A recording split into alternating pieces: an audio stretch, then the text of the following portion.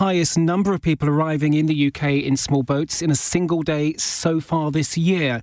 More than 700 people made the journey across the Channel. It brings a provisional total for the number of arrivals this year to almost 8,300. President Biden says while the US doesn't squash dissent, order must prevail. There were clashes as police tried to dismantle a pro-Palestinian protest group at the University of California at Los Angeles. Clara Harter from LA Daily News is there and told us things are a lot calmer now. It is quite a difference from the scene last night when chaos really engulfed the whole area. Everything now is pretty quiet. There's a couple student protesters still wandering around, picking up debris. Meanwhile, the LAPD is in the encampment above me right here, and that area is sealed off to anyone from the public. John Swinney could become Scotland's first minister as early as next week as his main rival announced she won't be running. Finance Secretary Kate Forbes says she won't put herself forward as a candidate to become the next SNP leader. It follows the resignation of Humza Yousaf on Monday. SNP MSP Ivan McKee, who was backing Kate Forbes, has told LBC she's made the right decision. The vision that John Swinney laid out this morning in terms of how the SNP should govern, what we should focus on, how we should engage with members and others, and very importantly how he wanted to build that big tent, and the things he said, very accurate things about Kate's talents, was hugely welcome, and I think it's a real opportunity in the party to pull together and move forward to win elections. LBC's been told drugs 1,000 times stronger than heroin could see a rise in drug deaths in the UK, particularly at festivals this summer. Nitazenes were initially picked up in batches of heroin, but it's feared they could be present in the wider market. Consultant forensic toxicologist Dr. Simon Elliott has told LBC it's seriously concerning. These are potent opioids that mimic and work in the same way that heroin does or morphine does. Caused loads of problems in America. America have the opioid crisis. Fortunately, we don't have that per se, but we do have lots of people that take drugs, of course. And the issue with these drugs is they are so potent that if they're put in someone's drugs that they don't know that they're taking, it could lead to death. And the polls have now closed in elections that have taken place in many parts of England and Wales today. Seats being contested on 107 local authorities in England. There are also mayoral elections in London and 10 other areas. Votes for 37 police commissioners and a by-election in Blackpool South. In the city, the FTSE 100 has closed up 50 points at 81.72. The pound buys $1.25 and €1.16. LBC weather, scattered showers in the south tonight, dry with clearer skies in the north and northwest with a low of 4 degrees. Cloudy for most tomorrow with heavy showers moving in from the east. The best of the sunshine in the far south and the northwest, a high of 21 degrees. From Global's newsroom for LBC, I'm Daryl Jackson. This is LBC from Global, leading Britain's conversation. Election Night Live on LBC.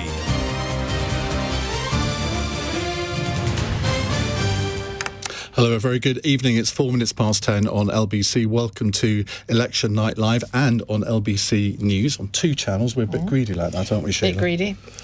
This could be quite an interesting night. We haven't actually got as many results as there are normally in local elections, but we are going to make the best of what we've got, aren't we? Well, we are. And, on any election night, national, local, mayoral, whatever it is, there is always a bit of colour, as Andrew knows, I know from years of covering elections. Should we just introduce Andrew for those who don't know I think people know who Andrew is. Hello, everybody. It's Andrew Marr here. It's Uncle Andrew. Sitting at one side of the studio. But so far, anyway, let's hope there'll be a bit more colour overnight as well, apart from my lovely top.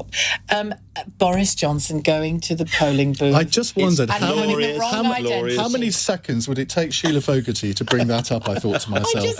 I estimated 2.5 minutes. Can I just tell people what's happened? Because they might not have noticed, which is that Boris Johnson, who brought in voting ID, and lots of people said to him, Boris, lots of people get into trouble. This is voter suppression. He said, nonsense, nonsense, nonsense. Everybody able to do this. Turns up himself without his voter ID and has to be turned away. I just love it. He has gone back and he has voted, and he claims to have voted Conservative. But to start with, he didn't have his voter ID and was sent home. I mean, I suspect, actually, when we do start taking calls overnight, because there are people like us who want to stay up all night and see what happens.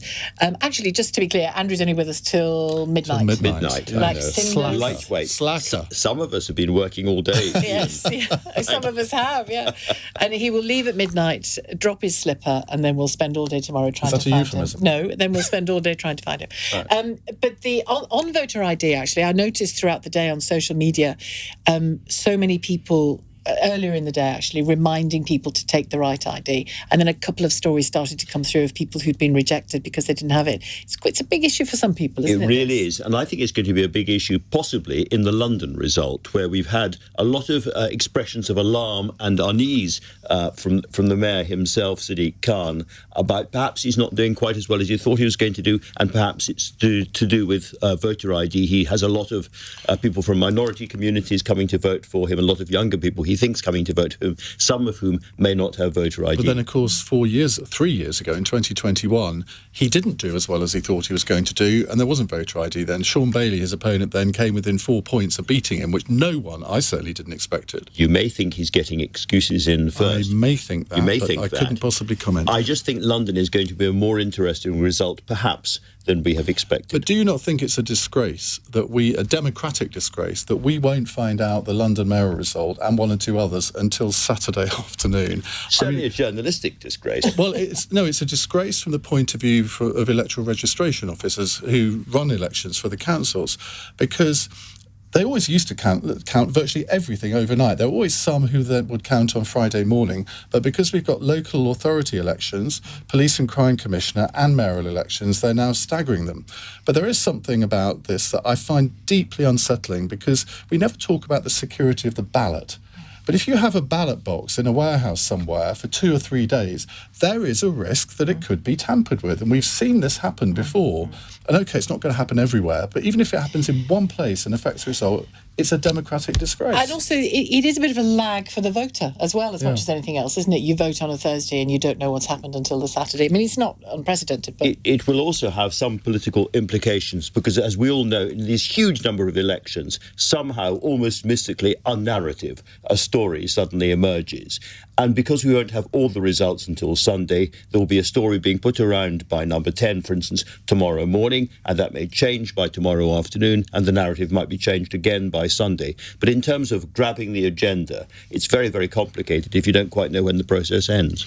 A bit of spin. Well, I won't say a lie, but a bit of spin has got its socks on and gone half. Oh no, it's travelled halfway around the world, and before it, the truth has got its socks on. Much of that going on. Just before we move on, actually, on the mayoral stuff, we've talked about London, but I mentioned there are 11 in total, aren't the mayoral elections happening? But that West Midlands result is going to be one that Tories are watching very, very carefully, Andrew, isn't it? It is, and comes in. There is a strange aspect to all of this, because the Conservatives have been focusing on 2 big mayoral elections, Andy Street in the West Midlands and Ben Houchen, now Baron Houchen, up in Tees Valley. And in many ways, Rishi Sunak's not survival, but certainly the way he comes out of this depends upon those 2 results. They talk about them the whole time. Prime Minister's questions, they were mentioned specifically again and again and again. But here is the weird thing. Andy Street disagrees with Rishi Sunak about a great deal. He's against Brexit.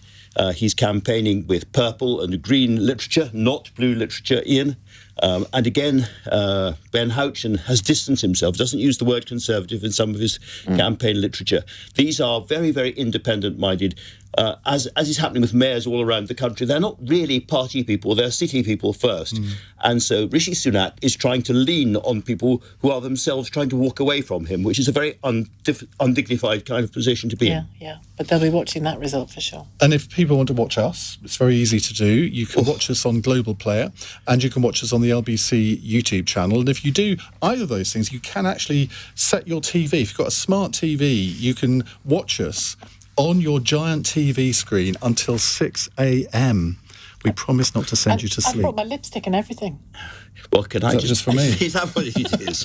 Can I just point out that I went for a Chinese meal before I came here and spilt most of it down my hitherto immaculate white shirt. You can see it. So please don't put me on your television screens. I wonder what the stench was.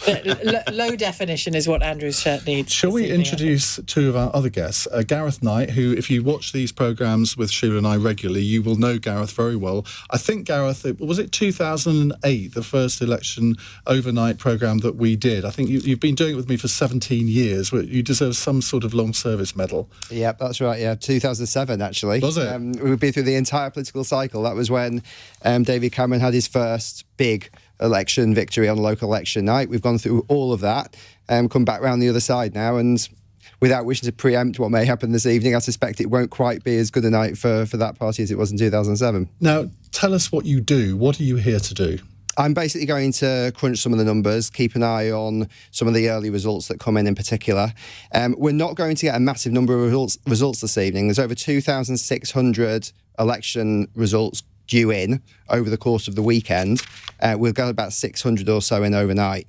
But it will give us a good flavour. There will be some interesting races to cover, and we'll probably go into that later, not least the Blackpool South parliamentary by-election, which I think is probably going to be the first headline of the evening. No one really knows when that'll come in. Sometimes these by-elections come in quite swiftly, about 1 o'clock. Sometimes they can take a long, long time to come through. But in terms of results, yeah, we are going to be lacking some of those big headline results. The mayoral results, for example, won't come through until Saturday. Some counts are not even going on until Sunday, which is... Really?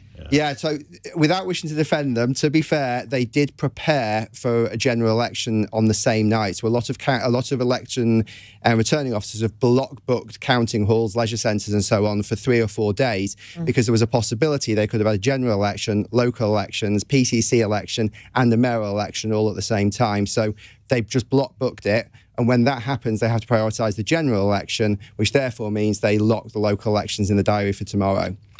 And can I just ask, in terms of the local election results, we've got Hartlepool and I think Harlow coming reasonably early, we think. Is that right? And those are both very, very significant fights. So tonight, the ones to keep an eye on from my perspective, obviously Newcastle and Sunderland always come through first, and we can normally get a bit of a flavour from them. They've been interesting areas to watch for the last few years. But yeah, Harlow, Redditch, Rushmore and North East Lincolnshire are 4 that I will pull out as key ones to watch. Harlow is a straight Conservative Labour fight.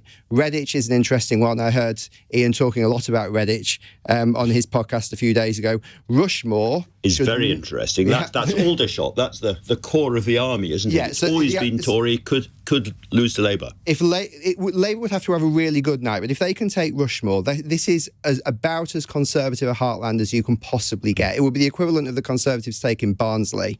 And then North East Lincolnshire, where I grew up, so I have an interest in that sense, but it's also a key Conservative swing area.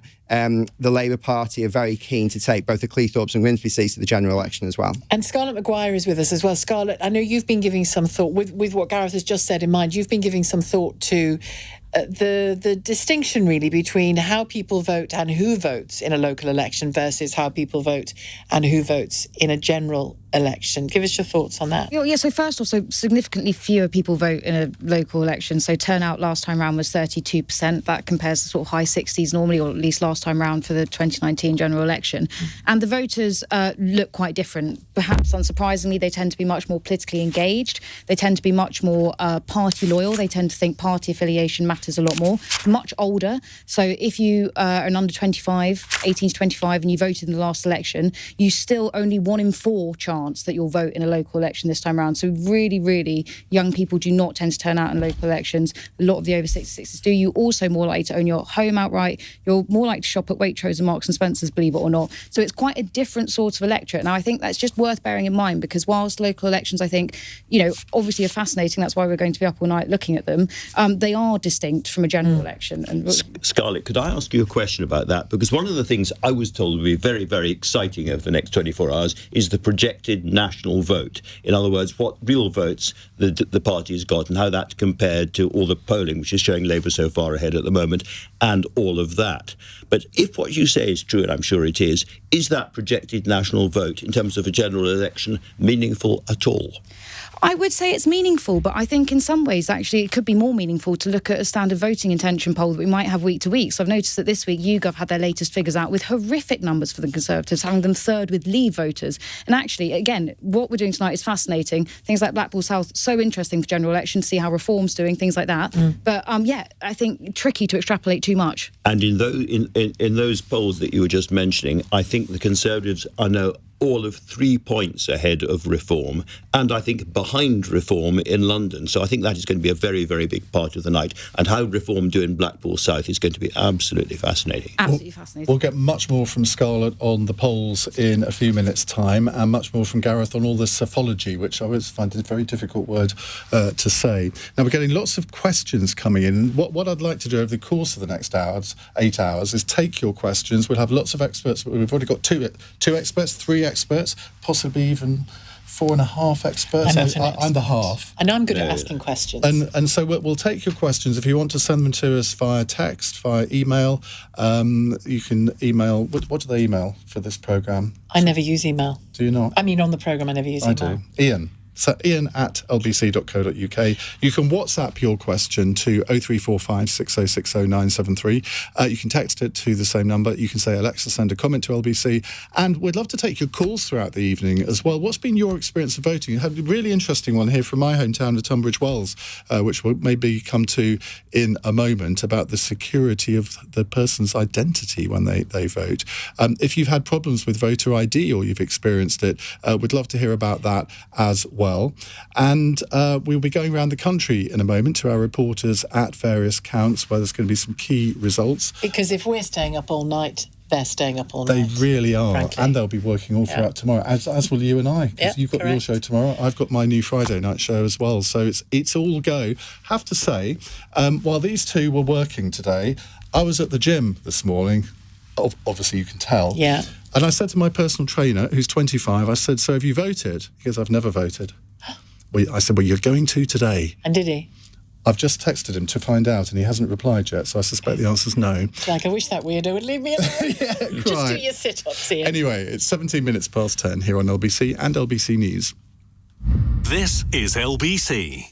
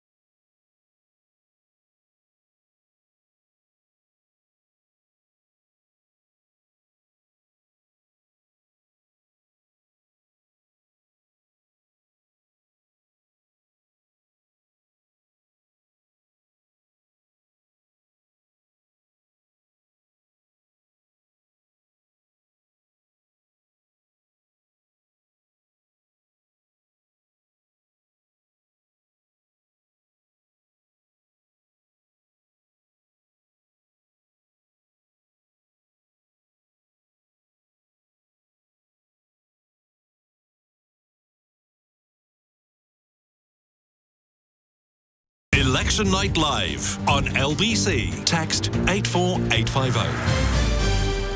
19 minutes past 10 here on LBC and LBC News. Interesting question here on a WhatsApp message from Robbie, who says, can we get a timetable for some of the key events coming up overnight? I need to ration the popcorn. Gareth, What can you tell us? The by-election, it's in Blackpool, so it's a concentrated area. That ought to be relatively quick to count. That's famous last words. Some of these parliamentary by-elections could take quite a long time because you have quite a lot of smaller parties that are worried about losing their deposits, which you need to get 5% of the vote to retain your deposit. So often you find that for reasons that are really of no interest to the overall result, these by-election counts can go on. There was one quite recently that went on till gone 7 in the morning. It was crazy. We just couldn't understand why, but it was all to do with deposits. These things they're never as quick as you think. The process of counting ballot papers, they have to unfold them all. They have to go through the postal votes, which requires envelopes to be opened. They have to verify the numbers. If the numbers aren't right, they have to do it all over again. And only at that point do they then sort it into piles. So these things can take a very long time. What's the latest one you've ever been at? Mine's 5 a.m. My count in the general election in North Norfolk in 2005, that was 5 a.m. 5 a.m. Yes, I've done a 5 a.m, 5:30 kind of thing. And what I've got here, if it's of any use to your popcorn-munching colleague, is the Press Association's list of when they expect things to come out. I'll just read out a few. They say that they think Blackpool South will be out at around 2:45 is their prediction of that. But interestingly, the first of those big mayoral seats that we're interested in, which is East Midlands, sorry, I beg your pardon, the Tees Valley comes just before that. So that's Andy Street and the Tees Valley. They're predicting them around 12:30 could come, so an early one. That's good. It's very, very interesting. Because they are... Keep some popcorn for that. They're bellwether, aren't they, really? They really are. They really are. And then you wanted East to... Midlands 30 minutes after that. Let's go to one of our correspondents, Chris Chambers. He's LBC's Northwest correspondent. He joins us from the count at Blackpool South and can hopefully give us a little bit of an indication of when we might get that result. Chris, hi, what can you tell us? Very good evening. Counting just getting underway here at the Blackpool Sports Centre. It's Blackpool South by-election, and we're expecting a result, hopefully, somewhere loosely between 2 and 5. Obviously, a 3-hour window there, so it'll depend how quickly people are counted here. But certainly that's around the time we are expecting things to happen. This is all happening, of course, because the Conservative MP Scott Benton resigned back in March following a lobbying scandal. And so we're looking to elect a new MP here. Chris Webb standing on behalf of Labour, Mark Butcher on behalf of Reform, Andrew Cregan for Lib Dem and David Jones for the Conservatives. It should be close. I know in particular Reform were very vocal in the build-up to this. They were certainly out on a big bus trying to rally support. We had the Labour candidates who were particularly keen to push the fact that they were here to take over from the Conservatives, having been here, of course, until 2019. Since 1997, all the way through for a number of years there, 22 years. So it'll be interesting to see what's happened here. It's starting to warm up a bit. It's lively. And like I say, we expect something between 2 and 5 o'clock. I'll hand over now to my LBC colleague, Alan Sazinski, who is in Hartlepool. Thanks, Chris. Well, 12 council seats up for grabs here in Hartlepool, and I was speaking to a couple of Labour members just outside this leisure hall before I came in, and they are quietly confident that they can gain at least the 2 seats that they would need to assume full control of this council. That would be the first time they've done so since 2019 on what was a fairly disastrous night for Labour back then. Of course, not as disastrous as what unfolded here just 2 years later, that Hartlepool by-election where the Conservatives took that astonishing whitewash victory. And in fact, I can actually see the very fire exit in front of me down below the balcony where the Labour candidate that night was whisked away into a Ford Fiesta outside and driven away out of here past a 30-foot inflatable Boris Johnson. I'm sure that's an image that's still with all of us. It was certainly one that stayed with Sir Keir Starmer, I'm sure, for a long time. It was a horrible night for him. Recent reports, actually, that he was considering quitting given how everything unfolded then. Now, of course, though, almost 3 years on, times are very different, and he will be very much hoping to point to any gains made here, elsewhere in the northeast and the Tees Valley, as a sign that voters are now showing their trust with Labour, that the building blocks, the bricks even, are very much going back into the red wall. And it would be an even bigger coup for him, wouldn't it, if that Tees Valley mayor count swung Labour's way tomorrow. Very much up in the air how that's going to go at the moment. But in terms of the count times here, we're expecting around 1:30 actually here, so one of the earliest in the country, which is always good for us reporters that are indeed staffing the overnight counts. And we can go to another of our reporters now, Emma Corr, who is in Fareham. here in Fareham, one of the 18 councils in the UK that's up for election, still run by the Conservatives, and they're looking to hold on to this council tonight. All 32 seats up for re-election here. The Lib Dems posing the biggest threat really for gains. They need 13 seats though to hold the council, while the Tories at the moment still have 24, so it'd be a tough ask. But if the Conservatives lose a significant number of seats to the Lib Dems tonight, that would be quite the statement here. This is Tory heartland. Former Home Secretary Shelagh Fogarty is the MP here. This count looking to come in around 4:30 this morning. And I think overall it will be Lib Dem gains, the overarching story here in the South East. They're eyeing up Portsmouth Council just down the road. They only need 4 seats to take that. There's also Hart in Hampshire, another target, that result coming in around 1:30 a.m. And they're keen as well to extend their control over the Tories in Gosport, in Eastleigh and Winchester. All those results coming in overnight. Labour not predicted to sweep across this part of the country, but could make gains tomorrow, perhaps down in Sussex. But what we could see really is this part of Tory heartland, the southeast, perhaps some of the councils here turning yellow, and that of course perhaps setting a precedent for the big one, the general election. The Lib Dems really going to drive to take seats here, and when that comes around, and any wins over the next 24 hours, I think will give them the confidence to do that. And now to our reporter Henry Riley, who'll be bringing us the latest from the east of England, the west and the Midlands throughout the night. From the comfy studio of Leicester Square, thank you very much, Emma. Good evening. I'm covering a range of counts this evening. Firstly, a few in Essex. Colchester we're expecting at around 3:30. Thurrock also in Essex at around 3 a.m. That's no overall control, as is Colchester. And we've also got Harlow, of course, currently Tory controlled. Keir Starmer visited it just a few days ago, went to the football pitch and actually spoke with LBC as well. So those three in Essex really key. The other ones I'll be keeping an eye on. Firstly, North East Lincolnshire, something Andrew Marr mentioned earlier. Melanie On, who's the former MP for Great Grimsby, standing again in the general election. Labour very much hoping to make gains in that particular area, North East Lincolnshire. Also Thurrock as well, I missed that out, another one of those Essex seats. That is no overall control, expected at around 3 o'clock, flipped sort of red-blue over the years. So Essex is a key one to watch. Think Essex Man, Basildon also counting this evening. And then lastly, I'm going to be covering Redditch, as was mentioned earlier, a close one to Iain Dale's heart as with the friendship with Jackie Smith. Interesting to know how that goes. That has been a bellwether seat ever since it was established, the seat in 1997. The MP has always gone the way of the governing party, so that'll be one to keep an eye on as well. Iain and Sheila.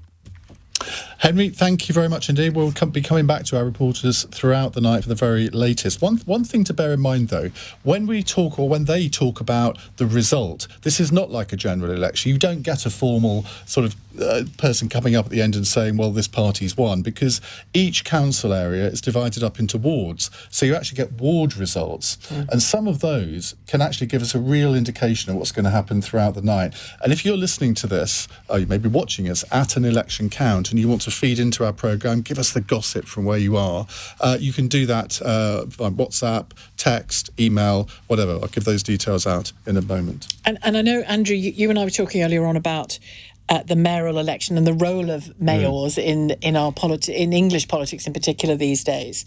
They've changed things, haven't they? They really have. It does seem to me, in many ways, we're describing a new democratic landscape in England. This is not familiar. These mayors only really came in through the Blair and Cameron governments. That's when it started. I think there have been 54 referendums for mayors, and 37 of them were lost. But nonetheless, we've got these 10 regional mayors. And I think what's happening is, bit by bit, they're ceasing to be a kind of echo or mimicry of Westminster politics in any real way. And it's all about who speaks and stands for that part of the country. So, Andy Burnham, King of the North, speaks for Manchester. He's not a typical Labour politician anymore in terms of Westminster. And I think this is becoming more and more the case. And so when we say that, Ben Houchen, if he wins in Tees Valley, or Andy Street, if he wins in the West Midlands, those are going to be great news for Rishi Sunak. I just think we have to be a bit careful of that, because they have both distanced themselves from Rishi Sunak and from the Conservatives nationally, because they want to speak for their own areas. And that shift that the mayors have brought into our politics, it's not unlike what you and I were talking about the other day with regards to devolution in Scotland and Wales. Devolution. It's English devolution. Absolutely, yes. Just let me read you what Ben Houchen said. I mean, he was always a great Boris Johnson man. He was ennobled, of course, in Boris Johnson's dissolution or final honours list. But he said this to the Independent newspaper very recently. He said, "There are lots of people who will come up to me and say they're going to vote for me, but they probably won't be voting for the Conservative Party in the general election." That is not the kind of endorsement exactly that Rishi Sunak is hoping for. But the perception of a loss to Labour, say, in a mayoral election will be problematic, won't it? It certainly will. And if you flip it around, the truth is the Labour Party has spent a huge amount of time and effort canvassing in the Midlands and in the Tees Valley area, because those are areas where they want to pick up lots of seats in the general election. So if they put lots of effort in on the ground and they don't make much advance in these elections, that will be difficult for Keir Starmer. Can someone give me a definitive answer on this? Is it referendums, as you said, or is it referenda? Or can you say either? I think brats say referenda. Normal people say referendums. I think if we were Romans in circa which we ain't 20 AD, I think we'd probably say referenda or referenda, probably. Now, I bring you the breaking news that somebody called Ben Kentish is in the building. And we are going to bring him into the studio in a couple of minutes' time. So that completes our lineup. But we're also obviously going to have politicians with us throughout the night. We thought we'd get through the first half an hour without any politicians, and we have managed that somehow. We're also going to hear more from Scarlett Maguire and from Gareth Knight in just a moment. And we'll be talking to, we'll be going to Redditch. You just mentioned that, Gareth. And we should say the reason that Gareth said that is because Jackie Smith, my podcast partner, was, of course, the MP for Redditch between 97 I feel a theme and emerging, don't you? I feel so we're going to keep a close eye on Redditch this evening, not least because I'm recording the podcast with her at 4:30 tomorrow afternoon. So she'll either be rather distraught or not. Now, we will go to the news headlines now on LBC and LBC News at 10:31. Here's Daryl Jackson. 45 people have been arrested after protesters blocked a coach taking asylum seekers to the Bibby Stockholm in Dorset. There were clashes with police at demonstrations in Peckham in southeast London. The Foreign Secretary, David Cameron's been to Kyiv to meet President Zelensky. The visit comes after the UK's multi-year commitment to deliver £3 billion of military support to Ukraine. And votes are being counted following elections across England and Wales. People have been voting for councillors, mayors and police commissioners. LBC weather: scattered showers in the south tonight, dry with clear skies in the north and northwest, and a low of 4 degrees. This is LBC.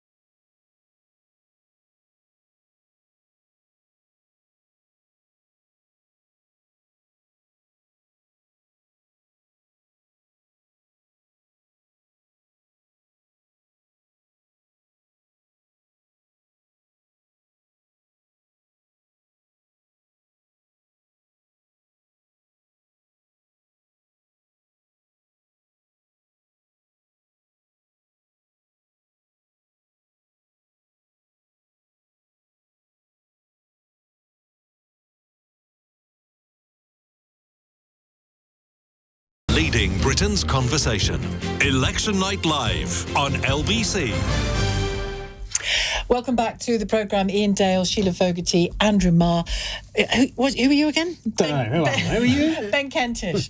LBC's Ben Kentish. We're also joined by the Labour MP Alison McGovern too, who we'll hear from in just a moment. Ben, your thoughts ahead of the long night ahead? Well, it's a dress rehearsal, isn't it? The general election, probably certainly the last poll we're going to have before what I think is going to be an early November general election. And the bar's incredibly high for Labour. Anything short of sweeping up hundreds of seats is going to be seen as a failure. We've said this before, and pretty much every time they've cleared that hurdle. So it's going to be interesting to see as that election edges closer. The wisdom for ages in Westminster has been the polls will narrow. No sign of it yet whatsoever, and intriguing to see whether there's any sign at all tonight. And how badly are people predicting the Conservatives will do, or what's their worst fear? Well, I think you can always tell a lot from the expectation management the parties do. The fact they are saying Ben Houchen winning in Tees Valley would be a success, a man who got 72% of the vote last time round, is a sign actually of how badly the Tories are expecting this could go. That even if that mayor holds on, they will say that's a sign of success, is quite staggering. And as well as there's that whole local level of, local results coming through and those issues really mattering to those people who live there and particularly those who voted, whatever those issues are. But the way this is going to be metabolised by the parties in terms of their general election prospects. Talk us through specifically what they will be looking at, do you think? Well, I think a lot of Tory MPs are keeping a very close eye on just how badly this goes for them. There's a lot of pressure on Rishi Sunak. I don't think we're going to see a full-throated leadership challenge, but there is, I suspect, however this goes, going to be a ramping up of discontent, possibly more MPs joining the likes of Simon Clarke in speaking out and saying it's time for the Prime Minister to go. Because what you have to I think bear in mind, Sheila, is as that election gets closer as well, what parties want in a leader starts to shift. Rishi Sunak seen as a good manager, he's seen as hard-working, he's seen as across the detail. What you want in an election campaign is a good communicator. And that is something I think even Rishi Sunak's allies would probably accept he isn't. That said, there is also, of course there is, in Tory MPs' minds, an awareness that can they really change leader again? Well, a quick one from Andrew on that. And the answer to that is, I think, no, they can't. Yeah. I mean, on the upside, you change leader, you've got a fresh face, everyone gets a bit excited about, Penny Mordaunt leading the Conservative Party. Is that worth the absolute ridicule that they would be subjected to through a lot of the country by changing leader without an election yet again? And all of the mess of that, I think not. It could be, and I'm going to disagree with you here. Okay. We're going to have a little bit of edge on the programme now. Ding dong. I think that there is a 20% chance that if these elections go terribly for the Conservatives, by which I mean they lose Tees Valley, they lose West Midlands, they lose maybe 500 council seats, Tory MPs will do what they do best, and that is panic. Yes, they will. Yes. And therefore, it's entirely possible to see Rishi Sunak going. I mean, he could call an election to prevent that, and we'll talk about this in much more detail a bit later. But it could happen. I'm not saying it won't happen. I'm just saying it would be barking mad and do them no good. If you're a Tory MP in one of those 20 seats that Penny Mordaunt or Kemi Badenoch or whoever could rescue, you're not going to think it's barking mad because you'll think it's worth it. But I think you go through week after another 3 or 4 weeks of absolute mayhem, Tory turmoil. Yeah, but we'd love it. Yeah. But more importantly, but the voters have just had enough of this more importantly, from the voters' perspective, yet another phase of absence of governance. Shall we hear from someone who might have a bit of insight into this? Who might that be? It might be the Deputy Chair of the Conservative Party and MP for Redditch, of which we have spoken much this evening, Rachel McLean, who joins us. Rachel, very good evening to you. Now, obviously, your seat has been in the news quite a lot over the last few weeks, with various polls predicting one thing or another. Let's just look at Redditch first before we come on to the national picture. What are you expecting to happen on the council front tonight? Well, we have got 27 of our hard-working councillors all up for re-election. So we've got all out. So it's very unpredictable. We've never actually had that in Redditch before. I've been out every single day, as you can imagine, talking to people on the doorstep. So we'll see. It's very unpredictable. I mean, I really hope that we can stay in control. But at the end of the day, they've just started counting. So we'll have to see how we get on. Jackie Smith has been out stirring up apathy in her old constituency as well. I mean, I suppose you would, because I managed to stir up more than that. She was telling me she was getting a good reception on the doorstep, but as all politicians, or even ex-politicians, say, you want. What were the main issues that come up when you talk to voters on the doorstep? I mean, is it Rwanda? Because that seems to be what the Prime Minister thinks, that everyone's obsessed with getting flights off to Rwanda. Well, I'm going to be completely frank. We don't always get a good reception on the doorstep. We don't. And I don't think any politician does, because you're going around, you're talking to people about issues that really affect them day to day, and life is not perfect. So there's always a list of issues that people will raise with you. What I've really observed this time round, though, is people are definitely separating when they're talking to us. They're separating this local election from a general. And they're kind of making comments about, the national picture, and, they've got views on that. But then they'll say, well, this council is run really well. We really like what they're doing. We like what you're doing, you, Rachel. And then we've got some things, we've got some concerns about the national picture. So there is a real separation in their minds, which I find quite interesting. So they have been talking predominantly about local things. It is all about the roads, the potholes, sort of planning and housing in some areas, the local environment, traffic, speeding, parking, all the classic council issues they've been talking about. Well, let's move on to the national picture, because it doesn't look as if it's going to be a particularly great night for the Conservative Party. OK, we haven't had a single result in, but I mean, all my political instincts tell me that it's not going. But you're going to call it. But I'm going to call it anyway. You're going to call it 40 minutes in. The polls show the Conservative Party at 18%, only 3% ahead of Reform UK. Now, I have never seen the Conservative Party in such dire straits. Have you? Me? Oh no. I mean, I'm a relative new girl at all this compared to you, Iain, anyway. So I've only ever seen the party do much better than this. Of course, we're doing badly in the polls. It would be a miracle if we did well tonight. We've been in government for 14 years. So again, people are focusing on everything, sort of a list of things that's affected them, and they'll sort of come out with that on the doorstep. But what I have actually seen is what they always end up reflecting is that we definitely don't want Labour, is what they'll say, because they've seen, particularly where we are in Redditch, we're only a few miles away from Birmingham, and everybody can see what an absolute pig's ear Labour have made of Birmingham. Well, and we've got a very we've got a stable. You make a good fist of that. I'm being clear that they will complain about a lot of things, but then they will come back to this point. But you, over the years, and your predecessor have built up a majority. Was it 18,000, something like that, in your seat? 15.5. Bear in mind, in 2010 it was a Labour seat, so that is a real achievement. But given the state of the polls and the individual constituency polls in Redditch, you can't sit there and seriously tell me that there's no enthusiasm for Labour when it's quite clear that your seat is under threat at the next general election. Yeah, no, I'm not telling you that. I mean, I'm out working and fighting for every single vote. I mean, there's plenty of polls that predict I'm going to lose this seat. It's on a knife edge. The polls, when you look at my seat, it's too close to call. Would you be more? Sorry to interrupt. But would you be more likely to retain your seat with a change of Prime Minister? No. There's not a single person. There's not a single person who I've been talking to in the last 6 weeks who said, "Oh, I'll tell you what. The answer to this is a new Prime Minister." Zero. But if I remember correctly, you were quite a leading supporter of Penny Mordaunt in the last leadership election campaign. Do you not think that she would attract more? I'm afraid I must correct your memory. I have not. Penny Mordaunt is an excellent person, but I've never supported her to be leader.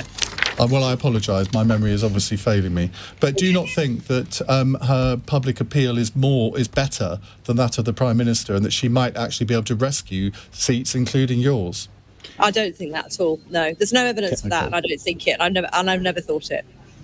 And can I just point out, of course, that Penny Mordaunt herself said earlier on today, I think it was, that she didn't want to be put into number 10 at this point like a new boiler. So, I mean... Well, that's an interesting self-description. Rachel McLean, thank you very much for joining us. Gareth Knight, let's come back to you very briefly on Redditch. It is one of those bellwether seats, isn't it? Yes, it is. But as you said, in the last few years, it's actually been fairly solidly Conservative. So it would be a decent achievement for Labour to win that. I've got to say, in terms of expectation management, I've got to take my hat off to the Conservative Party this year. They have really, really, got everyone's expectations down like never before. They were almost in the position where they could take a 22% hit on Ben Houchen, which would see them wiped off the map pretty much everywhere in the country and claim it as a victory. They could almost take 400 losses of council seats. That's 4 in every 10 seats they're defending pretty much, and claim that's a victory. Their expectation management game has been, absolutely world class. And would you agree, and Andrew, feel free to comment on this, that in a way is an illustration of what you were saying about the change that the mayors have made to our politics, because people will know those characters in a way they won't know Mr. and Mrs. Miggins, the great councillors who are making sure that you get your potholes fixed. I can exactly see why Rishi Sunak would grab victory for Ben Houchen, and even more so because it's a tighter contest for Andy Street, and say, look, it's a huge triumph. Don't look at all these boring little council seats. Don't look at any of that. Just focus on those two big... I can exactly see why he would do it. But at the same time, if you look at how mayoral politics generally in England has developed, I think it'd be very, very unwise to take himself seriously. And you and I both remember 1990 when the Conservatives did really badly in local elections. Margaret Thatcher was at her most unpopular, and yet the Conservatives held on to Westminster and Wandsworth. Yeah. And Ken Baker, who was chairman of the party at the time, emerged from the Conservative central office in Smith Square, grinning like a Cheshire cat and claiming an overwhelming victory, and the supine media accepted it. Now, I don't think that's going to happen this time. Because none of us were involved. What do you mean? At the time. Well, no. Well, you were a journalist at the time. Did you suck it up? I sucked it up. Everybody was so impressed by Ken's chutzpah that we just went with it. It was but we've never forgotten it. I was a little girl and never grew up at the time, Alison. You weren't born. It's your fault. Likewise. You weren't a little girl at the time. You were working on BBC Radio Merseyside. And I knew nothing. I was a little girl just starting out. Okay. You're a little girl when you're 21. It's an image we all cherish. Yeah. We are going to talk to Labour MP and Shadow. Now, I've forgotten which Shadow you are now. Employment and Social Security. No. I'm actually technically acting Shadow Secretary of State for DWP at the moment because my good colleague Liz Kendall is having a few weeks off because she's having a hip done. So I've full sympathy on that. I've been there. Sent her my best. If she needs any tips on her recovery, she's happy to give them. Fit, so we're going to be talking to Alison McGovern in a minute. She's got 4 of LBC's top presenters, well, 3 and me, to grill her, and we're rather looking forward to it, Alison. We'll be back in a moment. It's 10:48. LBC.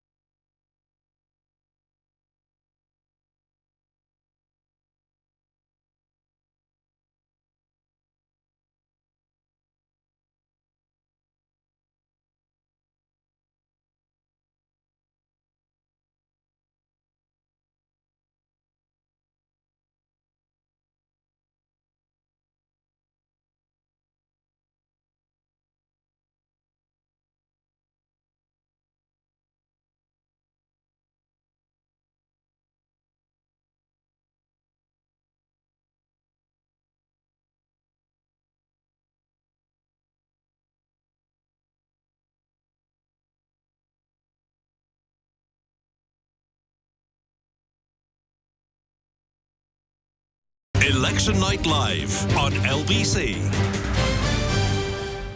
You're listening to a special overnight election programme, local election programme, in case you think randomly the general election has just been called. Too bad. Panic. Iain Dale, myself, Shelagh Fogarty, Andrew Marr, Ben Kentish, Alison McGovern is with us, Acting Shadow Secretary of State for Work and Pensions, a Labour MP for Wirral South. Scarlett Maguire is here as well, a pollster, and we'll hear more from Gareth Knight throughout the night, election commentator. Scarlett, for Labour, with that eye on the national election, the general election when it comes, what will Labour have to do to send that pre-general election message? Because they did okay last year, but how much better this year are they going to have to do to send that pre-election message? So again, I think this is where looking at number of council actual seats is probably not that helpful, and all eyes will be on the projected national share or national equivalent vote, whichever one you sort of look at. Last year, Labour were only 9 points ahead. They got to 35. I think this year you'd be expecting a double-point lead, and you would also want Keir Starmer to be beating his own bests of 35 and also Ed Miliband's best, I think 38 in 2013. You would really be looking for Keir Starmer, I think, to be excelling that. I think one slight caveat to that is that there was a lot of debate last year after the local election saying Labour actually didn't do quite so well. I think whilst their projected national share was definitely not thumping, there have been a lot of signs since that actually their vote has got a whole lot more efficient, and so that they can have a smaller lead in the vote share and still translate that into a large number of seats at the general, even though it's difficult to extrapolate. One more thing I will say to this is we've been talking an awful lot about how this is going to be a bad night for the Conservatives. I think it will be a bad night for the Conservatives, however they manage to spin it. There are also a couple of potential problems for Labour lurking in there as well. So I think one of them, if you think about the mayoral election in the North East with Jamie Driscoll standing against Labour's Kim McGuinness, some polling has had him neck and neck. Now, mayoral polling is very hard to do, but if he is anything like a serious challenger, that's going to be a problem for Labour. And then there's a whole host of councils where Labour are going to be standing against former Labour candidates who've resigned over the Gaza issue. And I think they're also something to watch out for this evening. Thank you. And Ben, you've got some intel. Yeah, and Sheila, already some of the people on the ground in the West Midlands, in the Labour campaign in the West Midlands, sounding pretty pessimistic, playing it down. Not enough traditional Labour voters turning out is the assessment of one of them, which feeds into what Scarlett was saying. It's interesting, some of these seats where, look, to win the general election, Labour needs to win Tory voters, that's pretty clear, and SNP voters. They are relaxed about losing support in some of the cities to the Lib Dems and the Greens. But it is going to be interesting in some of those seats whether there is a sort of protest vote amongst traditional Labour voters at some of the positions Keir Starmer's taken, yes, on Gaza, but also on immigration, also on the economy and taxes. And if there is a sign of them losing Labour's base, that's going to be interesting. I would like to ask Alison McGovern about that, actually, because I think it's a really, really interesting point that Ben's making there. Two particular areas. One is the West Midlands, where your candidate is facing a sort of George Galloway pro-Gaza candidate, and I wonder how concerned you are as a party that you are losing quite a lot of Muslim voters at the moment. Point one. And point two, let's talk about the North East and Jamie Driscoll. He was a Labour mayor for North Tyne, and then he wasn't allowed to stand this time, but he does seem to be a very popular figure. It would be a bit of an embarrassment if he won that, would it not? Well, to come to the issue in the West Midlands, and obviously, across the country, we're very proud of the positive campaigns that we're running everywhere, and nobody's mentioned the big by-election in Blackpool, which is where I've been today, and we're all, very much looking out for that result. But to come to the West Midlands, I mean, there is an issue there, definitely, in that Birmingham City Council has obviously had a huge number of challenges, as have many councils, but Birmingham happens to be the biggest council in the country. In Europe. So their problems are exacerbated. And when it comes to what's happening in Gaza, I find it difficult to talk about that in an electoral context because that issue is so important. And I know people feel incredibly strongly about it. And when you say sort of like traditional Labour voters, I'm not entirely sure what you mean by that, because we'll obviously fight for every vote, particularly in these mayoral elections where they're huge areas like the West Midlands or Greater Manchester or Merseyside, where I'm from. I think we're right to think about how that issue has affected people. They feel very, very strongly about it. It's a difficult one, and as ever in elections, if there are people who've not felt able to vote for Labour this time. We'll listen to them. That said, I think I've been out on doorsteps today, and I don't want to do that stereotypical, getting a very positive response but certainly not the worst day on doors I've ever had. Put it that way. When was that, Alison, by any chance? The worst day on doors I've ever had. Brexit. 2019. Sure. I mean, in terms of Brexit, arguing with a woman who lived literally on my street that it wasn't a good idea to vote for a thing just because David Cameron didn't want you to. That was a pretty difficult moment on doors. But yeah, I've had rough ones. 2019 wasn't exactly a picnic, but today was really good. And as I said before, we've run a positive campaign up and down the country, and we're really proud of it. Andrew, you asked me, sorry, about the North East as well. These northern mayors, jump in, Steve Rotherham, Andy Burnham, and in the past Jamie Driscoll, all to the left of the party leadership down at Westminster. Quite interesting. Well, depends on what. But policies. I mean, they are a bit. There isn't a sort of, it's not as simple as all of that. And I think the thing that people point to, which I think is absolutely right, is the fact that mayors have. I think you said it before, Andrew. They've changed our politics. They really have, yeah. And people are able to be an individual more. The North East thing is complicated because it's not the same as the previous. It's a new seat, in effect. It's a new mayoralty. It's much bigger in size. The old one was, I think, I'm right in saying, about 40% of the current one. And as everywhere, we've had a lot to say about what that area needs, particularly economically. And I would say, for my own part, in Merseyside, I remember campaigning to have a metro mayor in the first place, which wasn't a straightforward thing to bring about. My brother stood and came second. There you go. Amazing. News just in. Liam Fogarty. Vote Liam. They weren't straightforward to get in place. And then when you elect them for the first time, people are often like, why do we want another layer? But actually, if you go to people in Merseyside, Greater Manchester, and said, mayors, what do you think of them? Most people, I think, are pretty positive because you've got that stronger voice. I think people feel like we wanted that balance in our politics of somebody who would have that city area, just as London has had since 1998.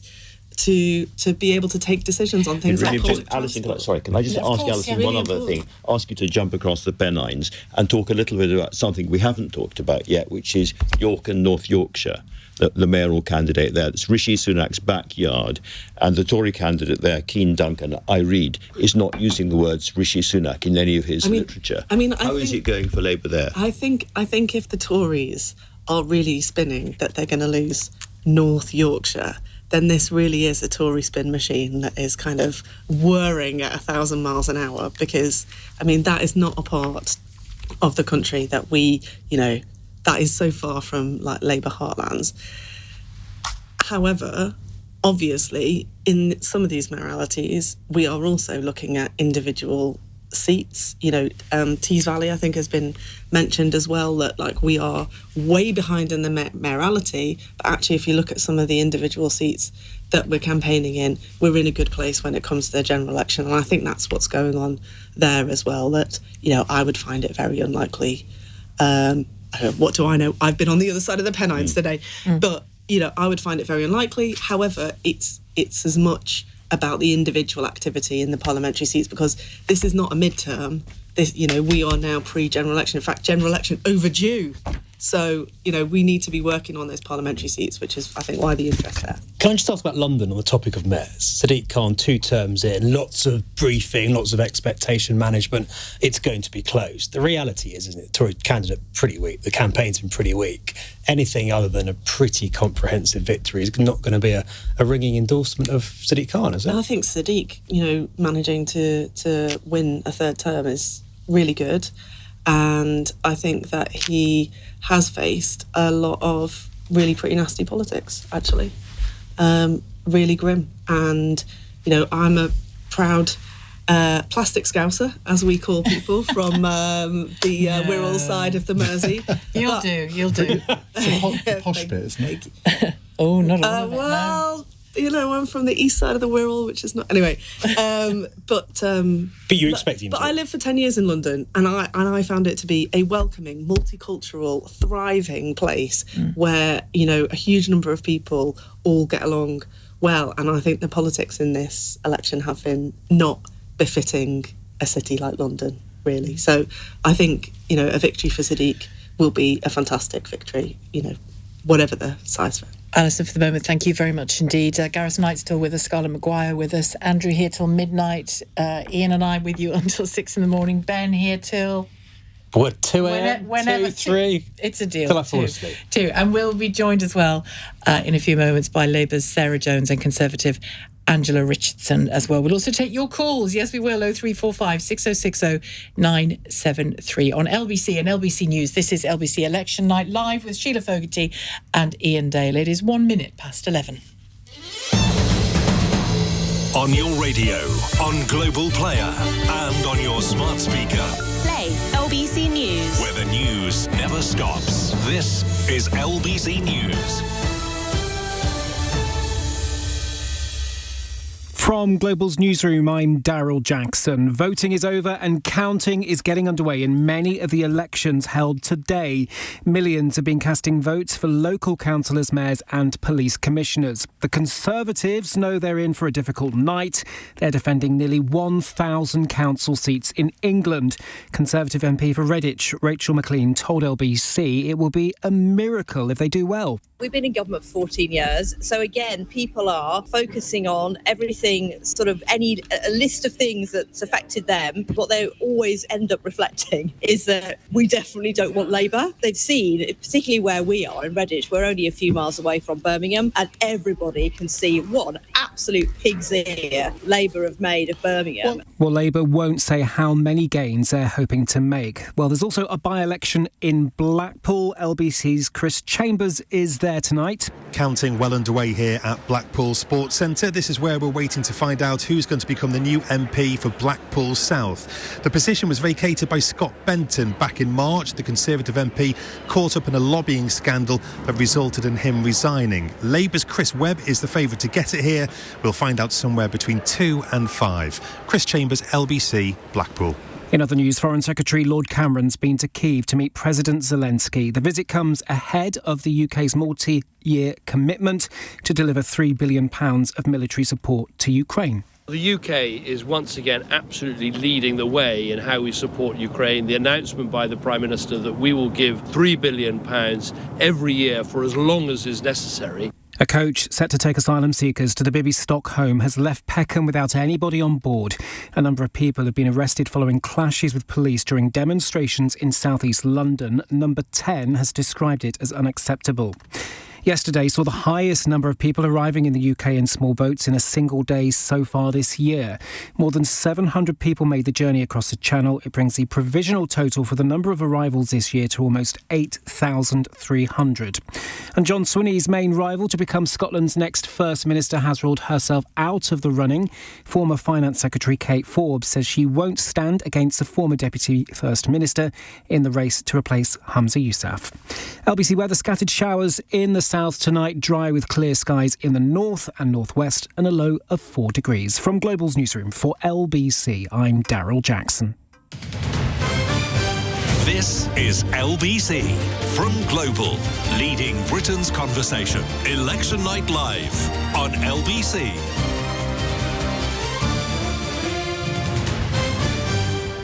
And a very good evening. It's 4 minutes past 11 on LBC and LBC News. It's LBC's Election Night Live show between now and 6 a.m. Oh, yes, it is, isn't it, Sheila? We are here for the duration. Well, we're here for the duration, unlike some of our part-time colleagues. Yeah, but we know over the years we've done this. The second you're up and running, it's a bit like when you're travelling. Andrew, you and I travelled together last year, didn't we? We did indeed. And before you know it, we did, yes. It's Went to Greece. Scandalous I did hear the rumours. Scandalous rumour.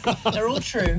But once you get moving and get going, unless there is a hideous delay, which there won't be, before you know it, it's 6 o'clock and all the results are in. Well, let's introduce But they're everyone. not We gonna have be, Andrew Marr, Ben Kentish, and we have two new political guests with us. We have Angela Richardson, who is one of these millions of deputy chair people, deputy chairman of the Conservative Party and MP for Guildford. We have Sarah Jones with us as well. Welcome to you, Shadow Minister for Industry and Decarbonisation and Labour MP for Croydon Central. Gareth Knight and Scarlett Maguire still with us as well.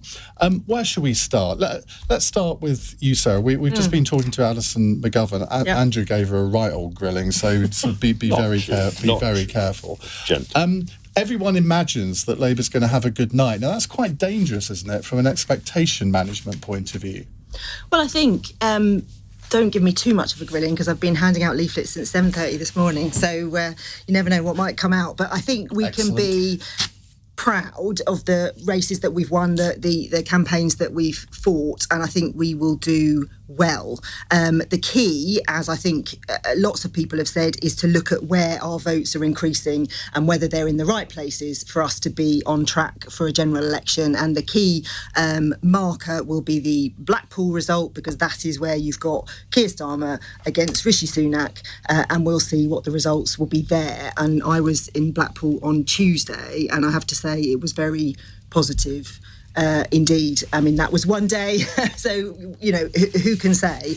But people were opening the door and they were saying, I'm voting for Chris. They were, I talked to an old lady who was saying, and her daughter, and they were saying, well, we've always voted Conservative, but this year we're going to give Chris a chance. And there was a lot of that. And what's driving that, do you think? Is it sort of some individual policy thing? Is it a general sense that the Tories are incompetent? They don't like Rishi Sunak? Or what do you think the main driver of this is? I think there's a few things. I think people are voting for change. They want something different. We've had the Conservatives for 14 years. They're fed up of that. They feel let down.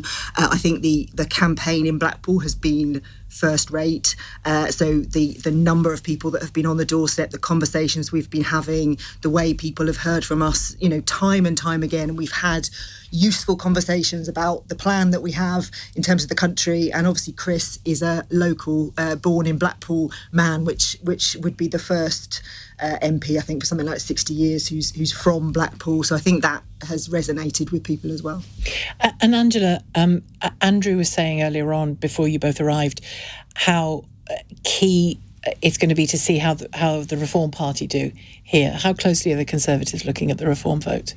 Well, I think if you look at Reform and what it's offering, it's very similar to what the Conservatives are already offering. And I think that for Reform voters there, the Reform Party is not going to give them what they want. It would give them a Labour MP. And it would and take those voters basically back to square one, where they'll have higher taxes. They won't have the border control that they want. And the Prime Minister is making progress on all of that. Well, they say they'll be tougher on borders, particularly on boats. Well, I think they won't see that, because if they have a Labour Prime Minister, because what we're really talking about is what's going to happen when the general election comes. And if you have a Labour Prime Minister, he's not going to be tough on borders. He's going to unwind the Rwanda plan, and he's going to backtrack on these asylum claims and give them amnesty. That's Angela, just nonsense. Given all of that, what I'm interested in is why, in that case, the latest polls showing the difference between you and Reform UK is just 3 points now. I mean, Richard Tice told us a little while ago that he thought by this summer you'd be level pegging with Reform, and I thought that was ridiculous at the time, but that's the way it's going.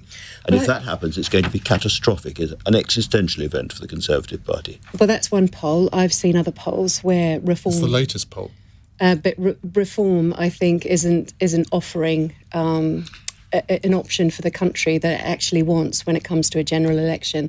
I think as we get closer to a general election, we'll see the polls tighten as they've tightened in general elections in the past. Do you think some of the people on, as it were, the hard right of the Conservative Party have knowingly or otherwise helped fuel Reform? That constant rebellion on the right of the Tory party has helped the Reform phenomenon happen. I'm sure there's an element of that, but I think that those people on the right of the party really ought to be paying attention to what the Prime Minister has been saying in the last couple of weeks. I definitely think there's an element that the Conservative Party is turning a corner. I'm starting to feel that even in my own constituency, on doorsteps, talking to people and speaking to Conservative activists I know who tell me the truth about how they're feeling.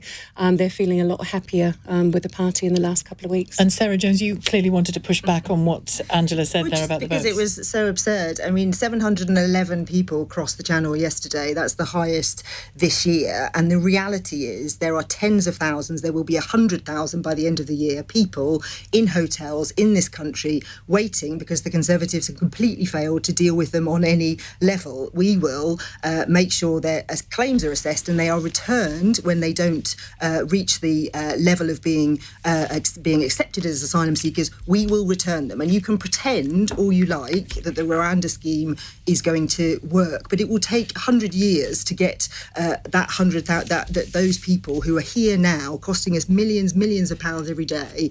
It will take you years and years and years to get them to Rwanda. It's just a farce, and I think people understand this, and this is why the more you talk about the Rwanda, it's not affecting the polls at all, because people know it's just a gimmick. Sarah, can I ask you, your policy is to have a returns agreement with France stroke the EU, and that's how you get those returns to happen. And meanwhile, you're going to abolish the Rwanda bill immediately, the Rwanda scheme immediately. But getting a returns deal could take 1 or 2 years, maybe even longer. What do you do to plug the gap? Well, we'd have 1,000 extra caseworkers and 1,000 extra people in the returns team. So a lot of these people that work in the Home Office are based in Croydon, so I talk to them often, and the numbers have been shrunk over the years. So we're just not turning around the admin to get people removed. So that's what we need to start doing. It's practical, it's boring, it's not a kind of Rwanda gimmick, but it's actually what you need to do to get the numbers down. And then there are people who are failed asylum seekers who could be returned much quicker. So the government did one good thing, which was the Albania deal, where they had an arrangement to send those Albanians back home when they hadn't been accepted for asylum. We can do similar with lots of other countries. But that's a deterrent. And the Rwanda, what's a deterrent? The Albanian deal has worked, has been really effective. There's been a 90% decrease in the number of Albanians crossing the Channel. So we should do more of that. Yes, so we're going out to Vietnam because the biggest number of illegal crossings have been from Vietnamese people, and so the government is in talks with Vietnam at the moment. These things go step by step, and Rwanda is just one part of that plan. But the step-by-step is more and more and more and more people coming to this country and not being dealt with. We've heard from politicians, we've heard from pundits, we're now going to hear from our listeners. Patrick is in Beckenham. Hi, Patrick. Hi there, good evening everyone. Hope everyone's having a nice time. I think it's getting a bit argumentative, but that's what we like. That's no bad thing. That's politics. So I just wanted to make the point. Would have considered myself a conservative, a few years ago.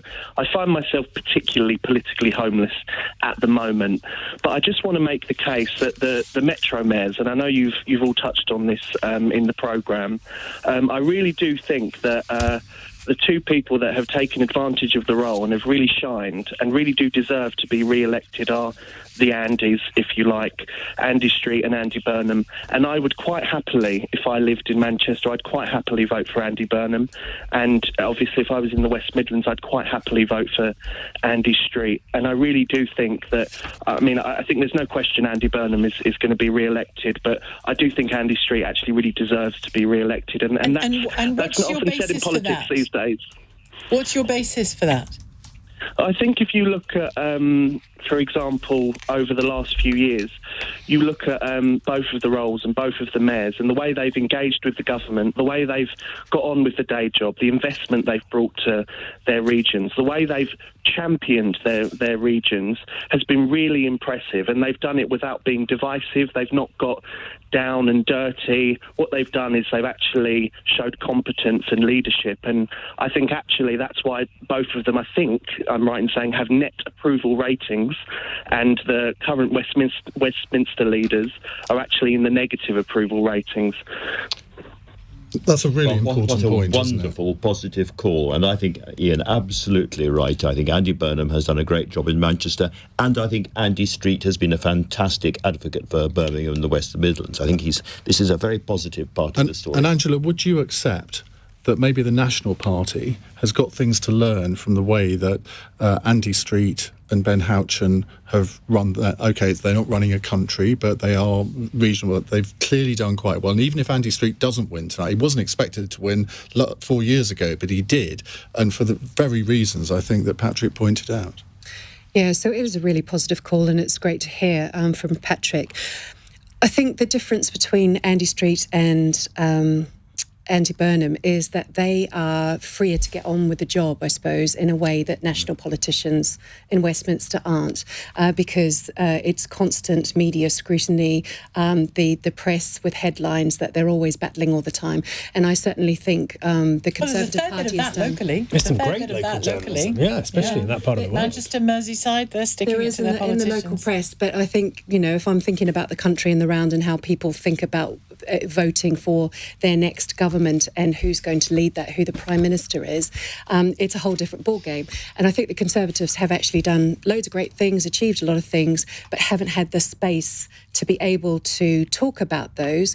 And some of that is largely down to some of the actions of Conservative MPs, which has not been helpful to the Conservative Party and the Prime Minister. Which ones?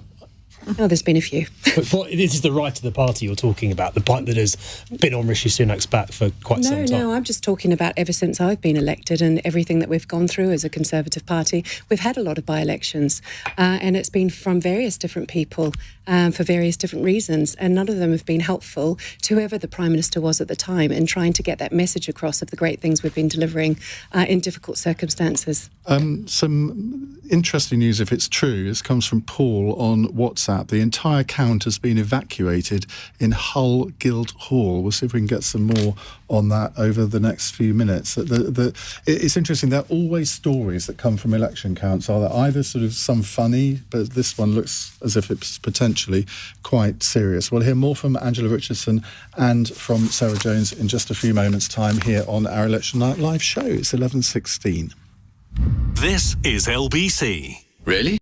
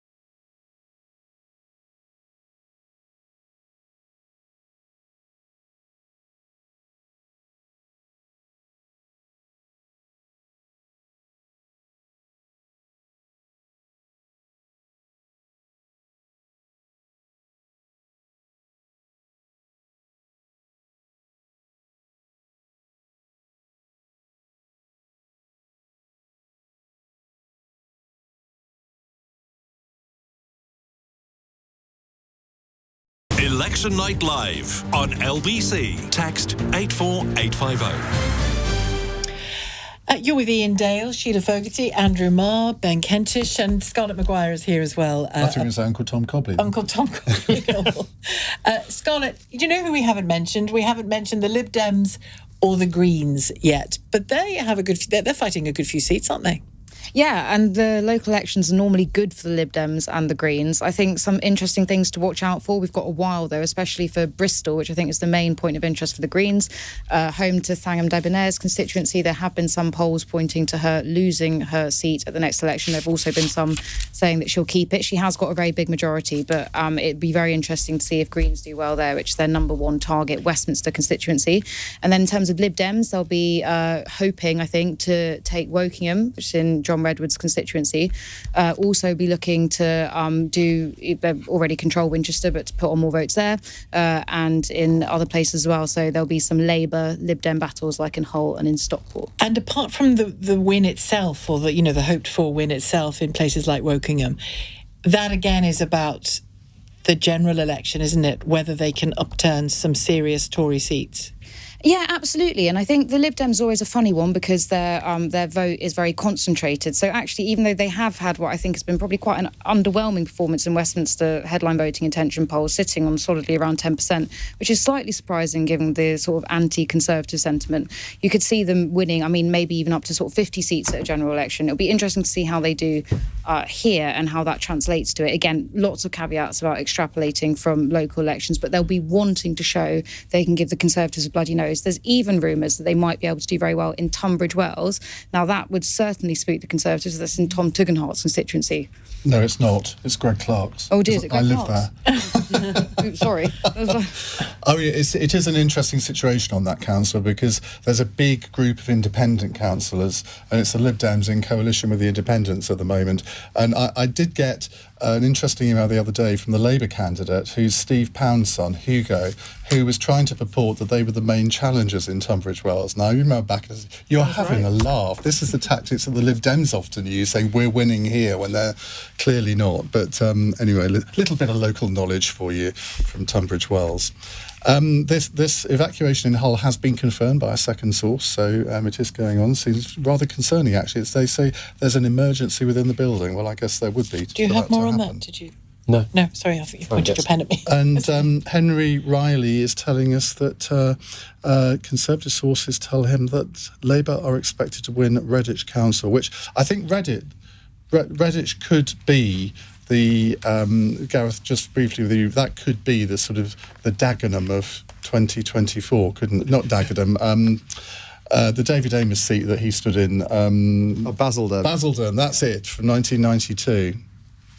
It could be. We need to put a big caveat on this. So we've been complaining a little bit about the time it's taking for these counts to come through. What I hadn't realised is that the PCC and Mayoral ballot papers are being verified first, so that any council results and the Blackpool South by-election results, any ballot papers that are in the wrong box can be taken out of the PCC and Mayoral boxes and to ensure that they're counted for the council and by-election results. Are you with us at the back? If they did it the other way around, they could end up finding ballot papers in the wrong boxes in 2 days' time. Right. As a result, everything is going slowly because they're having to open every ballot box and verify all the ballot boxes before they get onto the ones that we're going to be getting tonight. And that's the reason why we've had nothing from places like Sunderland and Newcastle where we'd be expecting it. This came about because a lot of journalists and people on Twitter are following Blackpool, and all of them are commenting that no one's actually seen a ballot paper for the by-election yet. It's all just... We have a result from Sunderland. Labour have gained a ward from the Conservatives. They're still counting, so Sarah James will look very happy at that. Yes. Let's in fact go through some of our reporters now again and see what they've got to tell us. Chris Chambers is LBC's North West correspondent. He joins us from the count at Blackpool South, the Blackpool South by-election. Chris, how's the count progressing? Evening, yes, it's going well. There's a hive of activities you might be able to see behind me. We are looking for a new MP here, Scott Benton, the former Conservative MP, who resigned back in March, having been caught up in a lobbying scandal. That opened the way for this by-election tonight. And Labour, the overwhelming favourites. Chris Webb, the candidate for Labour, who's a local lad. He's been out campaigning with his newborn baby as well, showing what a family man he is, and really sort of vowing to tackle things like crime and the big issues around Labour. He has competition, of course, from the Conservatives, who had only a narrow majority when they won the seat back in 2019. A red wall seat, of course. But they took that back in 2019 with Scott Benton. David Jones is a candidate for the Conservatives here, and he very much hoping to maintain that position, very much in favour of recommercialising Blackpool Airport and having flights go from there again.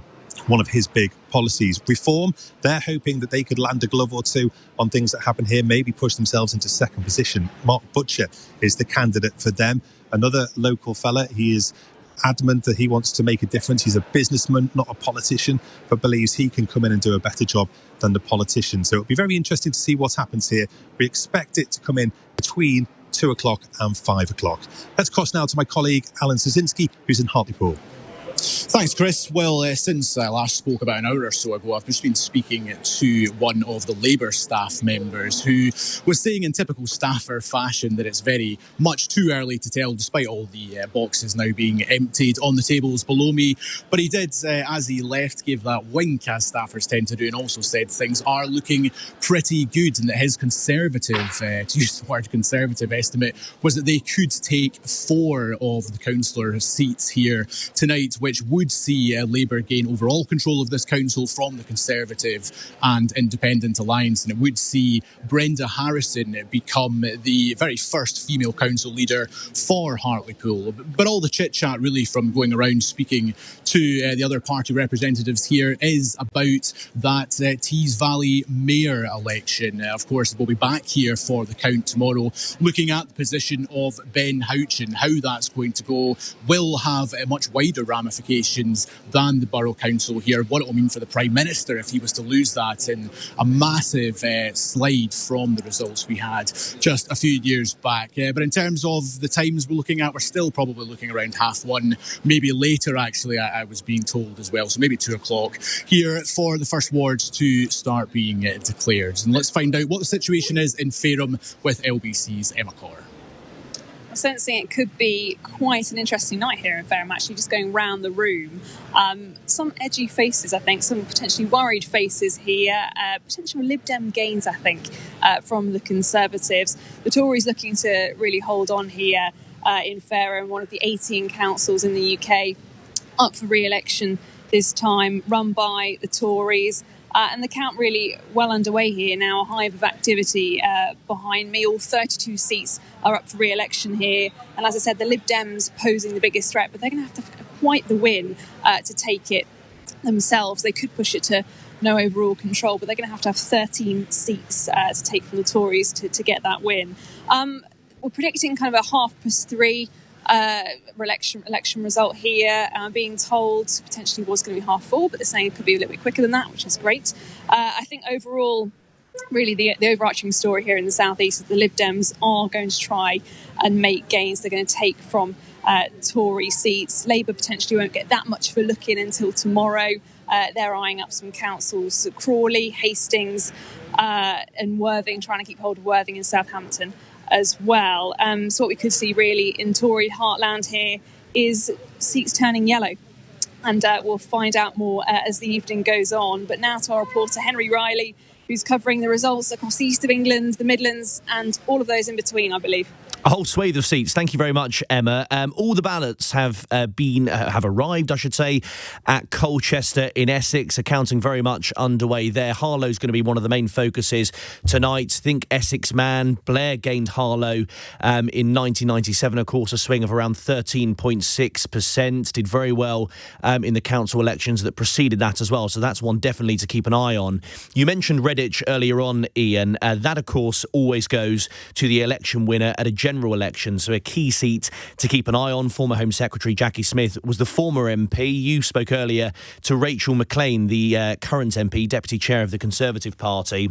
And I think it's interesting what she was telling you, that it's very unpredictable.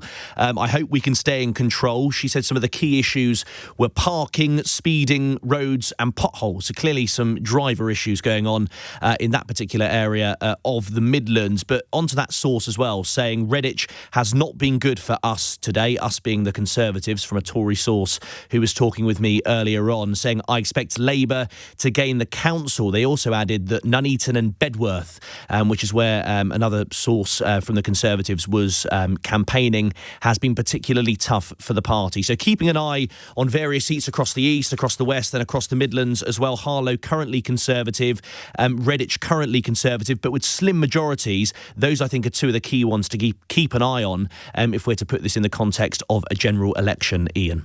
Philly Anderson. Henry, thank you very much indeed. Another result from Sunderland. People say, how are you getting these results? I've got a friend at the county who's WhatsApping me. Washington South Ward, wait for this one, Sarah Jones, Labour gained from Reform. Excellent. Who would have thought that? Well, apparently the Reform candidate was elected in 2021 as a Conservative, and he defected to Reform in January 2023, and he's lost to Labour. Serves him right, Angela, doesn't it? It's very instructive, Philly Anderson. Well... Oh, controversial. Short and sweet, that, wasn't it? Yeah. Ouch. But of course, Sunderland, I mean, everyone thinks of Sunderland as a very safe Labour place, but over the last 10 or 15 years, it really hasn't been, has it? So that must give you a lot of encouragement.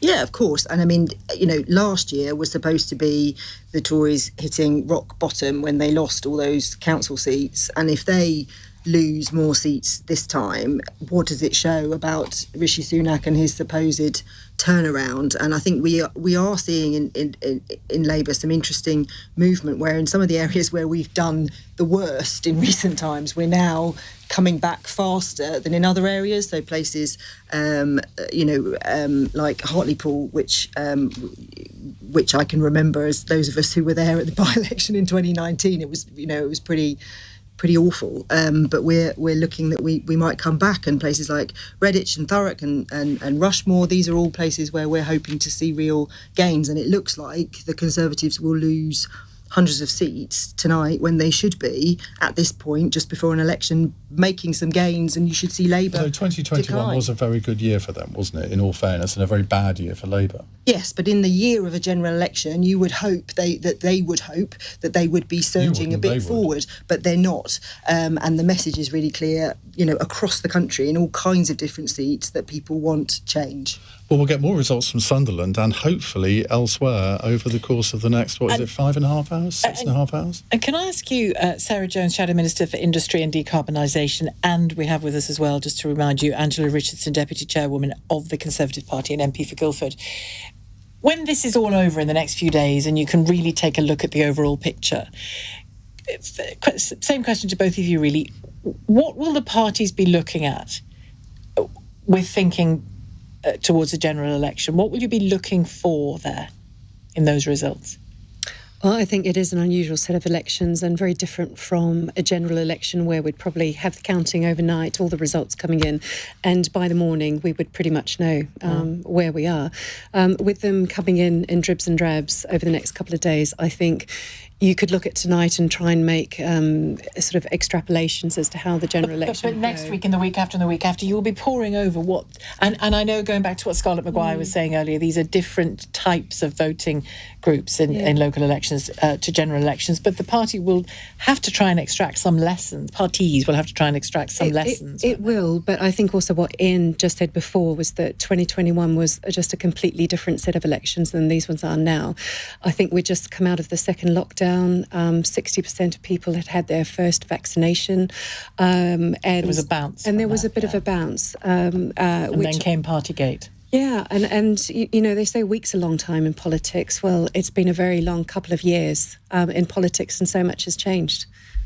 I think somehow out of all of this tonight, a narrative will emerge, and that will have a dramatic effect on national politics. At one end of the scale, if Rishi Sunak has an absolutely terrible night and loses those mayors and loses 500 council seats and all the rest of it, there will be another leadership challenge. However ridiculous I think that will be, and the Conservatives will be in a terrible condition just ahead of a general election, a really important moment.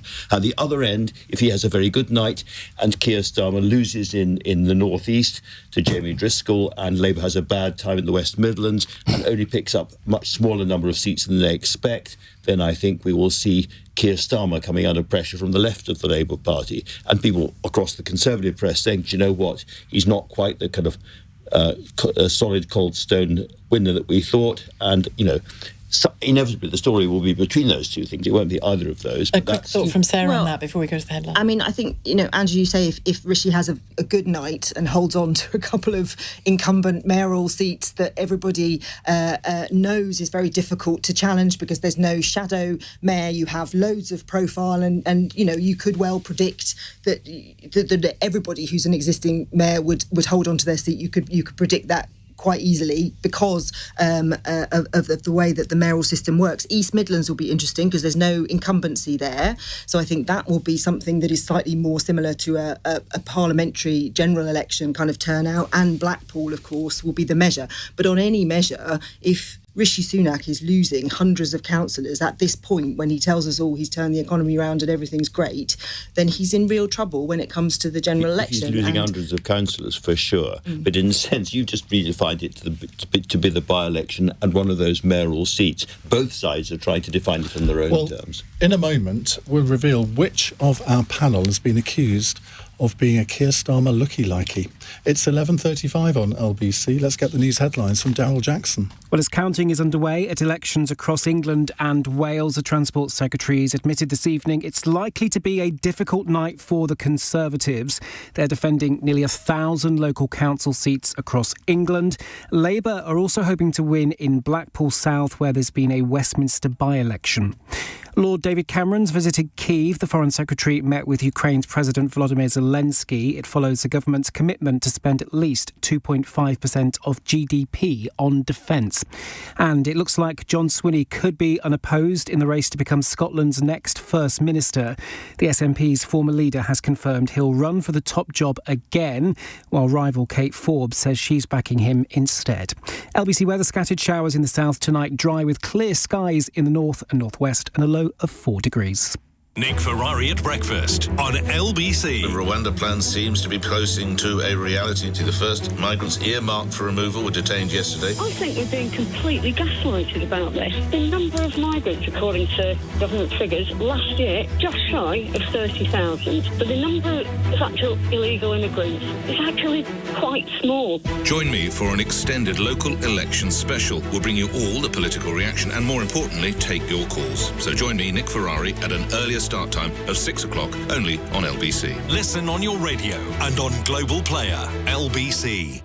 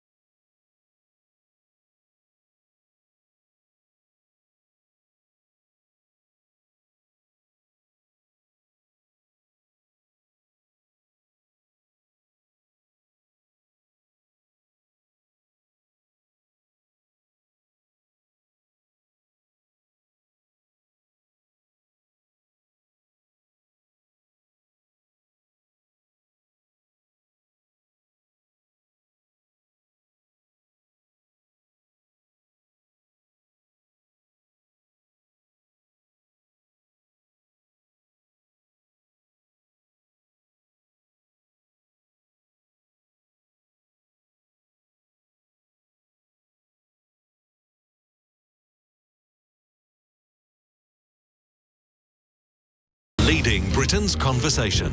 Election Night Live on LBC. What time is it? It is 23:39. I think that's 20 to midnight in old money, isn't it? Yes. It's 20 to midnight in old money. You're listening to and watching Shelagh Fogarty and Iain Dale on an election night. We have, colleague-wise, we have Andrew Marr with us until... Midnight. Yes. Cinderella, and we have Ben Kentish with us until 2 in the morning.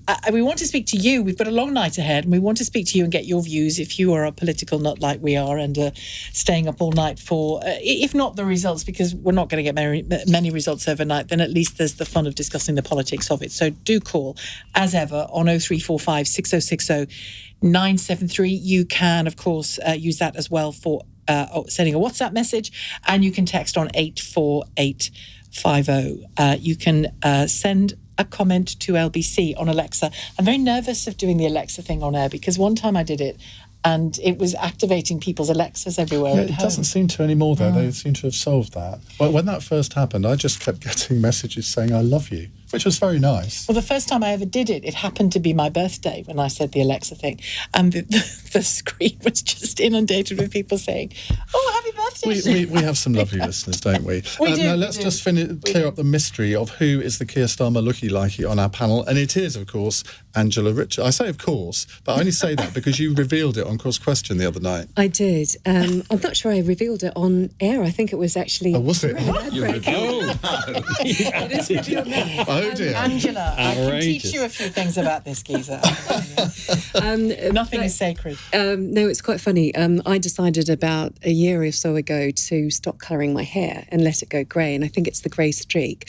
But I was sitting behind the Prime Minister at PMQs, and I did catch Keir's eye quite a bit going across, and I thought, poor chap, it's probably like looking in a mirror. So I hope he doesn't mind. Well, he thinks he's very handsome if he looks in a mirror and looks at you. Oh, have I retrieved myself? Yes. That was very elegantly done. What a I gentleman. think you could be siblings, I think. I think you could be siblings. I just look better in blue than he does. I still have to talk about the hair. I love the hair. Thank you very much. Yeah, we have a quite lot less similar time hair, on don't we? hairdressers, Yeah. which is a good thing as a politician because I have no time. I can't spend 3 hours getting highlights done. I'm going to need another few minutes, just 2 more minutes on the hair. We've got Carla Daniels, who's a very important host of the Green Party We promised just we'd have a bit arrived. of fun, and this is nonsense, so I'm going to do it. Yeah, we normally do this Underneath about all 4 this o'clock. dye, yes, mine is very similar to yours, would be my guess, because all the regrowth is silver. And what reassures me about your lovely look, because I've been thinking about doing it myself, is you're not as pale as me, but you've got blue eyes like me. Yes. No. And We'll it's make working. them sparkle. It's Right. working. I'm Just going- get blonde I'm highlights going to to- grow the grey out. And If you that's can- how to I'm do going it. to get us back on track because I'm looking at the clock and Andrew Marr has 18 minutes with us. Oh, okay, fair And enough. I do want to ask him about something, nothing to do with local elections actually, but a big, I think a really important event today. John Swinney announcing that he wants to stand for leader of the SNP. Kate Forbes saying she's not going to, so he will be the new First Minister. How significant is this? It's quite a big moment in Scottish politics. A new First Minister, in Scottish terms, in effect, suddenly a new Prime Minister. There isn't going to be a contest now.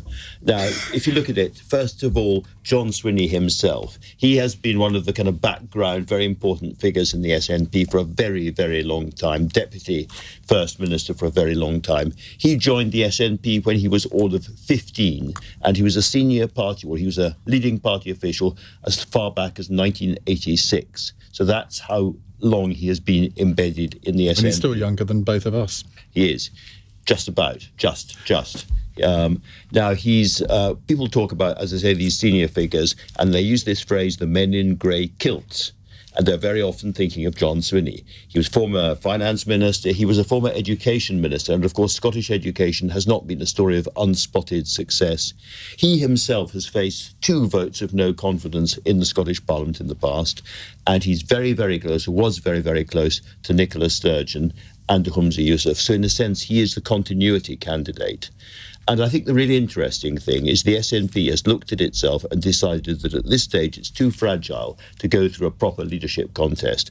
Kate Forbes is outstandingly the most charismatic figure there. She's also very young. She would have been a really, really interesting choice. But she is very socially conservative. She's a Presbyterian, a religious woman, and on the socially conservative side. And of course, the SNP has been, to use that terrible phrase, very woke recently, very influenced by the Scottish Greens. So that leadership contest would have started a big war, a big political argument inside the SNP. And given what they've been through in the last few weeks and months, they just decided they were too fragile to go through it. And she's young enough to have another go, isn't she? She's only 34. Remember that name. She will be Scottish First Minister one day. Is that decision that she's made not to run likely to have involved some assurances between them? Absolutely. Dirty backroom deal, she. Yes, I think so.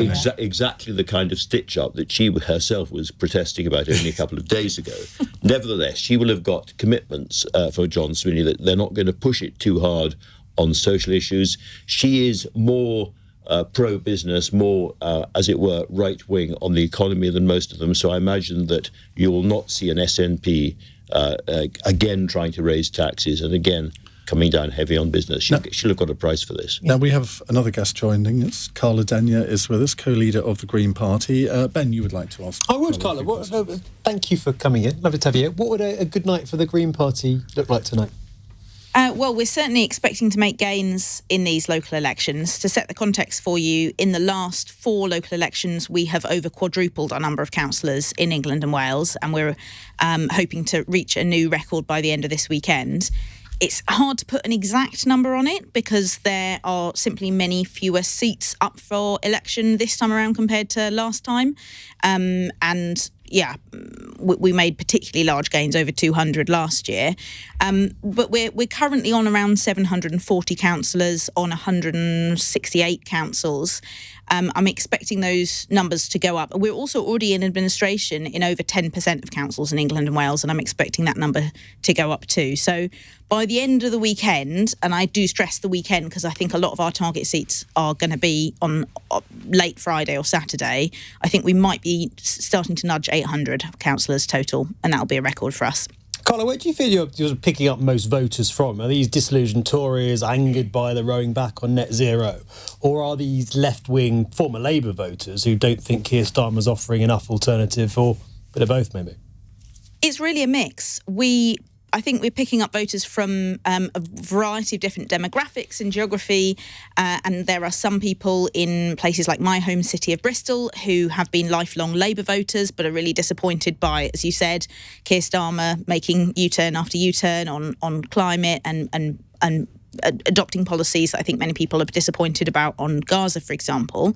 But there are also lifelong Conservative voters in places like Suffolk, where Adrian, my co-leader, is a parliamentary candidate, and that's also where we have overall control, a majority on Mid-Suffolk Council. And there it's, voters coming to us for a range of reasons. Our policies on NHS and social care, on cleaning up the sewage in our rivers. We're the only party calling for public ownership of the water companies.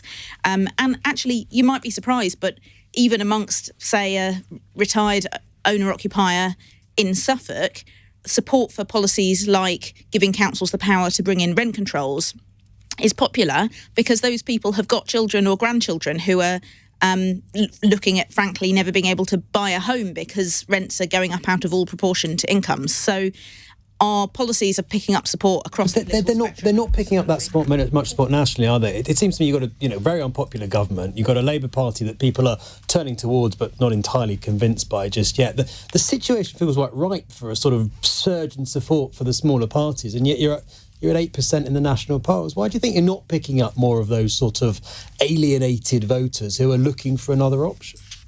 Well, polls aren't that great at predicting results for smaller parties. So I think the proof will be in the pudding at the end of this weekend with the local elections and then, of course, the general election when it comes. Certainly on doorsteps, especially in places like Bristol and Suffolk, where it's a two-horse race between Greens and Labour in Bristol and Greens and Conservatives in Waveney Valley, Adrian's constituency. In those places, we're getting fantastically positive responses on the doorstep. People are really excited at the opportunity to vote for a party with some fresh ideas and offering some hope. Very quickly, Andrew, how would you assess the Green threat to Labour? I think this is a really interesting question because if you look at the right of politics, one of the biggest problems that Rishi Sunak has got, as we've been talking about, is Reform UK. In other words, the right is divided between politics. And up to now, really, Keir Starmer hasn't had much of an electoral threat from his left. Now, there are individuals like Jamie Driscoll, we've mentioned, in the North East. There's George Galloway's Workers' Party of Britain, in small areas, nipping away. But there hasn't really been a left-wing threat to Labour.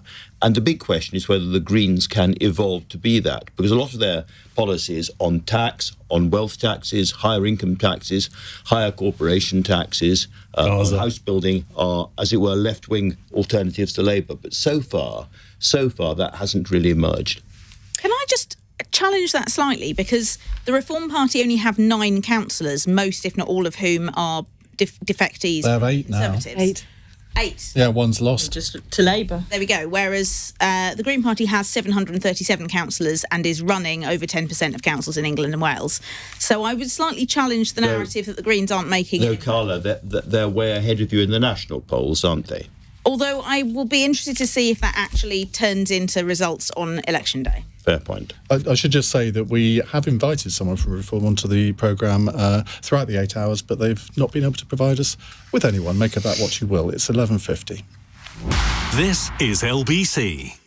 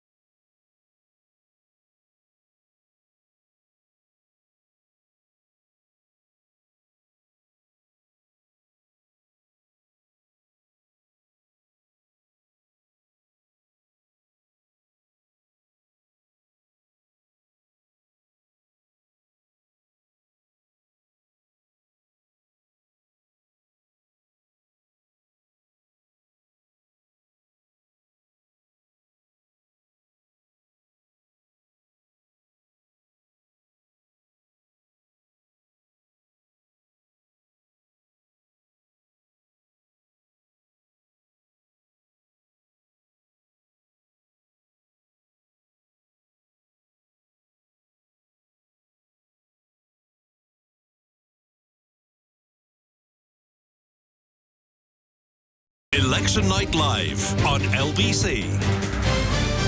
All right, I'll do it. It's 8 minutes to 12 on LBC. It's our election night special with Shelagh Fogarty, Iain, Andrew Marr and Ben Kentish. Let's go to a call. Harry is in Cambridge. Harry, what would you like to tell us? Hi. So basically, I'm thinking about the 2 mayoral elections of Conservatives defending the mayoralties, mainly Andy Street and Ben Houchen. And I'm thinking, is it in a way a win for Keir Starmer, whatever happens? Because either he'll win them, or if the Tories hold on to at least one, which they probably will, he can just turn around and say, they're just winning because they're completely distancing themselves from Rishi Sunak, from the Conservative brand. And could Rishi Sunak feasibly go to one of these places tomorrow if he wins with a straight face and actually say that it's a Conservative victory? A very wise question indeed. That is the problem for Rishi Sunak. These are two people who are very different kinds of Conservatives from him and have made that clear.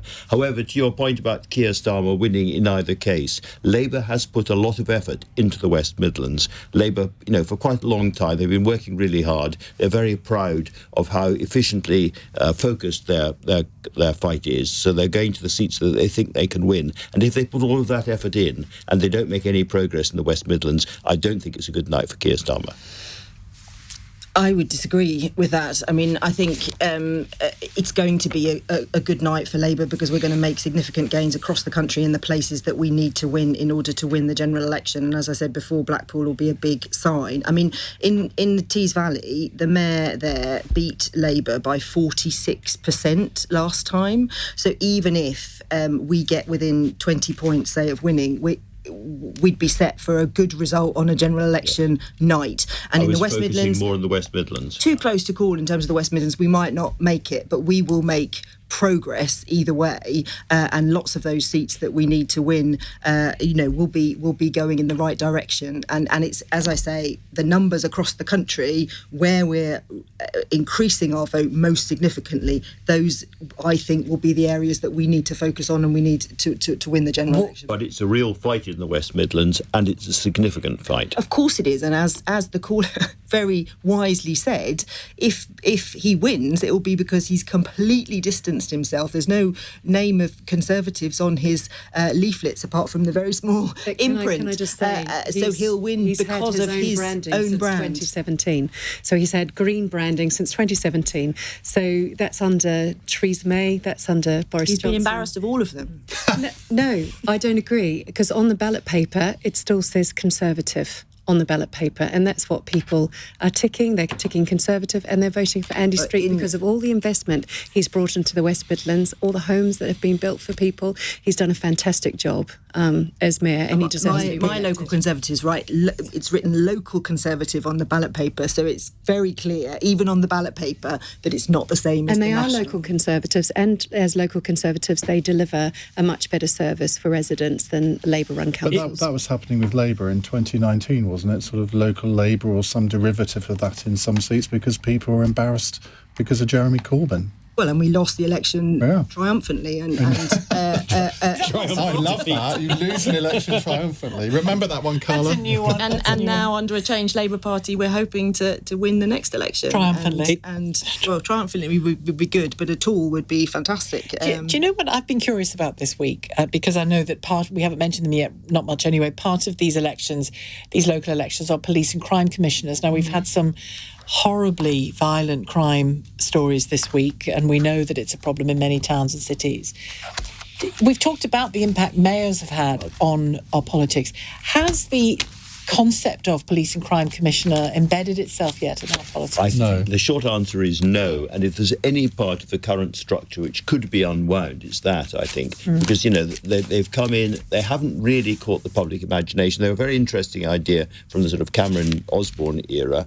And I think there are, 37 of them fighting. And if people don't vote in large numbers for them and don't care, they could disappear again. Two of our panel are leaving at 12, Andrew Marr and Carla Denyer. So I'm going to come to Andrew in a moment for a bit of a sum up to see where he thinks things are going over the rest of the evening and indeed morning. But Carla Denyer, you said you hope to end this weekend with 800 councillors.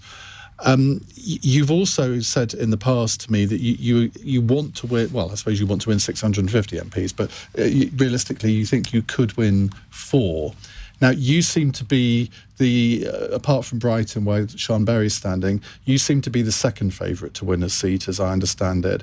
But the other two, I can't see the electoral arithmetic working, because certainly in the Suffolk seat that you hope to win, you're not in second place there. And in the first past the post system, it's very difficult to come through and win if you aren't in second place. Well, except Caroline Lucas won Brighton Pavilion for the first time, with the Greens having been in third place the time before. So it can be done with lots of hard work on the ground, which is what Adrian's been doing in Suffolk, and Ellie in North Herefordshire, our 2 rural seats. As I started talking about earlier, polling often isn't very good at capturing how local parties are doing, because our results are much more affected by the local situation. And so big national polls tend to pick up sentiment across the country, but don't pick up the local situation. And so obviously we're aware that there might be some optimism bias in the conversations we have on doorsteps, and we try to adjust for that. And even adjusting for that, we are seeing really, really positive initial results based on conversations on doorsteps in Suffolk and Herefordshire that seems to be flying under the radar of polling at the moment. Andrew, some final thoughts from you. Final thoughts. I think Labour will win Blackpool South. I think the Tories will hold on in both Tees Valley and the West Midlands.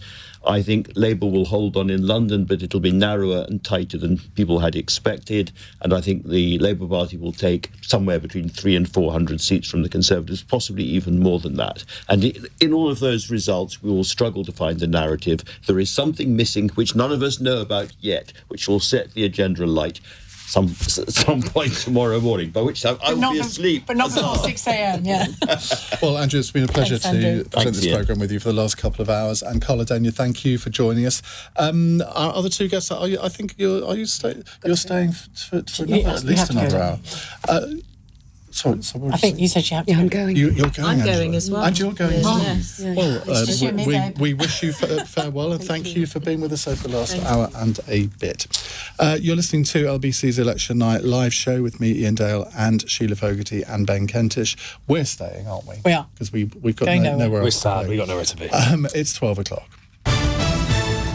On your radio, on Global Player, and Play LBC. leading Britain's conversation. This is LBC. From Global's newsroom at midnight, counting is underway in many of the elections that were held yesterday. Millions have been casting ballots for local councillors, mayors, police commissioners, and even one parliamentary constituency in Blackpool. Now, the local elections are the biggest test of public opinion before the general election expected this year. A bad night for the Tories will increase the pressure on Rishi Sunak.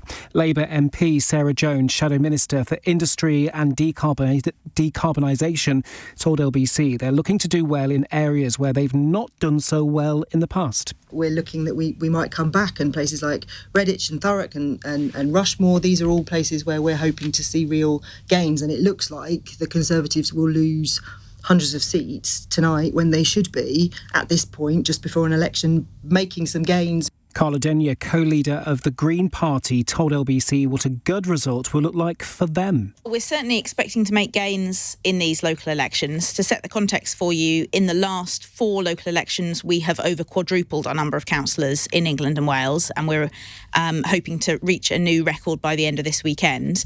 It's hard to put an exact number on it because there are simply many fewer seats up for election this time around compared to last time. 45 people have been arrested at demonstrations blocking a coach taking asylum seekers to the Bibby Stock home. Number 10 says the protests near a hotel in Peckham in South London were unacceptable. A teenager has been charged with 3 counts of attempting to cause grievous bodily harm after 3 people were injured at a secondary school in Sheffield. The 17-year-old boy was arrested on Wednesday following reports of an incident involving a sharp object at Burley Academy. A man's in a life-threatening condition after a stabbing in East London. Police were called to Dagenham last night and a 19-year-old was taken to hospital. A man's been arrested and remains in custody. And Take That say they're switching 5 concerts away from Manchester's Co-op Live venue because its ongoing technical issues are a problem. Next week's show will now take place at Manchester Arena instead, and British band Keane have also postponed their gig on Sunday. LBC weather: cloudy for most, later with heavy showers moving in from the east. The best of the sunshine in the far south and northwest, and a high of 21 degrees. From Global's newsroom for LBC, I'm Daryl Jackson. This is LBC from Global, leading Britain's conversation. Election Night Live on LBC.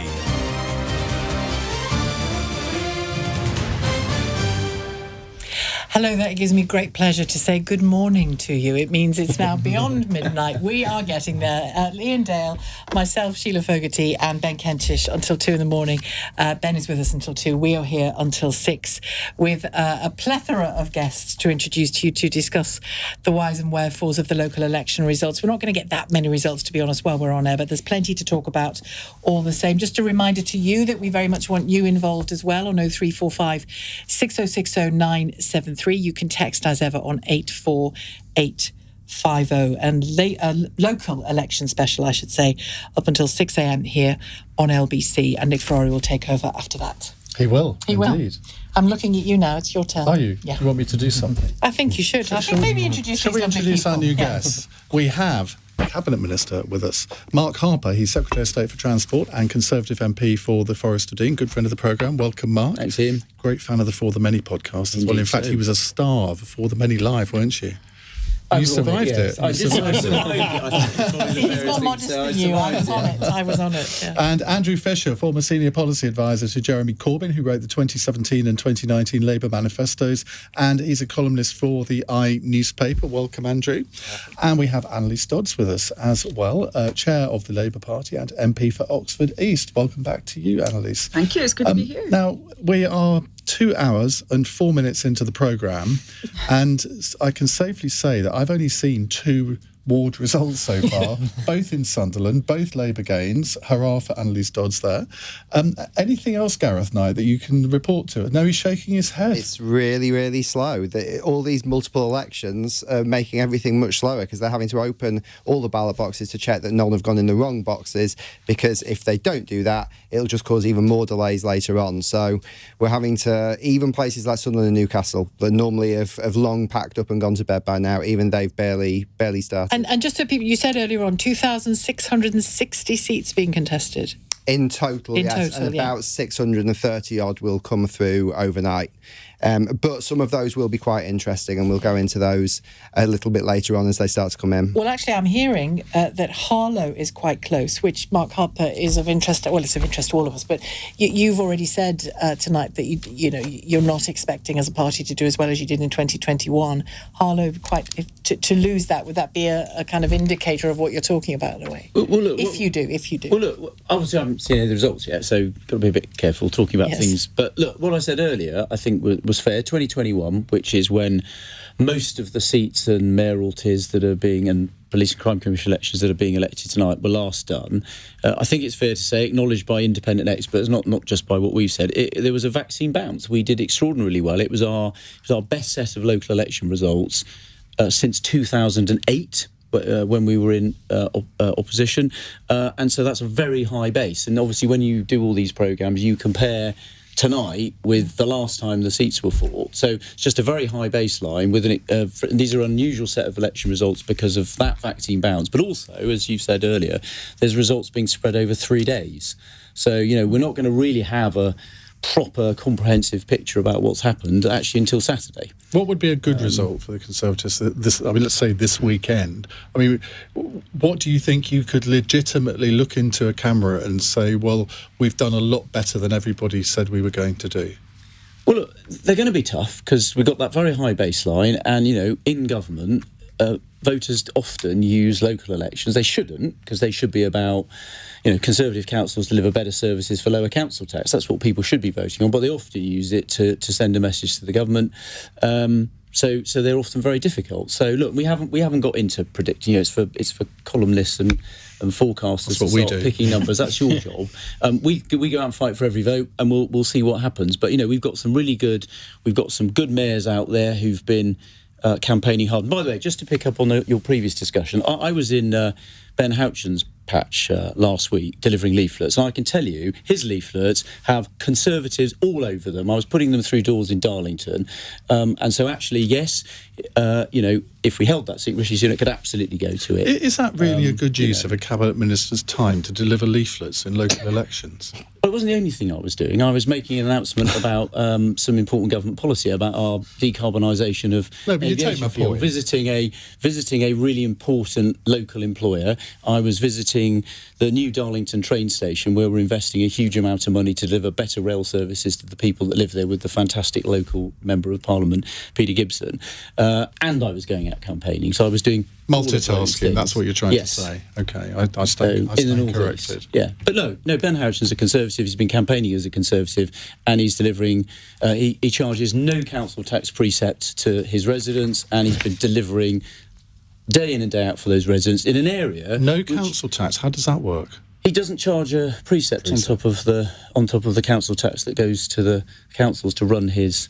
Well, how does he run it then? Because he runs a very sensible commercial operation. He doesn't charge any precepts on top, unlike in London, where Sadiq Khan takes £470 off everybody.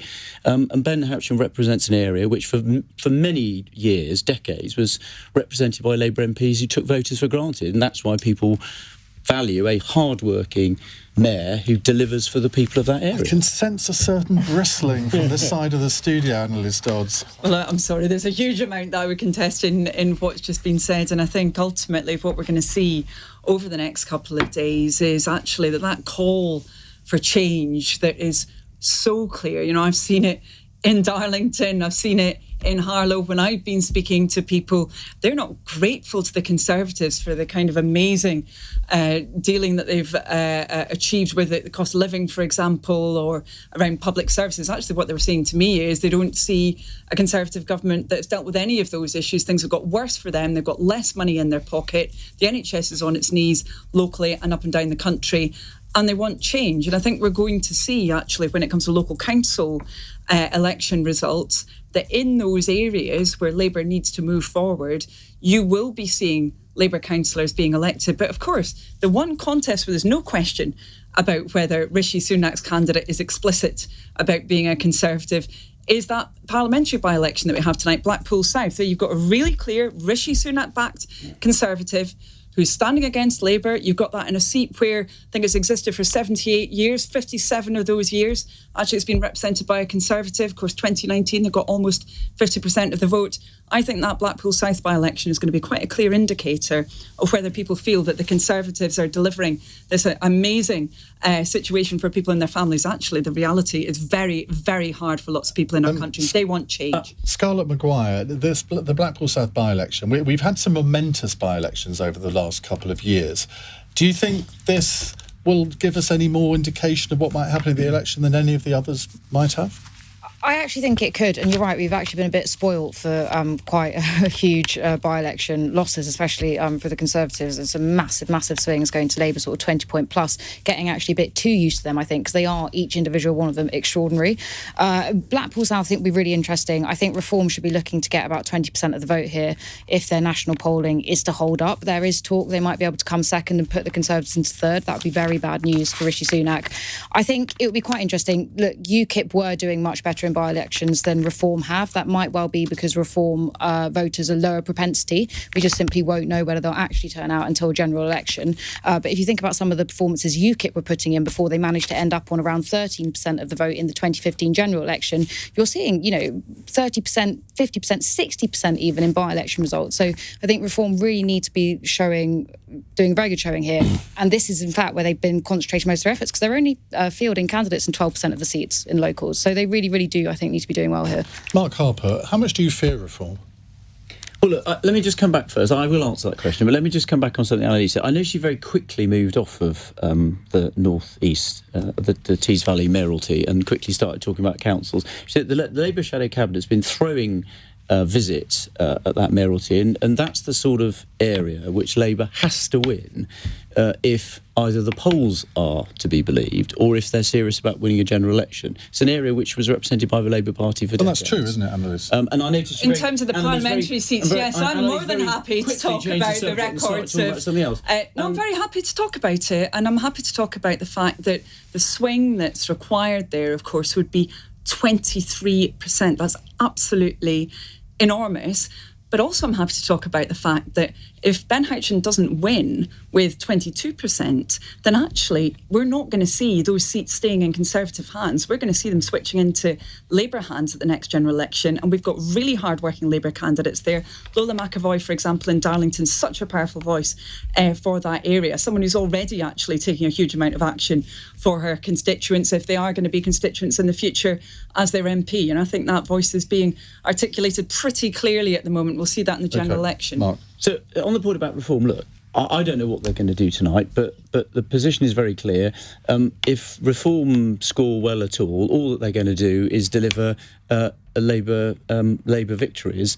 And for those voters that are voting for reform who want to see progress on immigration and lower taxes, they're going to get exactly the opposite. So my argument would be, if you want to see us deal with immigration, we're making progress on that. We've passed the Rwanda legislation.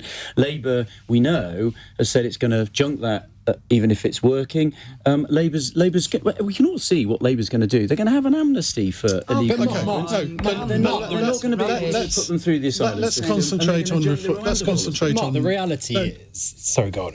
I'm saying the reality is, Mark, for whatever reason, you might not understand it, a lot of people who should be voting Conservative, who have voted Conservative, don't think your party's Conservative enough right now. Well, look, the general election is a choice between two parties. There are only two people that are going to be Prime Minister after the general election, Rishi Sunak and Keir Starmer. And anyone who is thinking about voting reform has to just say to themselves, who do you want to win? If you care about taking serious steps to deal with illegal migrants and people crossing the channel who you don't think should be here, who don't have a claim, it's clear that Rishi Sunak's the only person that's even trying to deal with that.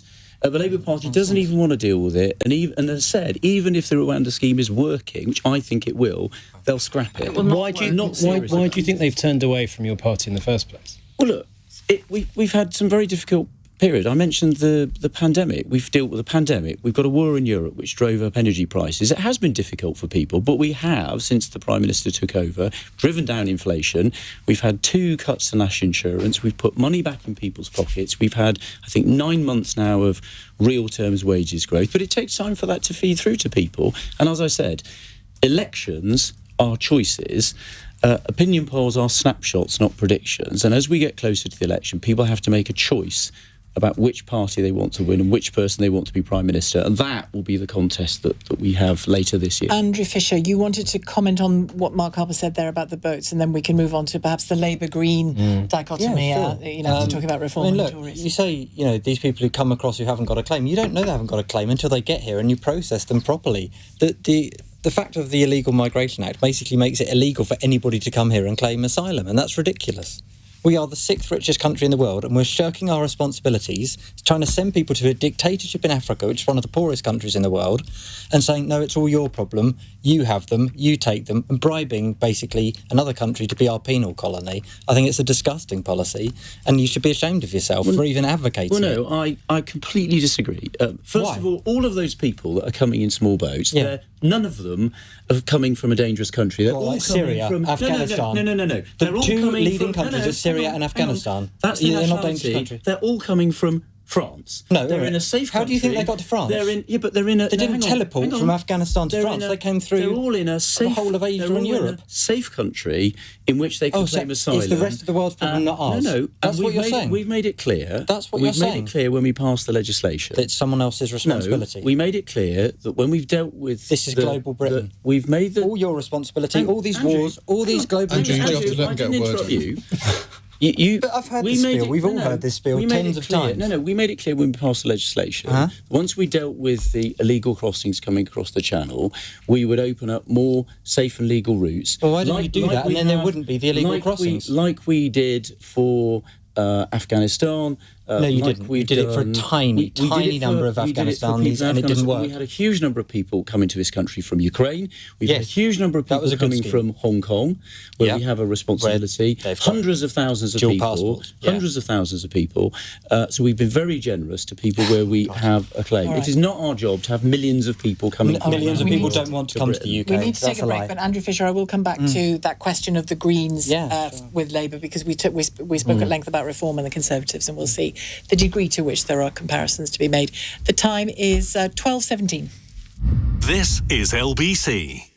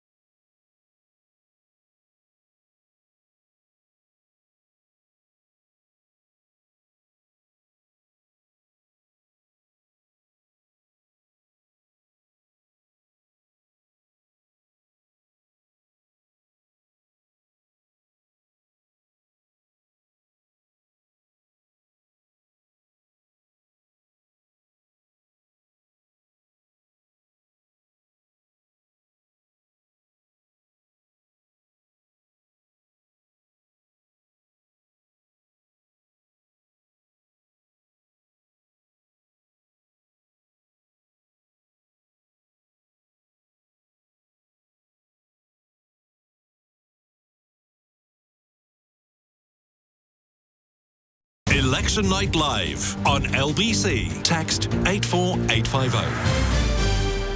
90 minutes past 12 on LBC, and we've got lots of calls coming, which is actually quite unusual on an election night, isn't it? Because sometimes people just want to listen to what's going on, but lots of people... And there are results coming in. Yeah, and it's actually quite a relief that we have got some calls, seeing as there are... Any more results, Gareth? The one in Sunderland has been confirmed about an hour after you reported it, Iain, so... Well, that's marvellous.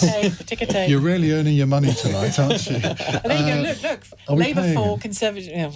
there are 4 results. Right, let's go to Howard, who is in Blackpool. Howard, have you voted in the by-election, or are you in the other bit of Blackpool? I have voted in South Shore regarding the candidates for replacing Scott Benton, who unfortunately, foolishly, made a terrible mistake and ruined his career. I actually originally voted for Scott, and I quite liked him as a person. He had a genuine interest in the South Shore. A lot of people didn't like him, perhaps because he was a Conservative, but I liked him as a person. But moving on, I'm ringing up to say that for 40... Can you hear me okay? Yes, we can. Yeah. For the last 40-odd years, since, in fact, all my voting life, I've always voted Conservative. Being in self-employed and in business, I recognise Conservatives and what they stand for is a much better prospect than the Labour Party, who, as we well know, couldn't manage anything really, especially. And I admire Richie Sunak for all his efforts, and when you compare to what he's doing for the country, you know, turning it around in these very dire times, a recession, COVID, or, you know, trying to get over COVID and the things that have been going on, I admire him. And you compare him to Labour councils, let's say Birmingham, for instance, who've lost, 300 million, and claim that the rates are going to go up 21% next year. I mean, what hope for the country if the Labour get in? Howard, it's Sheila here. Can I ask you, do you want to give Annalise Dodds of Labour an opportunity to respond to what you just said there, that Labour haven't got a clue how to deal with business? Yeah, but let me just say before she does, I've got to say that this time, after 40-odd years, I would never consider voting Labour. But after so many years, I voted for the Reform Party and Mark Butcher because I admire his way he speaks up, and he's there. He's running a charity, or was running a charity, before he decided to go for this position. And I honestly hope that he wins, but I doubt very much he's going to win. I did purposely vote for Reform to make a point to the Conservatives. And I'll probably go back to the Conservative Party in the main election. But let us say anything about Labour. Impress me. Impressive, Annalise. Well, more than happy to, Howard. I have to say, I've spoken to quite a lot of people who live in Blackpool, including people who run businesses, and actually many of them were turning directly to Labour from Conservatives. So, certainly many of your neighbours, I'm sure, who took quite a different decision. The reason for that is because actually it's been Labour that's been leading the argument on what needs to change so that our businesses can thrive. Labour that's saying that we get rid of business rates, replace them with something that actually suits businesses that are based in bricks and mortar. Labour that said that we'd have an industrial policy, that would have local economic plans. Labour that has been setting out how we'd make sure people have more money in their pockets in the situation we've got at the moment. And, Howard, you talked about turning things around. Well, we've had 14 years, the Conservatives, and actually during that time, people's incomes haven't been going up. They haven't had more money in their pockets. This didn't just start with COVID. It was there before. There was big problems before then. And just in the last point about councils, if I may, Howard, actually, it was really interesting comparing what's happening now with what happened up to 2010. These notices, these Section 114 notices that get served on local councils if they've got those financial problems. There were only 2 of them that were served up until 2010. We've had, I think, 9 that have been served actually over recent years under the Conservatives. They're even, it seems, potentially going to be having one in Michael Gove's own council because of the financial difficulties they've got in. That's because you've had mismanagement from the Conservatives on this, just as on so many other issues. So, Howard, I would say take another look at Labour. If you take a look at what we're actually proposing for the country, I think you'll see that we've got much more that's positive to say and ultimately to deliver if we're given that chance to serve. Howard? Labour in council haven't done anything for the town, I don't believe. They seriously haven't. It's down to the Conservatives that we've got so much going on in Blackpool. I mean, I think they're investing 90 million in the town, and there's still more to come. They've actually helped get the party political conferences back to the new conference centre that they built alongside the Winter Gardens. I admire. I've been in business 40-odd years, and you said that the businesses in Blackpool were voting for Labour. No, I'm sorry, I doubt that very much. The businesses in Blackpool, a lot of them are failing because of the Labour Council. The Labour councillors are hindering them. The Blackpool needs reform. What I don't get is you spent half of this conversation praising the Conservatives and then said you didn't vote for them. I mean, how hypocritical is that? I'm making a statement. My vote that went to reform was for the person, was for the Mark Butcher and the way I like the way he goes about his business and the way he talks. I am a Richie Sunak fan, and I have been a Conservative voter my entire life. I'm making a statement, and unfortunately, I hope it's not true, but I think Labour are going to get in.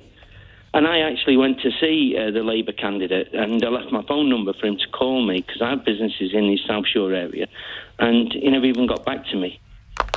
And I went to his office and left my phone number. I mean, maybe he's busy. All right, Howard, thank you very much indeed for that. I have another result here. In Leicestershire, there's been a county council by-election where the Lib Dems have gained the Burbage ward on a very massive swing, actually, of 14% from the Conservatives. So that's in Hinckley, Bosworth. Now, I don't know what we read into that, but the Lib Dems will be delighted to, because they're quite strong in that area. Obviously, they don't have the parliamentary seat, but they've got quite a few councillors, I think, there, Gareth.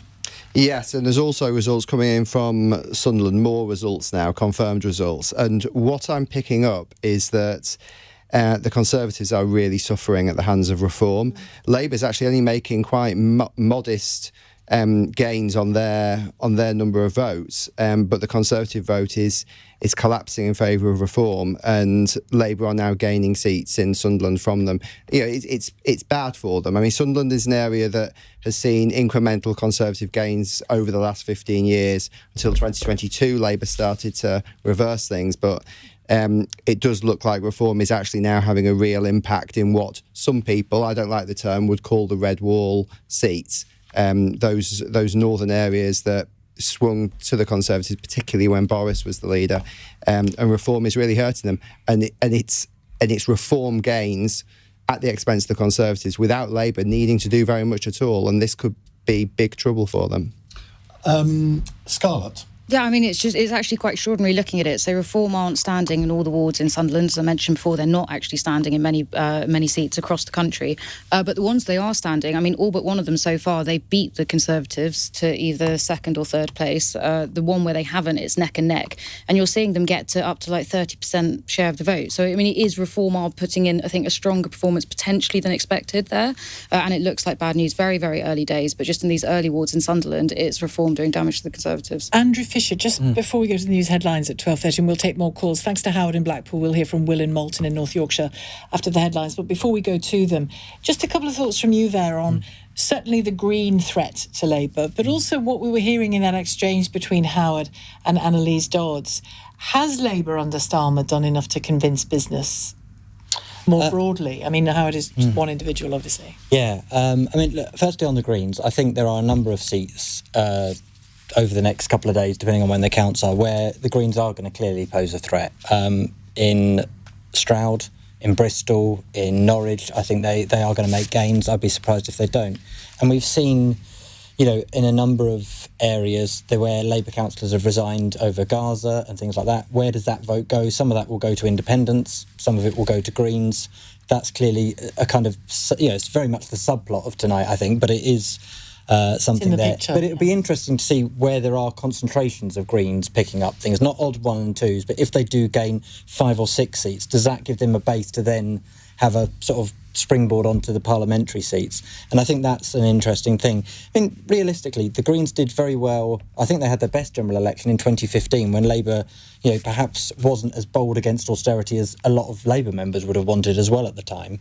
And then their vote was suppressed under Jeremy Corbyn because the party moved to the left, and it kind of didn't give them room on that. Now they've kind of found a bit of a niche, and Labour sort of diluting its environmental package as well has just turbo boosted that. I must say, for what it's worth, on the phone-ins that I do, when we talk about people feeling politically homeless, a lot of Labour people talk about the Green Party to me, Annalise does. But I would say, actually, when it comes to the environment, what Labour set out is absolutely critical. I mean, not just for the environment, but actually for jobs in our country as well. I mean, saying that we're determined to decarbonise the energy system by 2030.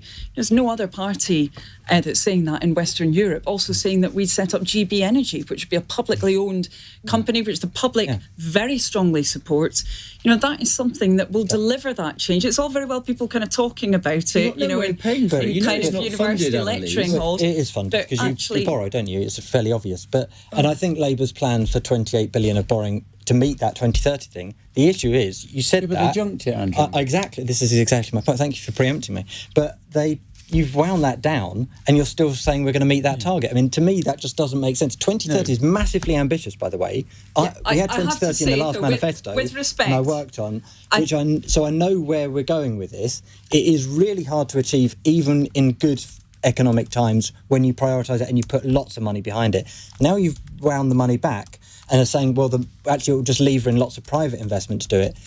No, I'm sorry. We've set out very detailed plans on this, actually, and I really encourage you to have a look at them in terms of the Sovereign Wealth Fund, how we would set that out in terms of the industrial strategy. Are there. I agree with you, but it's the funding behind it that worries me. Well, what I find when I talk again with businesses, when I talk again with businesses that are switched on to this, who are wanting to invest in the UK and the green economy, wanting to provide those jobs here, but put off because they've had no leadership from government. In fact, it's been going backwards under the Conservatives. I'm not having that. No, I'm not having that. I've delivered. Sorry, electric cars? We have delivered the zero emission vehicle mandate.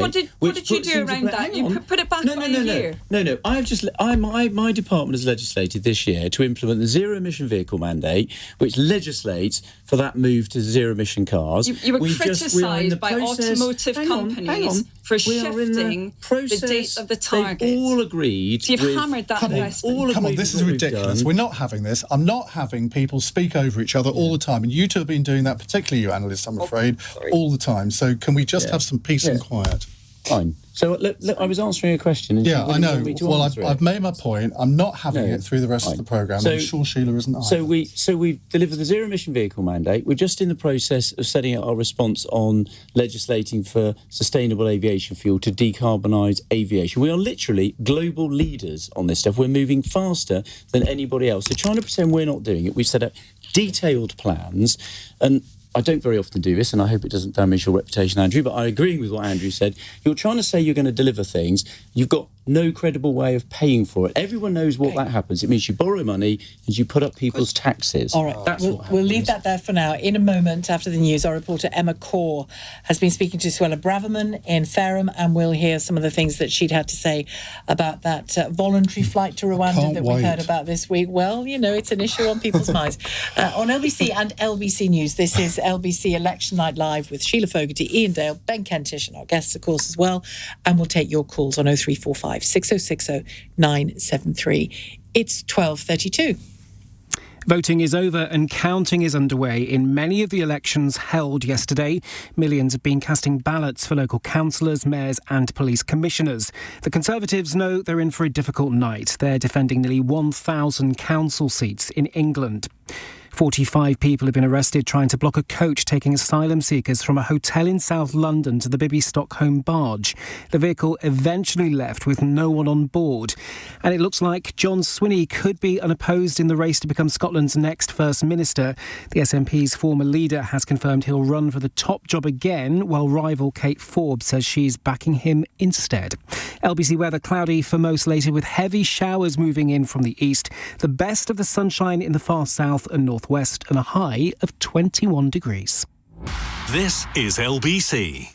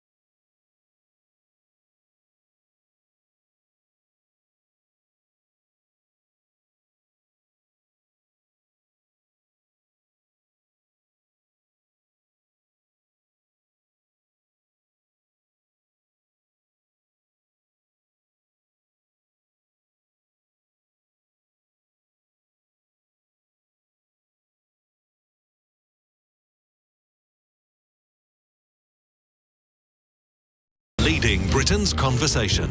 Election Night Live on LBC. As promised, let's go to Fareham.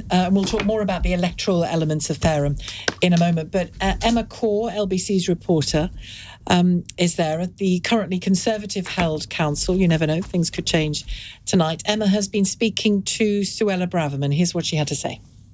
It's too early to speculate. As I said, I'm not going to make any predictions at the moment. They haven't even confirmed the turnout. We haven't even received all the ballot papers yet. It is far too early to jump the gun with any kind of assumption. So maybe speak to me in a few hours. Thank you. And just as former Home Secretary, just to get your thoughts about, we've had this first asylum seeker that's been deported to Rwanda, taken to Rwanda. I mean, what are your thoughts on that policy and the fact that that's happened now? Well, obviously the principle of the policy is one that I wholeheartedly support. We need to have effective deterrence, and that is in the form of stopping the people smuggling gangs crossing the channel, exploiting vulnerable people, sometimes killing them, because we've seen tragically fatalities on the channel with people who are trying and struggling to get to the United Kingdom, putting the lives of their children at risk. That is so inhumane, and it needs to stop. The only way it will stop is if people realise that journey will not lead them to a life in the UK and that they will be relocated to Rwanda. So I agree wholeheartedly with the principle. I think the flight that we saw this week, again, I don't think we should be, claiming that the policy has been a success just on the basis of this flight. This person who was on the flight was paid £3,000. He volunteered to go to Rwanda. And was not someone who came here on a small boat. So it's not really relevant, if I'm honest, to the viability of the policy. I had disagreements with the Prime Minister. I don't think we're going to get the effective deterrence under the legislation that we've just passed. But I do think there may well be the prospect of the odd flight also with a small number of people on them. That's not going to be deterrence, and that's not going to stop the boats. That's what we've promised the British people. The way we're going to stop the boats is by leaving the European Convention on Human Rights and doing it now, so that we actually exclude the obstructive human rights laws that are stopping the government from controlling our borders. That's what I've been arguing for quite some time. And just finally, we saw lots of students blocking, or a group of people today blocking a coach in London, taking asylum seekers to the Baby Stockholm. Lots of police were involved. I mean, I'm sure you've seen the footage. I mean, what are your thoughts on that? Well, I don't know too much of the facts. So I've been on the doorstep pretty much all day today talking to voters about these elections. I've only seen a few snapshots, but if it is the case that protesters have stopped the Home Office from carrying out its legitimate functions, i.e. managing asylum seekers or illegal migrants and trying to relocate them to more suitable or different accommodation, that's totally unacceptable. Those protesters should be ashamed of themselves, and they should be feeling the full force of the law if they've broken the law. That's Suella Braverman, former Home Secretary, speaking to our reporter Emma Corr in Fareham. We'll get on to the politics of Fareham and that vote in just a second. Mark Harper, just to respond, Sarah, on what Suella Braverman was saying about that voluntary flight that went this week. She's not impressed. Well, look, it was a good thing to do, get somebody to go voluntarily, but it's not the main part of the policy, which we've just successfully taken through Parliament, and the Home Office will start now implementing. And the point of it, and the bit I will pick up, which I agree with her on there, is the point of it is to have a deterrent, to stop people making those dangerous journeys across the Channel and stop putting their lives at risk. They're coming from a safe country. Those crossings are dangerous. The crossings are organised by organised criminal gangs. They put people in things that are barely boats. I mean, they're hardly seaworthy, and they put to sea and put their lives at risk. And we don't want people doing that. And we want to stop organised criminal gangs profiting from them. They've charged every single person who does that thousands of pounds. That money then gets recycled into other criminality, and we want that to stop. We're working closely with the French. We're doing a load of stuff with the National Crime Agency already, working with our partners, but we need to do more, and you have to break the business model. And you do that by demonstrating how is paying someone £3,000 to go to Rwanda achieving any of that? Well, no, look, we've had voluntary returns for years. When I was Immigration Minister, we used to remove about 40,000 people a year. About 20,000 of them were voluntary and 20,000 were where Did you pay them all £3,000 to go? No, but we did used to pay for the cost of them going, and we often used to give them some money to get them started when they returned back to their home when we talked about this on my programme earlier in the week, than having them here. My listeners thought they must have misheard me when I said that £3,000 of their money was being given to somebody to go to Rwanda. They thought that I must have made that up. And I clearly didn't make it up. And then when you see that video, the Home Office video that was released yesterday, I mean, purely coincidentally, the day before the local elections, obviously, I mean, did that not make you feel a bit queasy? Well, look, let me take those 2 points. If somebody's here and then they don't have an asylum claim and they don't have the right to be here, and we're having to bear the costs of doing that, actually sometimes the cheapest thing to do is to enable them to leave and go somewhere voluntarily. That's often the smart thing to do for the taxpayer, because otherwise we're picking up a huge cost for them being here. So you have to look at the overall costs of the policy that you're implementing. On the point of getting that flight off the ground, I think that's a good thing. These people thinking about coming to the UK, they all have phones, they're plugged into social media, they see what's going on, and it's about having a deterrent effect. We just don't want people making those dangerous journeys across the channel and putting thousands of pounds into the hands of organised criminal gangs, because that's what they are. All right, it behoves me to ask Annalise a response on that. I mean, historically over the last decade, not just thinking about this Conservative government or in fact just British governments, historically over the last decade or more, there has been EU-wide failure really to properly come together and cooperate and have a cohesive response to this. Isn't the truth that is what is going to be required? And I know that your party is talking about better connection with EU countries, a deal with the EU about returns, that kind of thing. But isn't the whole thing really a political failure for a decade or more to really come together and tackle it? Because it can't be tackled in little silos, can it? Well, it does need a serious plan. And I'm afraid that the kind of costly con that we have with the Rwanda scheme is just not a serious plan. I mean, if you look, for example, at the number of people who came in yesterday, actually that's double the number of people who'd be covered in a whole year by the Rwanda scheme. So we need to talk about what's actually going to make a difference here. It is about having those agreements with other countries. Labour set that out. It's about then turbocharging those measures. Mark talked about some of the things the government has started to do a little bit. You know, we've said actually for many months that we should have a proper joint police cell that's working on smashing these criminal gangs. We said they shouldn't be able to advertise what they're doing on social media. The government didn't back that, unfortunately. We said that we need to have 1,000 more caseworkers who are actually processing these claims, so that if people don't have the right to be here, then they should be not here. They should actually not be still in hotels. They should be sent back. But if they do have a right to be here, then of course they should stay here under our law. And I'm afraid that's just not what we're seeing from the government, not a serious plan. Let's leave that issue for now at least and bring Gareth and Scarlett back in to talk about Fareham, the place where we heard Suella Braverman speaking. Gareth, your thoughts on it, how it might go and what a result would mean? So for those that don't know, Fareham is effectively a suburb that goes between Portsmouth and Southampton. I'm sure I'll be told that's a gross simplification. That's effectively what it is. Well, Andrew Fisher was born there, so... Is it a gross simplification? Well, I mean, no, it's broadly right, I suppose. But I mean, Fareham, I think people in Fareham would like to see themselves as an independent town that is not, a kind of... The Independent Republic of Fareham. Yeah. So politically, it's quite independent. There has been a lot of new build housing there, and it has effectively pretty much connected Portsmouth, Gosport and Southampton together. Now, it's a very solid Conservative area. It's actually had the same leader for 25 years until today, Sean Woodward, who is something of a great survivor of local government, and he's retiring today. One of the interesting things about it, though, is that over his period in office, he has racked up enormous majorities in an awful lot of wards. And even though the Lib Dems have occasionally had the odd go at Fareham, they've never succeeded. Their majority there is pretty solid. no one at all is predicting that Fareham would switch to the Lib Dems or anyone else for that matter.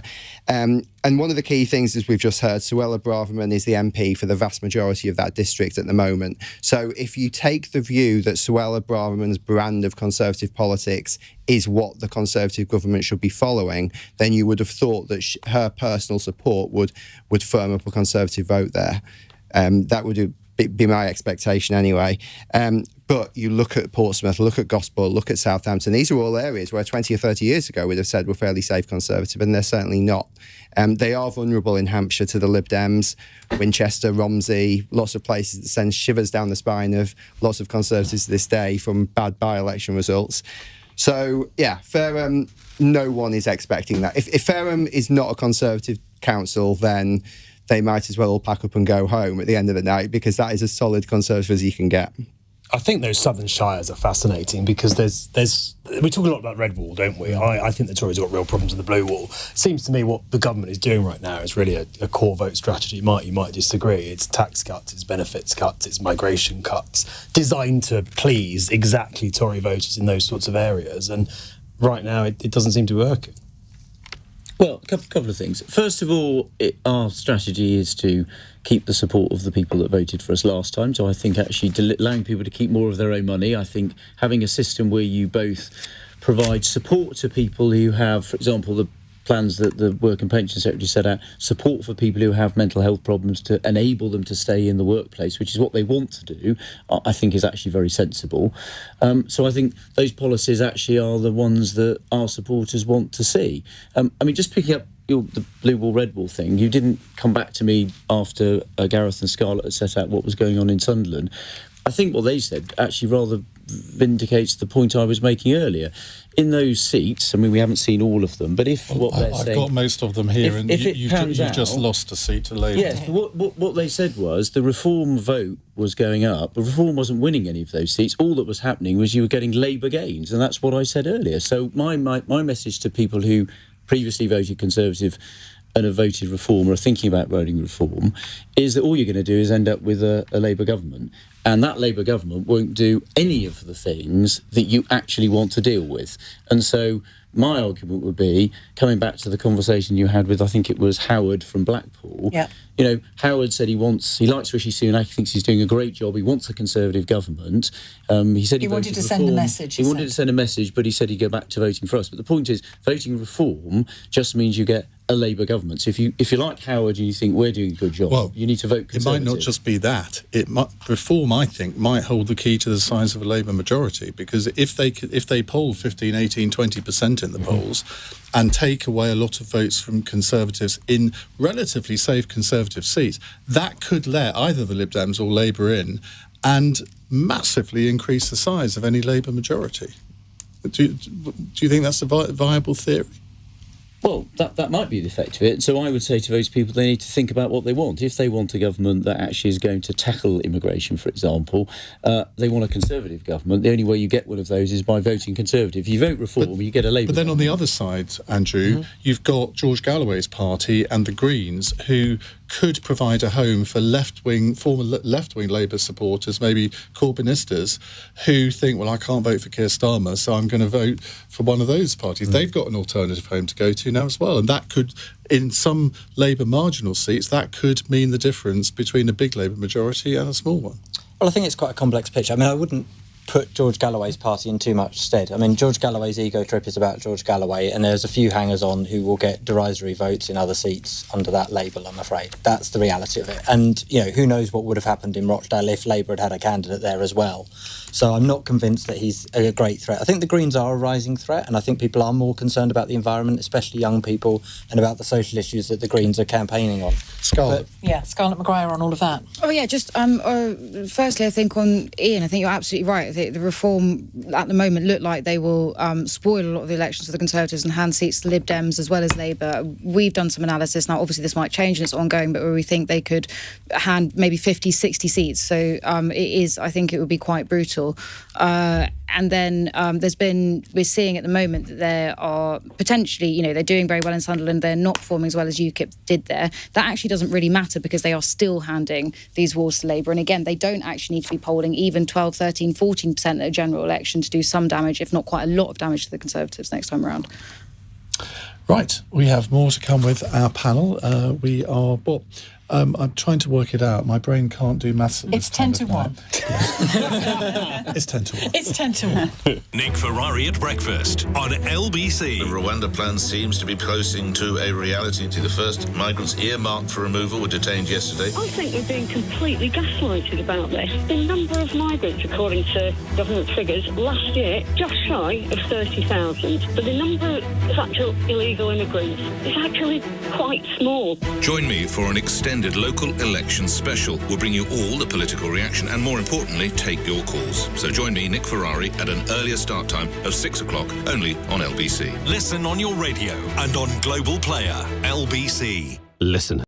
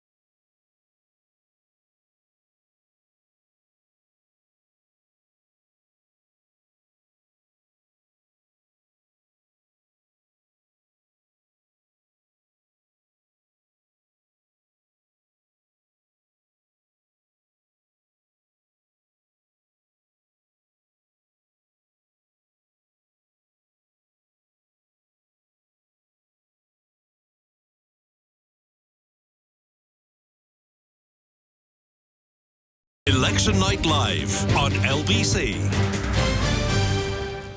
After 1, we'll be joined by the Green Party Deputy Leader Zach Polanski and pollster Joe Twyman. We still have with us the pollster Scarlett Maguire. We'll hear from her in just a second, and from Andrew Fisher as well, who are both leaving us at 1 o'clock.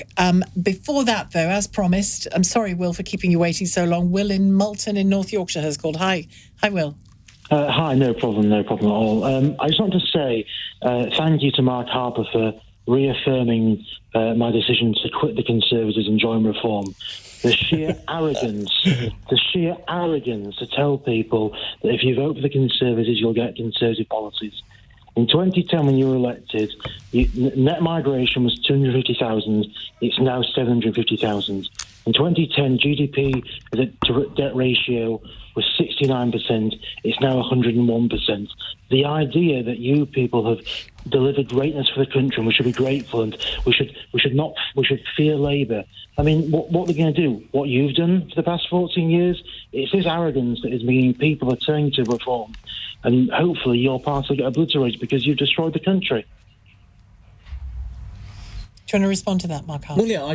Well, first of all, he got his facts wrong about the GDP, for example. That's just not correct. Secondly, it rather misses the point that we had a global pandemic. The Prime Minister, when he was Chancellor, I think did absolutely the right thing to support tens of thousands of businesses, millions of jobs. That cost a lot of money. And it cost £400 billion, and it has to be paid for. The alternative would have been to let those millions of people lose their jobs and those businesses go to the wall. And I think that would have been a terrible thing to do. So I think the Prime Minister made the right call on the policy.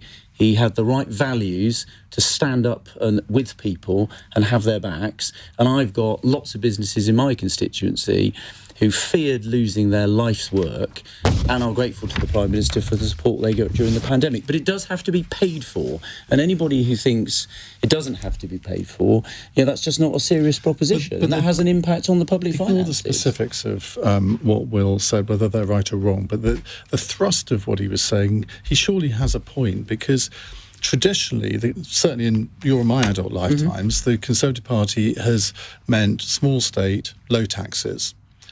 And we have the highest tax burden since the Second World War, for which you will justify for all sorts of different reasons. But the fact is, it is the highest tax burden. You have the size of the state has expanded exponentially and shows little sign of decreasing. And people think, well, what's the point of voting for this Conservative Party when I can vote for what he would say was a real Conservative Party? Well, no. Let me just take you to task for that. The last few fiscal events that we've had, budgets and autumn statements, we've actually been reducing the tax burden. You've had some cuts in tax, but it hasn't reduced the overall tax burden. So that has actually been reducing the tax burden on ordinary working families, is the first point. No, not overall. You had some cuts in specific areas. And on the size of the state point, we've laid out a very clear plan, for example, to reduce the number of civil servants. That's how we're funding our pledge to increase defence spending to 2.5% of GDP, which I think is an excellent policy, both halves of that. So we are laying that out. But you can't ignore the fact, Iain. Look, I agree with you, and the Prime Minister does as well, about having a small state. You can't ignore the fact that we had a once-in-a-century global pandemic, which has had a massive impact on both the economy, on the way we work. It's had a massive impact, for example, in my area on transport. The rail system pre-pandemic was contributing money to the Exchequer. It's now costing us billions of pounds a year because people haven't returned to travelling on the trains. And was subsidised heavily during the pandemic as well. Yeah, absolutely. I sat on many empty trains. Yeah. £30 billion during the pandemic to keep the network going. And that all has consequences, and you can't pretend it doesn't. Before we go to the news at 1, keen to ask Scarlett Maguire, you made an interesting observation about reform and UKIP probably about 2 hours ago now, but I think it bears repeating, actually, in the light of what we've just heard there from our caller Will and from Mark Harper. Yeah, so I think the earlier point I made about reform was that so far, despite the fact that reform have been, causing a huge amount, increasing amount of damage to Conservatives in national voting polls, in by-elections, their performances have been relatively weak. They've only breached double digits twice. In both cases, they were quite low double digits, whereas UKIP, in the run-up to 2015 election, where they walked away with over 3 million votes and 13% of the national vote share, or just under, they were recording much bigger by-election results, so 30%, 50%, even close to 60% with Douglas Carswell, and so I think it'd be interesting. We're looking at Blackpool South. We want to see how strong the reform performance will be, but the indications we're getting so far is that they are putting in stronger than expected performance in quite a few Sunderland wards and costing the Conservatives second or third places, sometimes even having their vote share go up 30%. So it is quite extraordinary. People are pointing out that's still worse than UKIP performing in similar wards at similar points during UKIP, again in the run-up to 2015.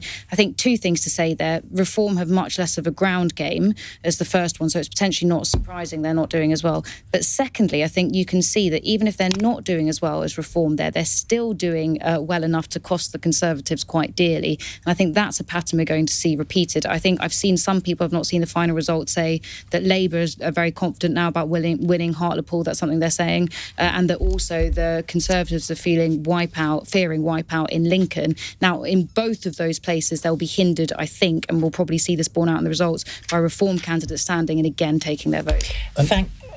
No, go on. I was going to say, Andrew Fisher, this Hartlepool, if that's right, the Labour have won that. That was almost triggered Keir Starmer's resignation after they lost the by-election there in 2021, didn't it? That would be quite significant. Yeah, it would. And it would be, this is the last time it was contested. So, it would be a significant result for Labour. It's also part of the Tees Valley area. So where does that tell us that result's going? It's bad news for Ben Houchin. If Labour's done very, very well there, as it appears might be the case. But also, I think, Labour's vote has picked up. 2021 was a bad set of results for Labour overall, even though that seat had been held in 2019. That was one of the few ones we did hang on to. But yeah, I think Labour will have a very good night overall. It will be patchy around the country. There'll be lots of diverse results because there isn't a lot of party loyalty. I mean, you've heard it from your callers in one direction especially, but you're also seeing it on the Labour side as well. There is a drift away, even though Labour's vote is very much up at the moment.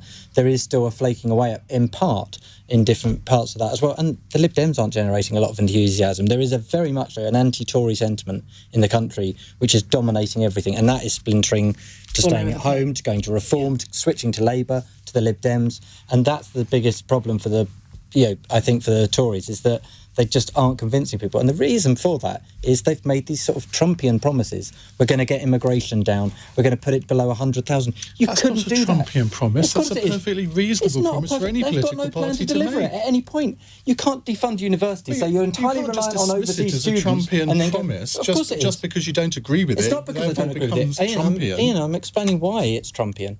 It's not because I disagree. I do disagree with it as it happens, but that's not the problem. The problem is the NHS would fall apart, our universities would fall apart, the social care system would fall apart if we got net migration down below 100,000, and the Tories know it, which is why they haven't delivered it. But they've built up this demon of too many migrants, and Reform are saying, we'll actually do something about it, and people believe it. Andrew Fisher, thank you. Scarlett Maguire, many thanks as well for joining us until 1 o'clock. We'll be joined after 1 by the Green Party Deputy Leader, Zach Polanski, by the pollster, Joe Twyman, and we will go to Hartlepool, that we've just been discussing here after the news. Hear from the horse's mouth. We'll hear from the horse's mouth. We'll see what Alan Jasinski, our reporter, has been picking up there. But for now, the news at 1:01. On your radio, on Global Player, and Play LBC. leading Britain's conversation. This is LBC. From Global's newsroom, I'm Daryl Jackson. Counting is underway in elections, with the first results showing Labour have done enough to retain control of Sunderland Council, but they're hoping to make significant gains in seats across England. The Conservatives know they're in for a difficult night. They're defending nearly 1,000 council seats in England. Conservative MP Mark Harper, Secretary of State for Transport, told LBC they've had a difficult period. We've dealt with a pandemic. We've got a war in Europe which drove up energy prices. It has been difficult for people, but we have, since the Prime Minister took over, driven down inflation. We've had 2 cuts to national insurance. We've put money back in people's pockets. We've had, I think, 9 months now of real terms wages growth, but it takes time for that to feed through to people. Well, there's also a by-election in Blackpool South after Conservative MP Scott Benton resigned following a lobbying scandal. Chair of the Labour Party, Annalise Dodds, told LBC a Labour win would be a sign there. A seat where I think it's existed for 78 years, 57 of those years, actually it's been represented by a Conservative. Of course, 2019, they got almost 50% of the vote.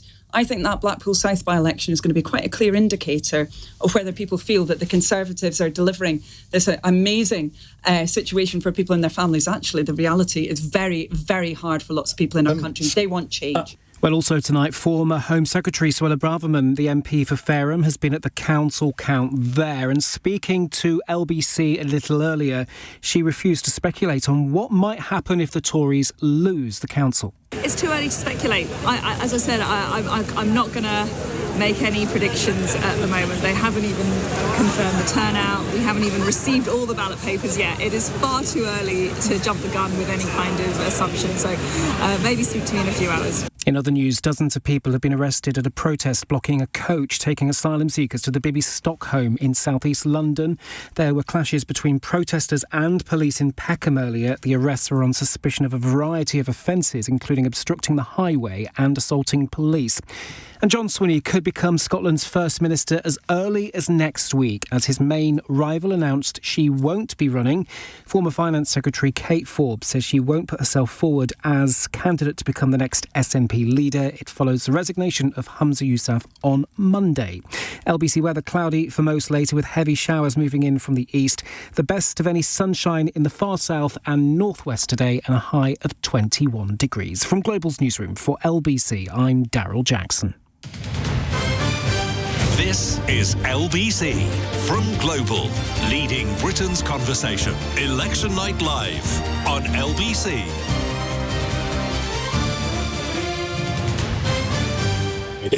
It's 4 minutes past 1. Welcome to the programme. If you've just joined us, I'm sure you've all been here since 10 p.m. and you're all going to stick with us until 6 a.m. I'd like an update from the man with all the popcorn.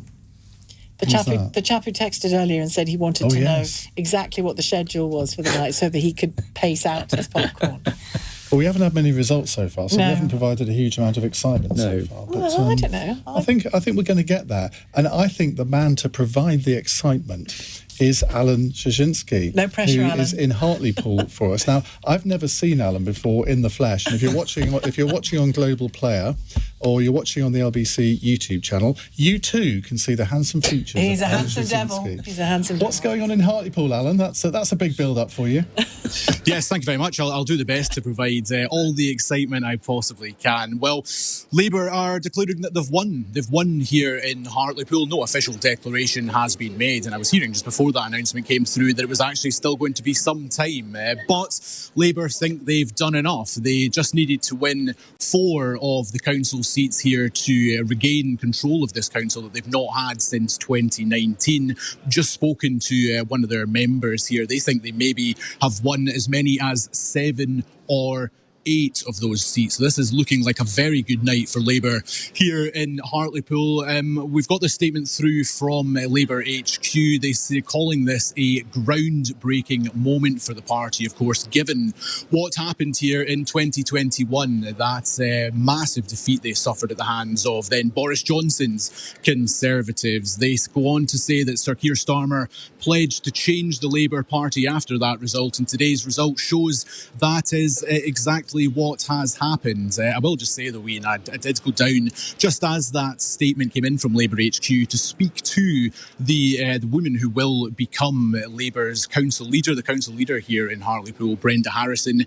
She did not know that statement had come through yet, so obviously there's a bit of miscommunication going on there. But Labour HQ very much declaring they have won this. We'll wait for the official results as well, expecting them in about an hour or so. Alan, thank you very much indeed. That's Alan Szczyński in Hartlepool. Annalise Dodds, you owe Brenda Harrison an apology, don't you? I think Brenda will be pretty happy tonight. I think she'll be very, very happy. And Jonathan Brash as well, who's Labour's brilliant candidate for Hartlepool. You know, I've been out and about in Hartlepool with both of them, and they've both been working extremely hard, really to make sure people's voices are heard. You know, Hartlepool is a place where that cost of living crisis is absolutely hammering people. All the promises that were made to places like Hartlepool by the Conservatives, of course, none of them have been delivered, and people can see that really clearly. And this does show, just as was mentioned, you know, Keir Starmer was very serious when he said in 2021 he was going to learn from that result, put the Labour Party in the service of working people. That's what he's done, and I think we're seeing the impact of that in Hartlepool tonight. We'll come to Mark Harper on this issue of levelling up in a moment, but let me just tell you we've got 2 new guests in the studio. Zach Polanski is next to me, Deputy Leader of the Green Party. Welcome to you, Zach. Thanks for having me. And we also have Joe Twyman, pollster with Delta Polls.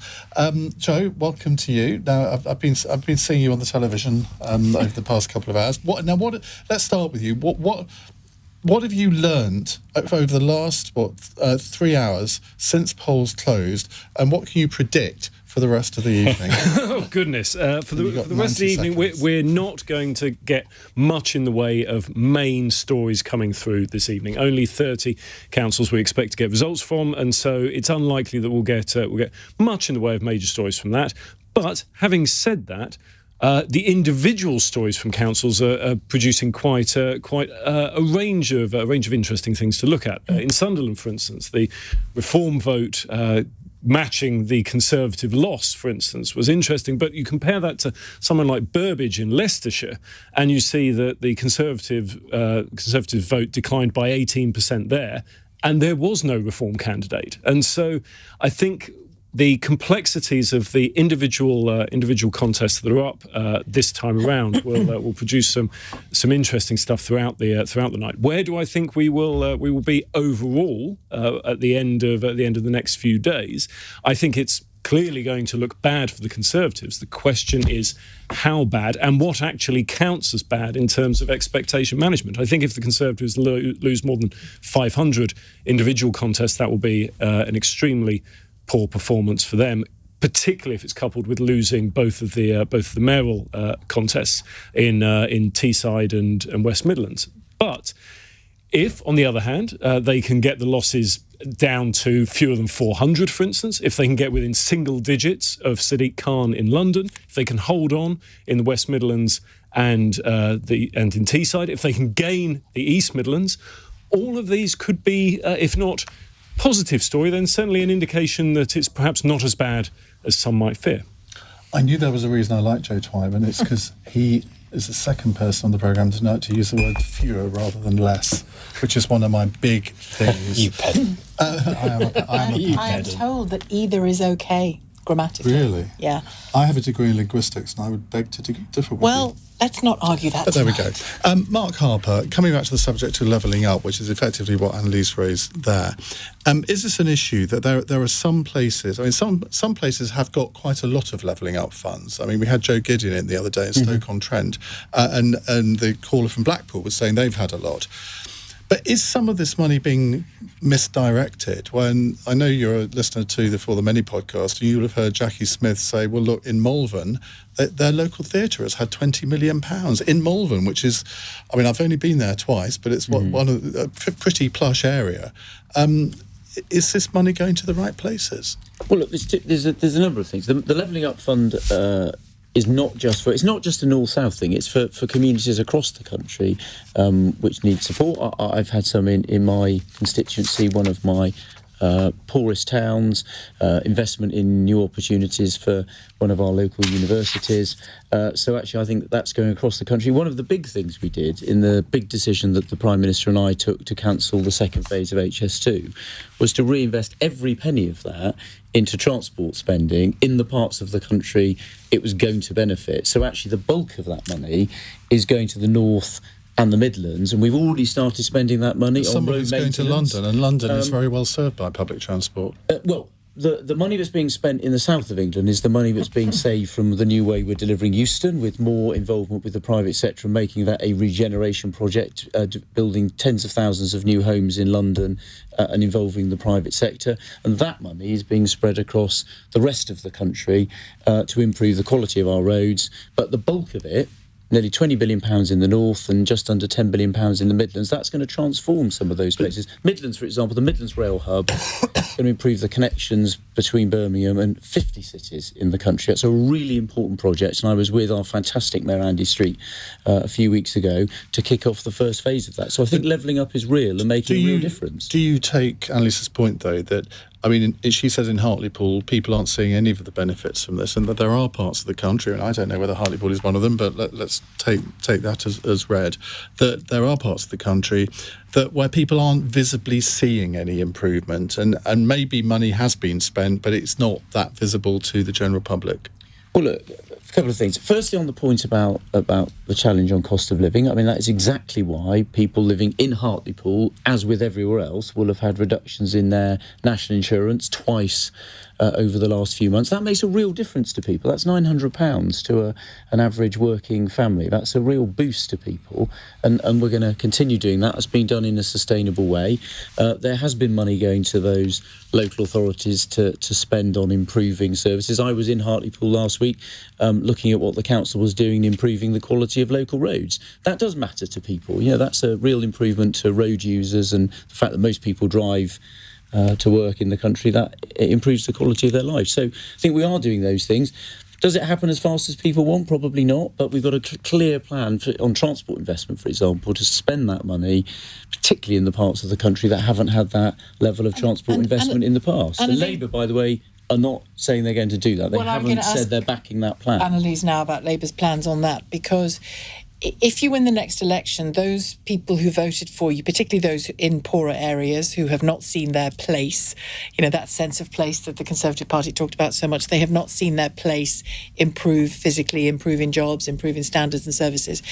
They will expect quick evidence that it was worth their while. Can you deliver it quickly? I mean, all things in government take some time, but can you give them some hope early on if you win the next election? Absolutely, because I think what's happened over recent years is that we've had these kind of competitive bidding processes set up by Conservative governments, you know, over 14 years, pitting different areas against each other, very, very short-termist, often decisions that are quite difficult to understand, as we've just been talking about. And they've not been part of longer-term integrated plans for those different areas. And local people haven't had a look in. They've not been able to decide what they wanted for their area, how it's going to be joined up with, for example, transport linked into skills, linked into employment opportunities. It's just been about whether a Conservative minister in Whitehall decides to tick off a particular proposal. That's not a way to give people control over the local areas. That's why we've set out those plans for Take Back Control Act, why we said that we would have local economic plans, because that's what people consistently say that they want. They actually say they value that more, by the way, than the amount of money. They want to have control over it. They haven't under the Conservatives. And is that something that Labour are already actively discussing with the northern mayors, for example? Absolutely. We've been in a lot of discussion with them, but we've got to then marry that up with a focus on the cost of living. And I'm afraid, I have to say, we keep hearing this claim from Mark that taxes are going down. The tax burden on working people is increasing. It's not just me saying that. As a Labour politician, you've got bodies like the Institute for Fiscal Studies, independent experts are really clear that tax burden is going up on working people. People have got less money in their pockets and their incomes have not been increasing at the same rate that they were consistently under the last Labour-led government. That's just the reality of it. Sheila, just on that point there about longer-term things, look, I agree with that, but we've put the money in that transport plan. So we've set out long-term plans for local authorities. We've told them how much money they're going to get over a decade if we're re-elected. On road maintenance, that's £8.3 billion over that decade. The local transport fund for councils in the North and the Midlands, that's a 7-year programme.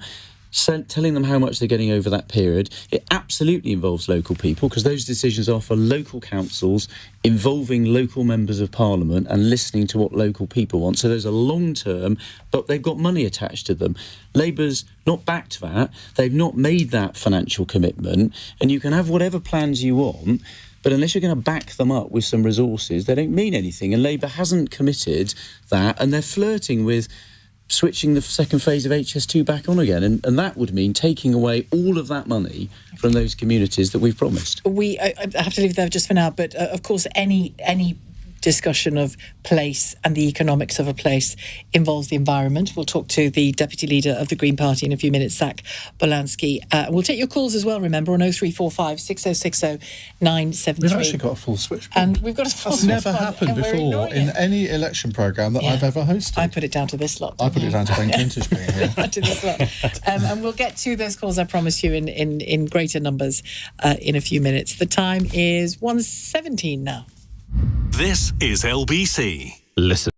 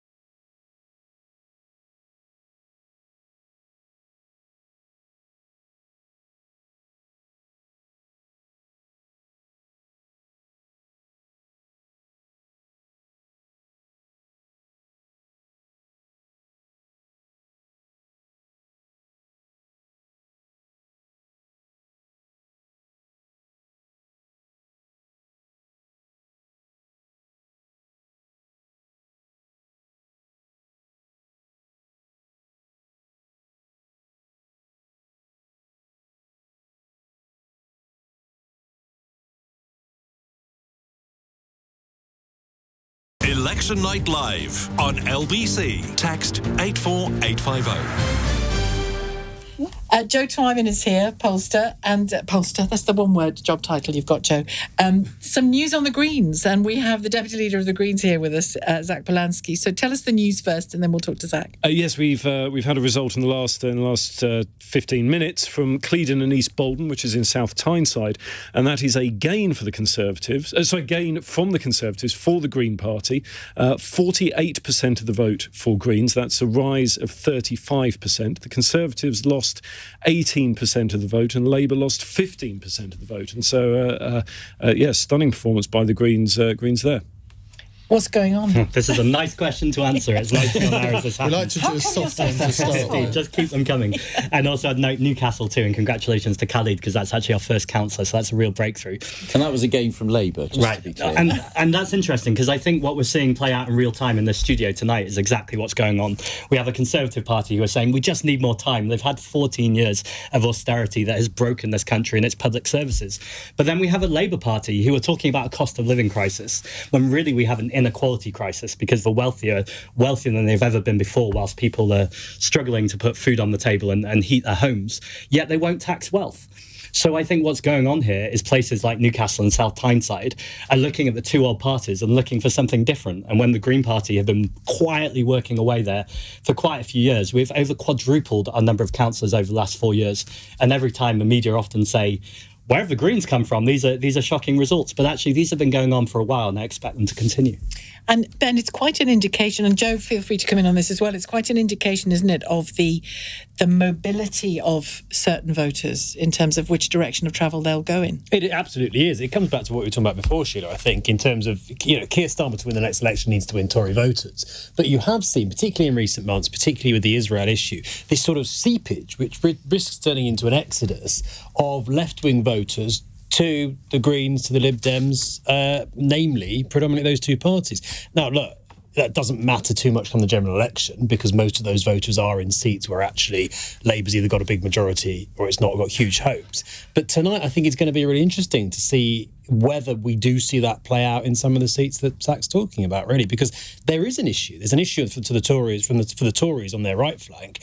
There's increasingly an issue, I think, for Labour on its left flank. This is an indication of long-term trends we've seen in rises in voter promiscuity. People no longer vote for the same party election after election after election, and parties cannot rely on that.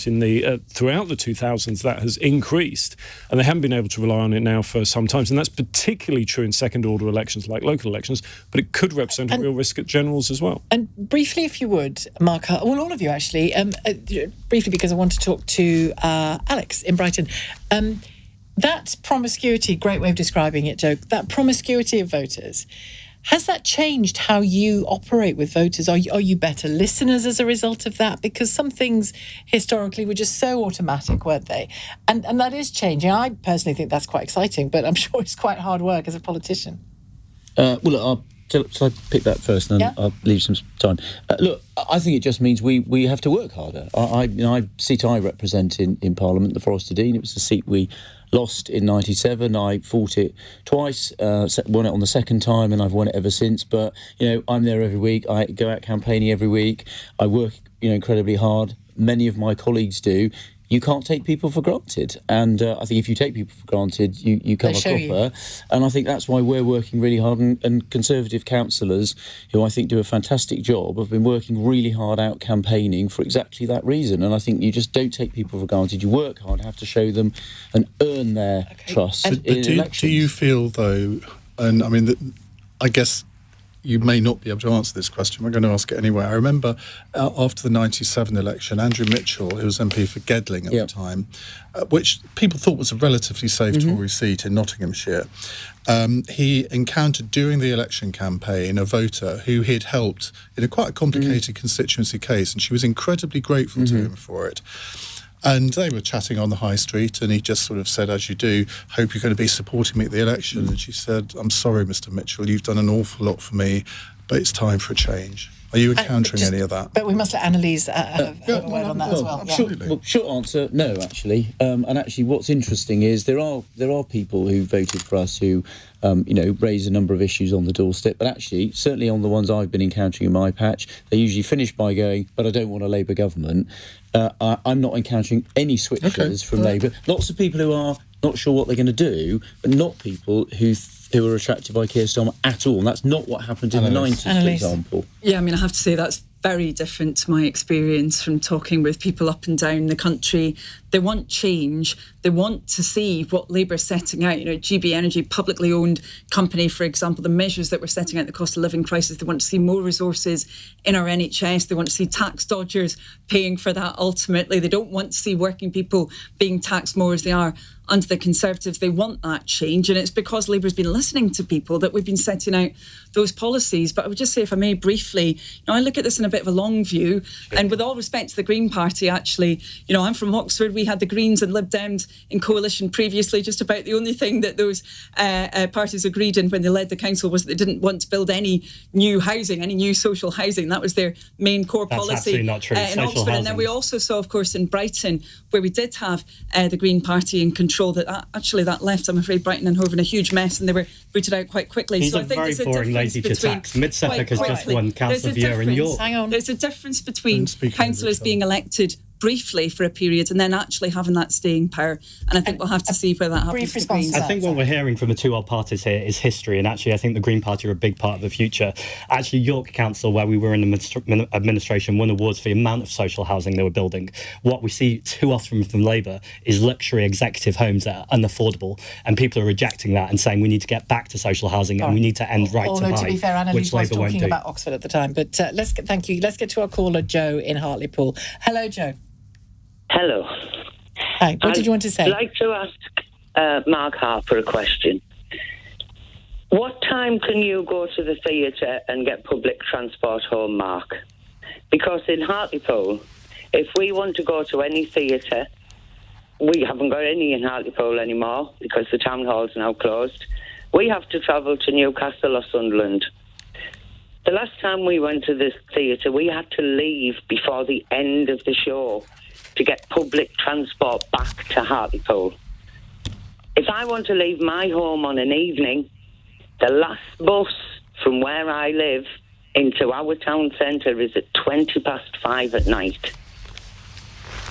So can you tell me, please, as a Transport Minister, how you are levelling up in Hartlepool? Joe, well, thank you very much for your question. It's a great question. It's good that you raised buses, actually. Buses are the most popular form of public transport. Twice as many journeys are by bus as by train. That's exactly why we've actually put a big investment into buses. The bus service took a big hit during the pandemic. A lot of people stopped using buses.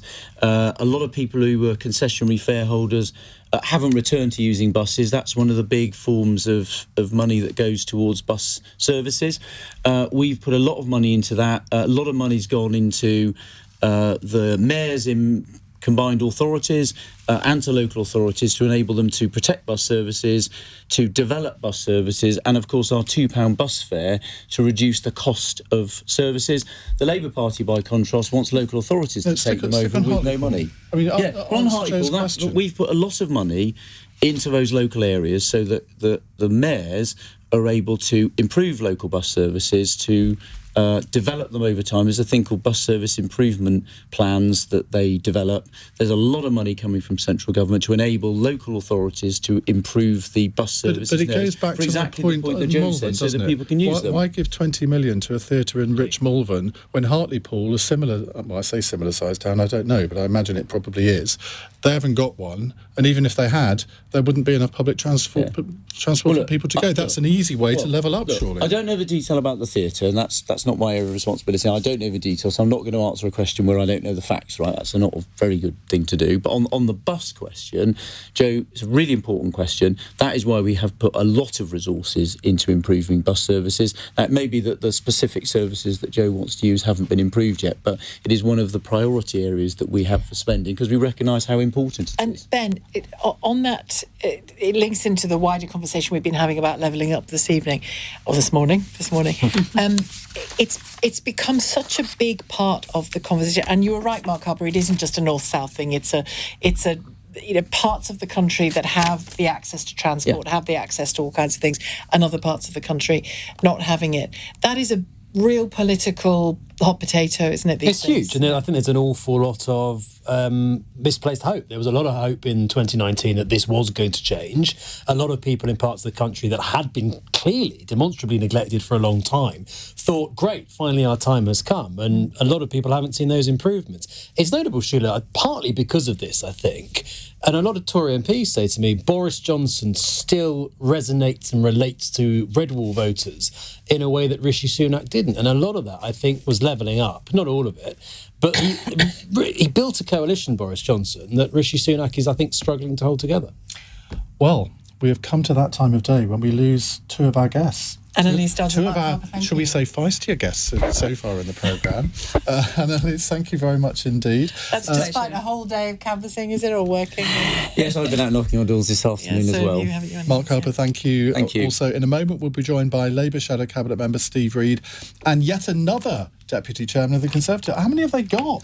Well, endless supplies. James Daly will be joining us too. And we have Zach with us as well, Zach Polanski of the Green Party. It's coming up to 1:30 here on LBC. Let's get the latest news headlines from Daryl Jackson. As counting continues in elections across England and Wales this morning, the Transport Secretary's admitted it's likely to be a difficult night for the Conservatives. They're defending nearly 1,000 local council seats across England. Labour are also hoping to win Blackpool South, where there's been a Westminster by-election. The Foreign Secretary, Lord David Cameron's visited Kyiv to meet Ukraine's President Volodymyr Zelensky. It follows the government's commitment to spending at least 2.5% of GDP on defence. And it looks like John Swinney could be unopposed in the race to become Scotland's next First Minister. The SNP's former leader has confirmed he'll run for the job again, while rival Kate Forbes says she's backing him instead. LBC weather cloudy for most later, with heavy showers moving in from the east. The best of any sunshine in the far south and northwest, and a high of 21 degrees. This is LBC. This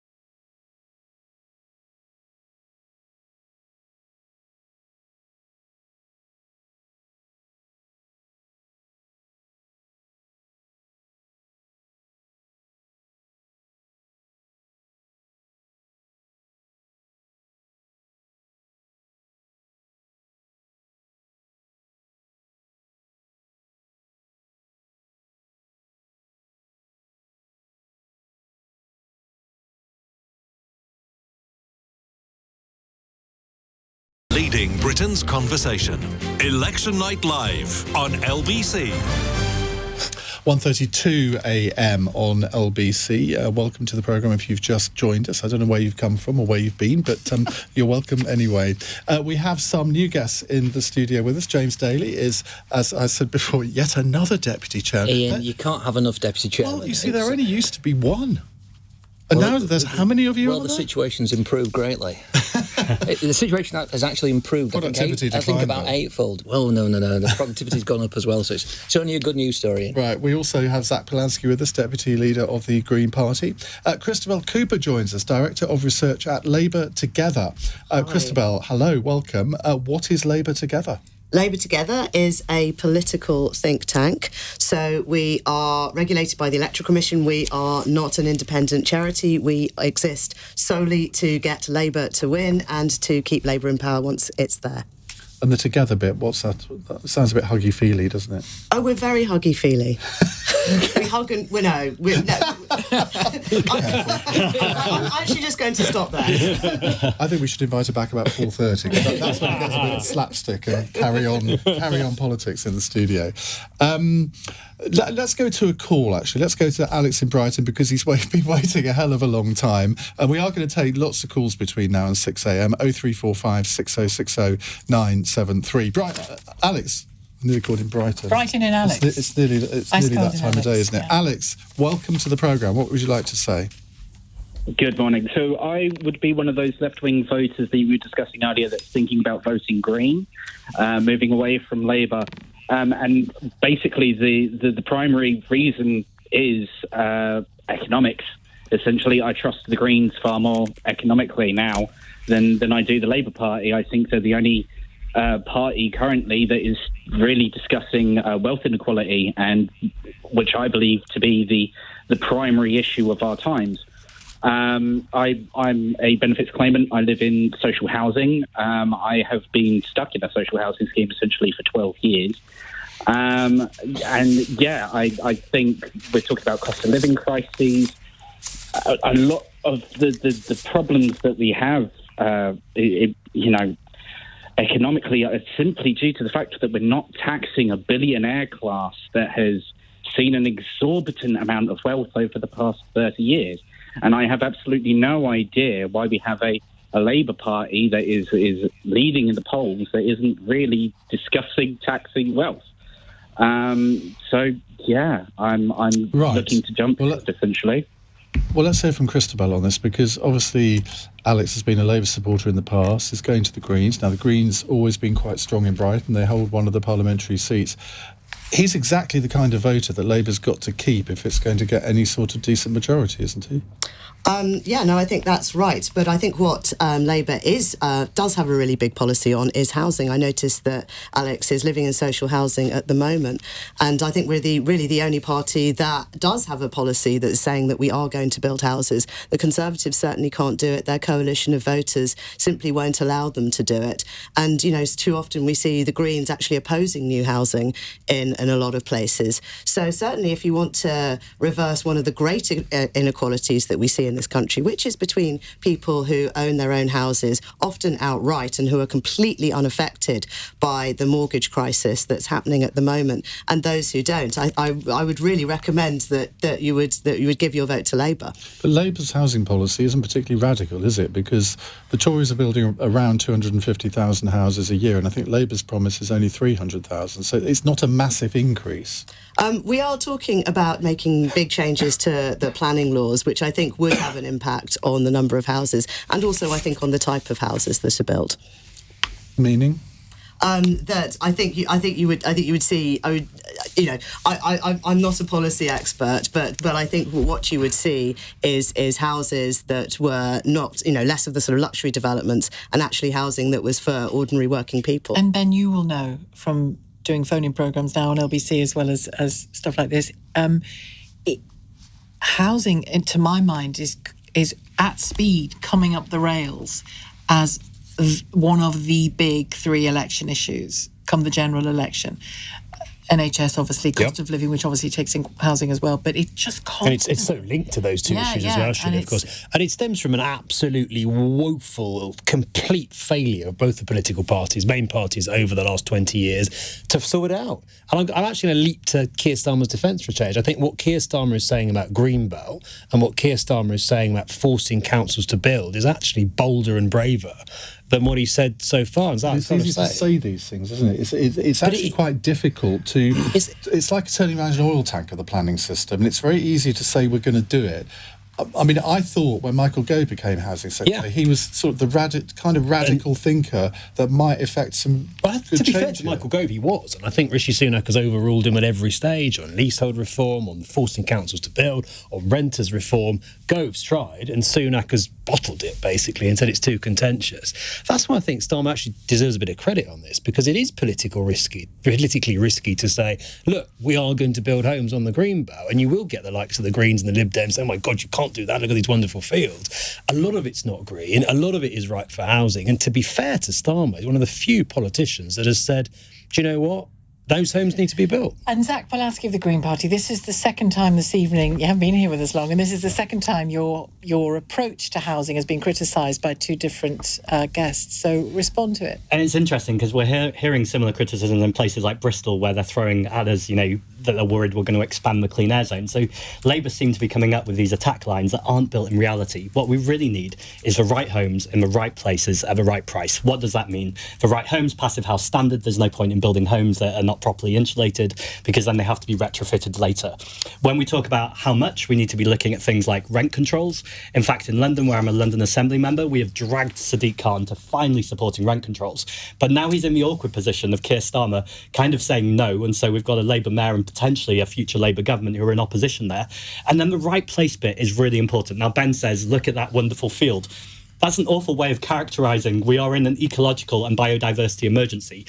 Do we need to build social homes? Absolutely. I cannot be clearer about that. We need to make sure that we're building homes for people. We're buying the supply back. So that's about giving councils first right to buy empty homes. We're making sure we're converting some of those empty homes. But what Keir Starmer is doing is trying to create vague descriptions such as grey belt, which is actually talking about places where we have biodiversity, where again we see Labour councils constantly demolishing old council homes in the name of regeneration, pushing those people out into the outer boroughs of London or out of the cities from where they live, and then creating luxury homes that people can't afford to live in. Now, this isn't just me saying this. This story is up and down the country where people can no longer afford to live in their communities because the housing that has been built there is too expensive, whereas really what we need to build is social housing. Of course we need to right to buy as well, which the Labour Party won't do. It's an absolute fallacy to think you can solve the housing crisis without building on any land that is currently green. As for the grey belt, there are car parks, there are bits of concrete wasteland in Greenbelt that have been wrongly designated. That's what Keir Starmer's talking about building on. The idea that you cannot touch the Greenbelt, that is absolutely sacrosanct, but you can solve the housing crisis, it's nonsense. One quick question for you. Do you know who owns the most land in London? It's the Duke of somebody? Westminster. But the other public land is Transport for London. Loads of brownfield sites. You could be building on those.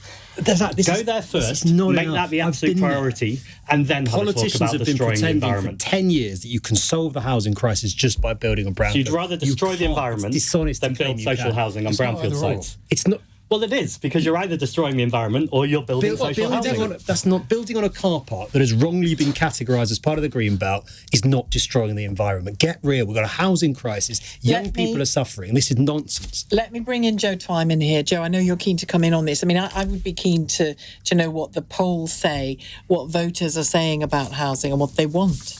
What they value. Well, what they want is good quality housing. What they want is cheaper housing. What they want is for their children to be able to buy in the areas in which they live. These are very complicated questions. Housing is, if you like, a third tier issue. And so you have the cost of living at the top. You then have the NHS and the economy generally in the second tier. And then housing, along with issues like immigration and crime and the environment, forms that third tier, even though, as Ben quite rightly pointed out, these things are interconnected. But where housing is particularly important is among young people, particularly young people who live in cities. And where do Labour gain so much of their support? It's from that group. And so really Labour have to have a retail offering, to use the cliche, on housing to appeal to that group at the election. But they also crucially have to deliver on it and be perceived to be delivering on it if they are going to be in any way successful among their core vote at the next election. Do you know if we are uniquely terrible at building social housing in Europe, or are other comparable European nations having a similar problem? I'm afraid I'm no expert on European social housing. I just wondered. No, me neither, which is why I asked you. From what I understand, we're as bad as lots of other places. Right, that's not very encouraging, is it? Yeah, I mean, we just get so many calls on it, Christopher. We get so many calls on it. Are you convinced that Labour will convince voters on this one? Yes, I am, because partly responding to what Joe said, Labour's voter coalition is one that I think will allow Labour to do this. I think what's held people like Michael Gove back is the fact that the Conservatives voter coalition is very much skewed towards older people, most of whom own their own houses outright and just literally have no interest in building any more houses. But people don't live in those silos, they have grandchildren. And they call me all the time and tell me that they're worried about their grandchildren's lack of housing options. But they continue voting Conservative.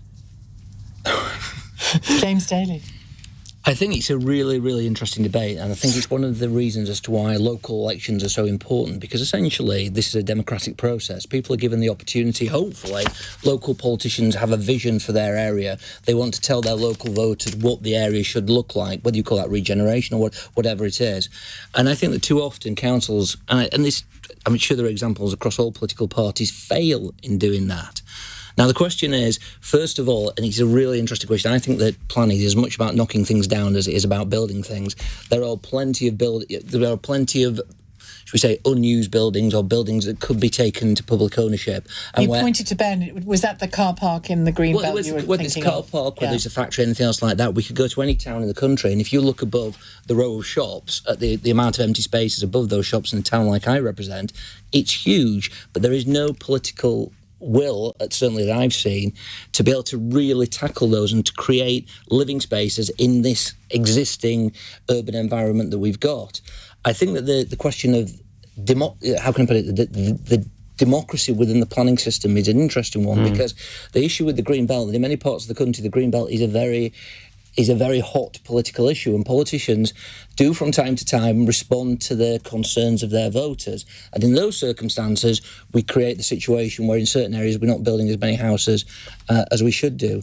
So I think... Sorry. But I was just going to jump in there, Jay. That's what Michael Gove was trying to address, right? That was why Michael Gove was trying to pass legislation that would force councils to build a certain number of homes. Your party's backbenchers, because of concerns about Greenbelt and NIMBYism and so on, got themselves in a tiz. And Rishi Sunak said to Michael Gove, OK, don't worry then. Well, the point I was going to make, which I think is an important point in respect to this, is it's not just an issue of numbers. It's very important in terms of the numbers that we build. But if we're building, as we've just been talking about here, 300,000, 450,000 pounds houses, that's a complete waste of time. We have to have a mixed housing supply, and too often local authorities, again, this is across the political divide, subcontract their planning responsibilities to housing companies who want to maximise their return, as they are quite entitled to do. And how do they do that? They build 4 and 5 bedroom houses, which are unaffordable to many people. And I represent a constituency in the northwest of England. The cost of a 3-bedroom house in part of it is certainly well over £300,000. And people, the average salary would not be much more than £30,000. It is a real challenge. So I agree with the point regarding numbers, but I also say if you take the Greater Manchester situation, we have the Greater Manchester, it's called Places for Everyone now. The 9 councils within Greater Manchester have chosen to take certain parts of the Green Belt out of the Green Belt so they can build houses on there. So let's not run away from the fact that politicians don't have the powers to do it. They just choose not to do it in certain circumstances. So there is a big democratic issue here, and whether politicians should ignore in certain circumstances the very real concerns of the people who elect them. OK, thanks very much indeed for now. James Daly, Deputy Chairman of the Conservative Party and MP for Bury North, that Northwest constituency you're alluding to there. Christabel Cropper, Director of Research at Labour Together, still with us, and Zach Polanski, Deputy Leader. What did I say? You keep saying Cropper. It says Cropper on my piece of paper. Oh, it says Cooper on the screen. I do apologise. My ancestors made barrels. Cropper. Cooper. Oh, really? My apologies, Christabel. Yeah, that is a Cooper, isn't it? Christabel Cooper. And Zach Polanski. See, I got that right. Thank you. Zach Polanski, Sorry, Deputy Leader of the Green Party, with us. And Ben only with us for 10 more minutes or so. Let's not forget Joe Twyman and Gareth as well, so we'll get lots more from them. The time is now 1:47. LBC. Don't know where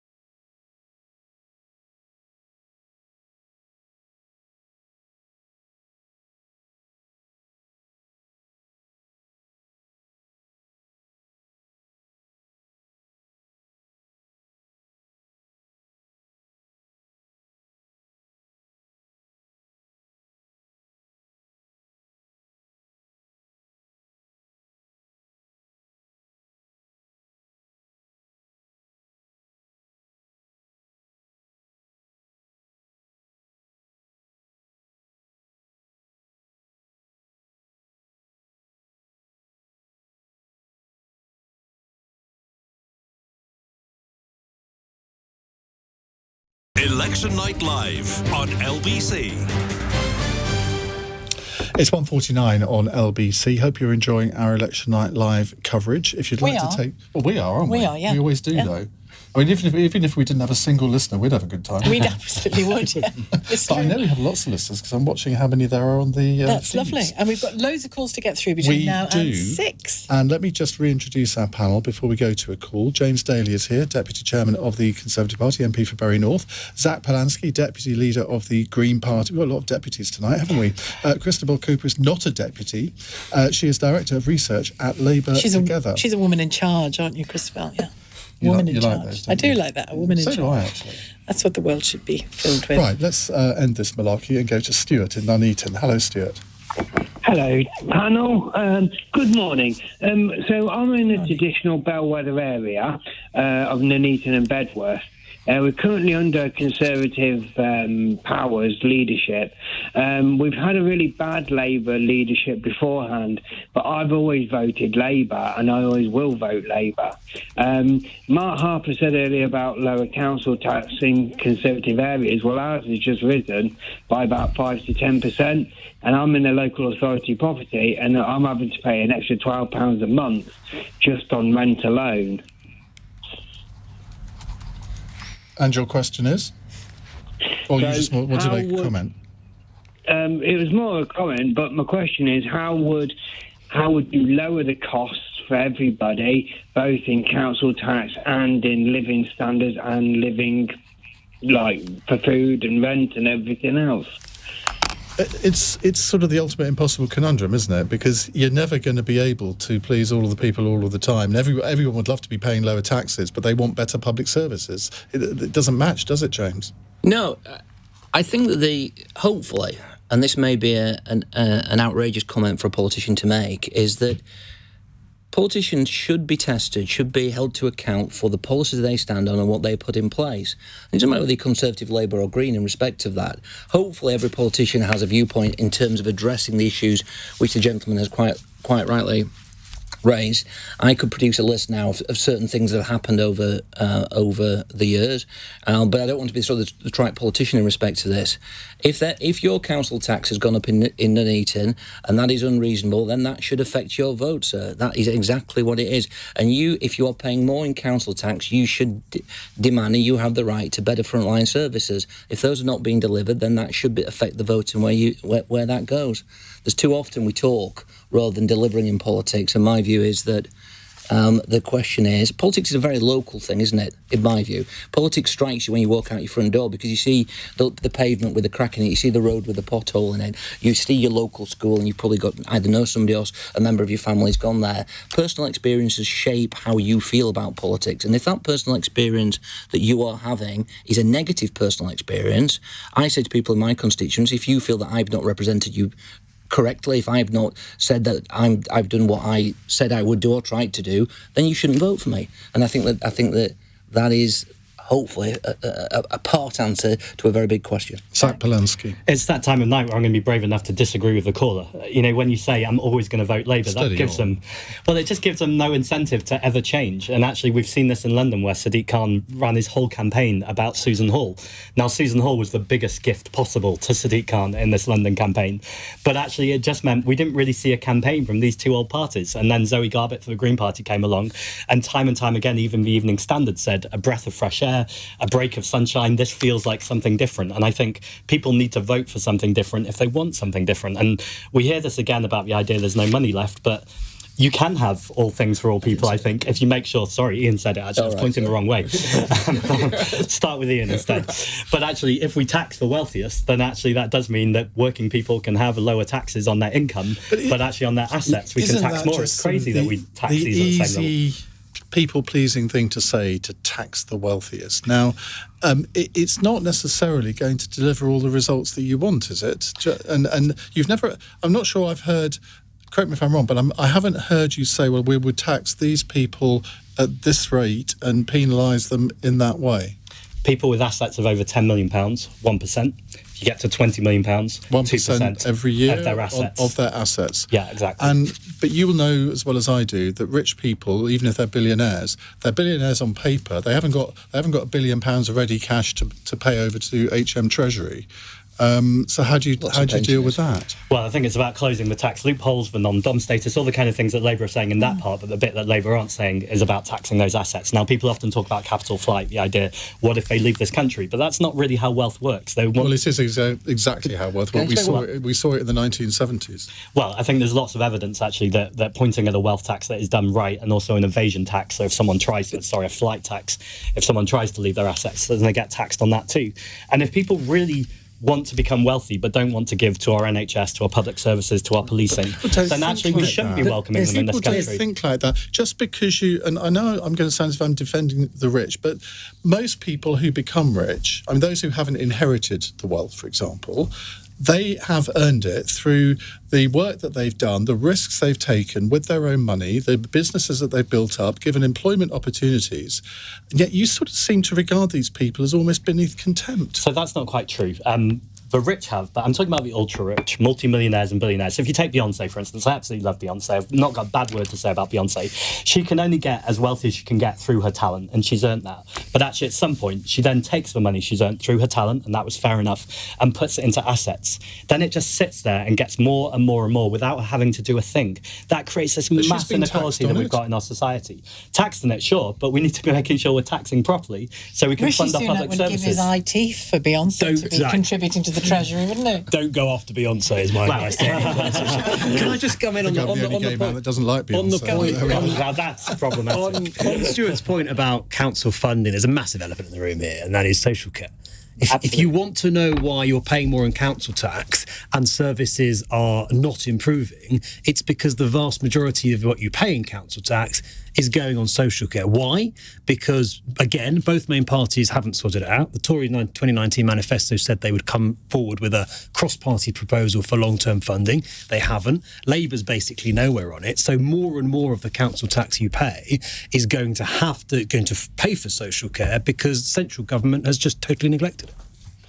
We haven't... Yeah, I was just going to come in because I'm actually a former councillor, and I think you're too young to be former. Oh no, I am. I'm very much old enough to be former. I had a bit of revelation about so week 2 of being a councillor. I had a meeting with our director of finance, and I was just shocked by he was telling me that councils simply cannot rely year to year on their funding from central government. It comes in the series of a bunch of grants that they cannot predict. If one year the central government decides to focus on child protection, you might get a grant for that. The next year it goes away. They cannot plan their finances. And against that background, and against the background of literally a 50% cut in real terms to local council finance, it is no wonder that councils are having to put council tax up. So I think that is absolutely the elephant in the room, especially on a night when we're talking about local elections. Local government has been absolutely starved of resources since 2010 because it was seen as an easy way of cutting money out of budgets without people realising. And finally, 14 years later, it really is catching up. People are realising. They're realising their services are being cut, and they're realising that their taxes are rising because that money is no longer coming from central government. Labour's not promising to restore any of it, are they? Obviously, there are fiscal rules, and we will inherit a situation if the answer to the question is no, they're not. Yeah, Labour government will inherit a very difficult situation. Ben, before you go, Ben Kentish, LBC's presenter, Ben Kentish, just a reflection I'd like to ask you to make for us before we go to the news at 2 a.m. So far this evening, in an evening where there aren't that many results coming in yet, we'll get some more reflections in a few moments after the news from Joe Twyman and Gareth Knight on what we are seeing coming in already. But we've seen Reform pressurising the Tory party. We've seen the Green Party pressurising both the Tory party and Labour. Labour are claiming that win in Hartlepool. I noticed they put it up on Twitter as a win. How much better, for example, do Labour need to do this time around than last year when they did okay to really deliver that wow set of results to take them to the general election? Quite a lot, Sheila, to be honest. And I think what we've touched on a lot is the lack of certainty that a lot of people in this country have about both main parties at the moment. Now, of course, people vote in protest ways at local elections. Come the general election, I think tactical voting is going to be massive.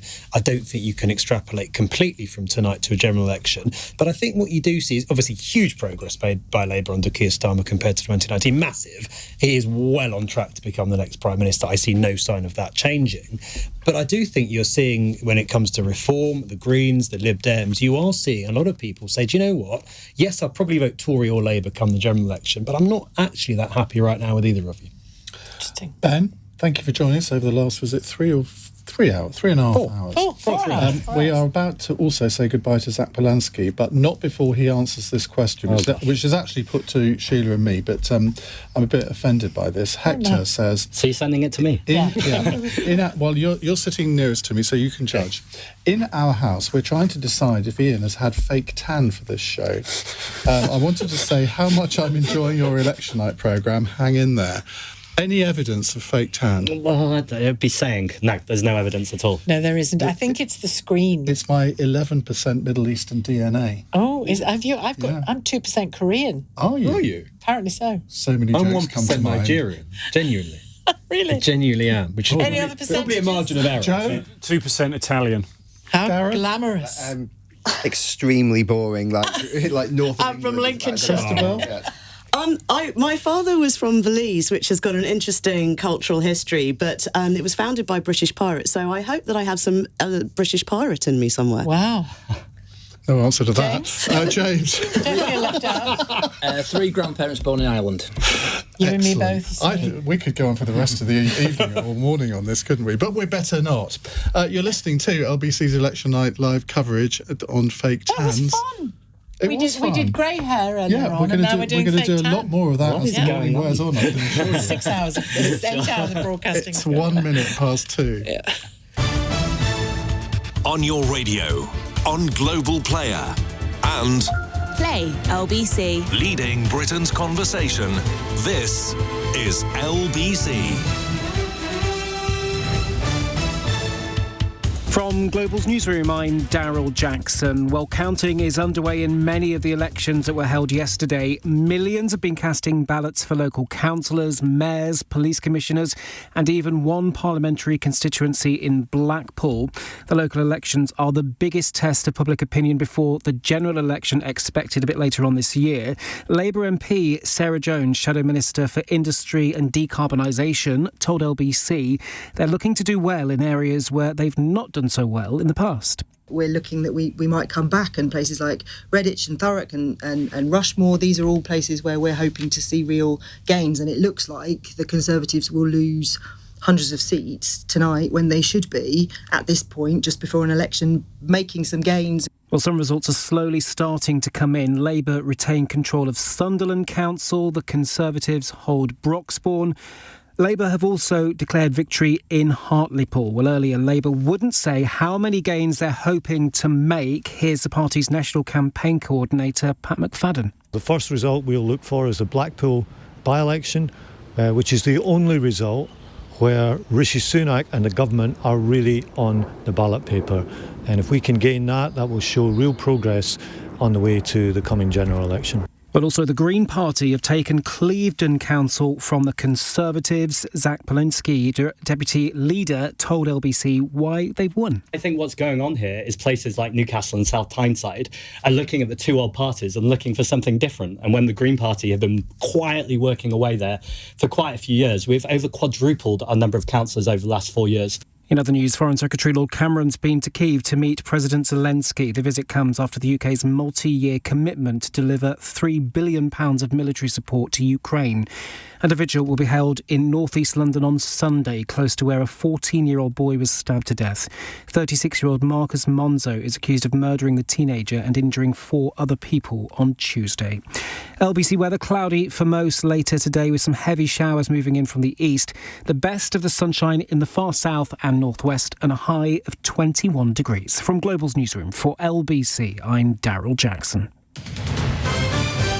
This is LBC from Global, leading Britain's conversation. Election Night Live on LBC.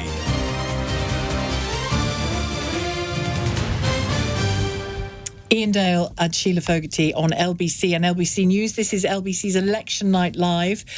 Shall we do a roll call? Because each sort of 2 hours, I'll be teacher. Each 2 hours we have a new roll call of I'll names. be the naughty boy at the back of the You class. can be the naughty. Well, we have two. The newest children in the class are Steve Reid, Shadow Justice Secretary, and Labour MP for Croydon North. They're very giggly today. Munira Wilson. He's not Shadow Justice Secretary. What did I call him? Environment. Apologies, Shadow Environment Secretary, and Labour MP for Croydon North, Deputy Chairman of the Conservative. Also not a child. I know. We'll be the judge of that. Kids, we were having a school joke. God, I see you're labouring these jokes, you lot. No sense of humour It's meant to be on the wing, on the wing. That's what humour's all about, on the wing. Munira Wilson, Liberal Democrat MP for Twickenham, correct? Yes. And the party's education spokesperson. That's right, yeah. Very much in keeping. We also have with us Christabel Cooper, not Cropper, Cooper, Director of Research at Labour Together, James Daly, Deputy Chairman of the Conservative Party and MP for Bury North, Joe Twyman, the pollster, is with us. We'll hear a lot more from Joe, and Gareth Knight is here as well, our psophologist, a regular voice. We'll hear from him when he's actually got some results. He's been a letdown so far. Yeah, but there's more than results to talk about. There's more than results. One result that has been very openly claimed by Labour is Hartlepool, and we're hoping to talk to someone in Hartlepool in a moment, but we have callers coming in. Don't forget, you can call throughout the night on 0345 6060 973. And let's go to Scott, who's a new caller in Haywards Heath. Hello, Scott. Oh, hi, team. A great show, by the way, this evening, or this morning, I should say. What I'm going to say is not going to be good music to James Daly's ears. For one thing, I'm a Conservative Party member. Okay, I'm a Conservative Party member. Didn't vote today because I didn't have a vote. It was only for the police commissioners, and I thought that was a waste of time. But as a Conservative Party member, I'm sorry to say that I'm not going to be voting Conservative if and when the next election comes this year. Why? A whole host of reasons. Obviously, the vote is a big thing. The police force being soft on crime, waiting lists, NHS. Well, hang on a minute. You just said that the Police and Crime Commissioner elections are a waste of time, and yet you've listed police as the second most important thing to you. They're a waste of time. I think that they're a waste of money, I should say. Having a police commissioner is a waste of money, and the money could be going into a lot more different resources than having a police commissioner. But the list goes on. Rivers, polluted rivers, I should say, the railways. So I'm going to be voting Reform at the next election. It pains me to say. The only reason I've kept my membership was because in case of a leadership election for the Conservatives. That's the only reason why I've kept it actually for the last couple of years. There's been scandal after scandal. Every week there seems to be some kind of new sleaze story. And, you know, my constituency where I live is never ever going to be anything other than Conservative. It's gonna be a new constituency that's been formed called East Grinstead and Uckfield. So my vote is probably more of a protest vote, but I'm just sick of the Conservatives, and it pains me to say, being a Conservative Party member. James, I mean that's quite a litany there. I don't expect it's the first time you've heard this sort of thing, but you've got to try and find a way of keeping people like Scott back in the party, haven't you? I mean, I know he says he's still a member, but he's clearly not going to vote for you.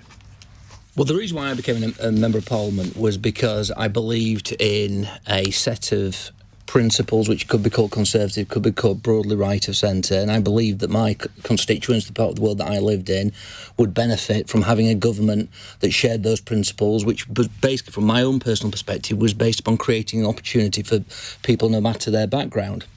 And I could list a number of things that happened in my area, both locally and regionally and nationally, where I think we've achieved that.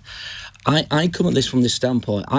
All I can say to Scott, I'm not going to come... Scott, you obviously think about these things very deeply. You've got some real concerns in respect of that. I can tell you that for the rest of this Parliament, I will be working together with my colleagues to listen and to act and to do, to try to persuade you to vote for the Conservative Party again. But if you don't, if you feel it is better that we have a Labour government and that we have socialism and that we have higher taxation and everything else that comes with that, which seems to be completely against your value base, and we go back to a situation where, certainly in my part of the world, the reason why I became involved in politics is because in the north of England, the Labour Party, in terms of how they ran local councils and the area, destroyed opportunity, bankrupted councils, and council tax went through the roof and all the other things. So, by voting for reform, you guarantee in the country going back to socialism, going back to all of these things. And that's why I would urge you just to look at some of the efforts that politicians like me are making and the Prime Minister to act upon what you are concerned about, what you have some very real concerns about, because the alternative is an absolute disaster for this country. But people like Scott view this government, your government, as an absolute shambles, full of incompetent ministers who've broken virtually every promise they've ever made to the electorate. They don't believe in what people would think of as proper Conservative values, low taxes, small state, etc. And they've just decided that even if you had another change of leadership, that wouldn't make any difference either. We forgive me in respect to this example that I'm going to give, because it's going to be about me. So that's, I know politicians take every opportunity to speak about themselves, but I think it's important. Since I got elected in the most marginal seat in the country. So I have 105 wonderful electors who made sure that I was in Parliament. As a result of that, I secured £1 million funding to save Gig Lane, a football ground that you know very well. We have 2 new special schools coming into the area. £20 million has been secured to regenerate Bury Market. We have a new £9 million STEM centre giving further skills opportunities to young people in my area that's come since I've been elected to the council, and various other things. So Scott may think that, but the latest thing that's been announced in respect of the Bury area is a government initiative, the Greater Manchester Investment Zone, where 30,000 high-skilled, well-paid jobs are going to come. £1 billion of private sector investment leverage to do that. So whatever Scott may think in terms of those terms, I say to my electors, and on all of my leaflets that go to my constituents, say, you were elected a Conservative MP to deliver for you. Here's the list. Are you suggesting Conservative ministers are throwing money your way because you're a super marginal seat? I'm saying they probably did it because I'm a great MP who cares for his area, and actually, unlike Liberals and Labours, actually delivering for Bury, which unfortunately, as we have no Liberal Democrat presence whatsoever in Bury, I'm not really able to comment in respect of that. But they compare me with the disaster of a Labour council, the disaster of a Labour, history locally, and they think, well, my God, incumbency is a good thing, delivery is a good thing, and that's what I would urge Scott to judge his MP and other Conservatives MPs. What's really been going on, of course, is that where the Tory ministers have been funneling money towards MPs in marginal seats to try and prop them up while their vote is collapsing, they've cut on average since they came in 40% to local government. Many councils getting cuts of up to 80%. Then so you disagree with that funding to Bury? Then they've given back far less. So it's like, James, it's like a burglar coming into your house, stripping it bare, and then expecting gratitude for handing back the toaster. That's what you're doing. The fact that you can sit here and say we don't want 30,000 well-paid jobs, we don't want 2 new special schools. We didn't want those. It was your government that plundered Bury in the first place. Saying that. You've stripped it bare of the services it used to have. Want those services. And you think you should get gratitude for that. You don't want those services to come to Bury. You don't want MPs who fight on behalf of their constituents. You voted to cut them. 2 new Your party voted to cut the funding to Bury. I know. Absolutely. Yep. Labour has held Ipswich. Some good news for you there. That's great news. Munira, can I pick up with you? Yeah. What is your ambition? What are the Lib Dems' ambition for these local elections? Because we've heard a lot about what Labour will want to take to the general election from these elections. We've heard a lot from what the Conservatives will be thinking about. Lib Dems, what are you chasing?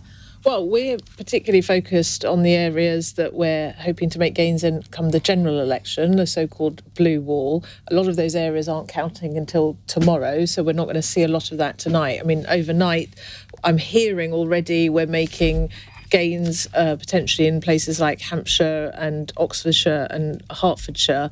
But tomorrow we'll be seeing places like Tunbridge Wells counting, where we're hoping to make some gains, but also Elmbridge in Surrey, which is Easter and Walton, Dominic Raab's backyard, where we hope to take the seat at the general election. Wokingham, John Redwood's backyard. Again, we're hoping to take seats there and take control of the council outright. Again, that's a seat we hope to gain at the general election. And then there are obviously areas where we're already dominant, like Winchester and Cheltenham, where we already run the council, where we hope to stay strong. And again, they're top target constituencies, which we hope to take in the general election. So mainly Tory seats? Largely, but we've already picked up a seat in Newcastle this evening. And lost one or two in Sunderland, I think.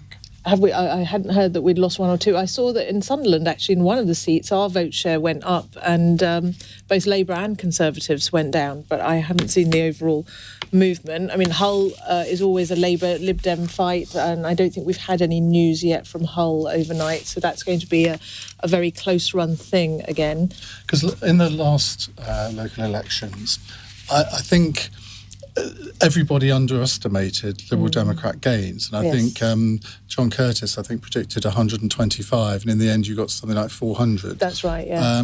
Are you looking at that scale again this year? Well, it's going to be far more difficult this time round. So there's 3 times fewer seats up for election this time, I understand, than there were this time last year.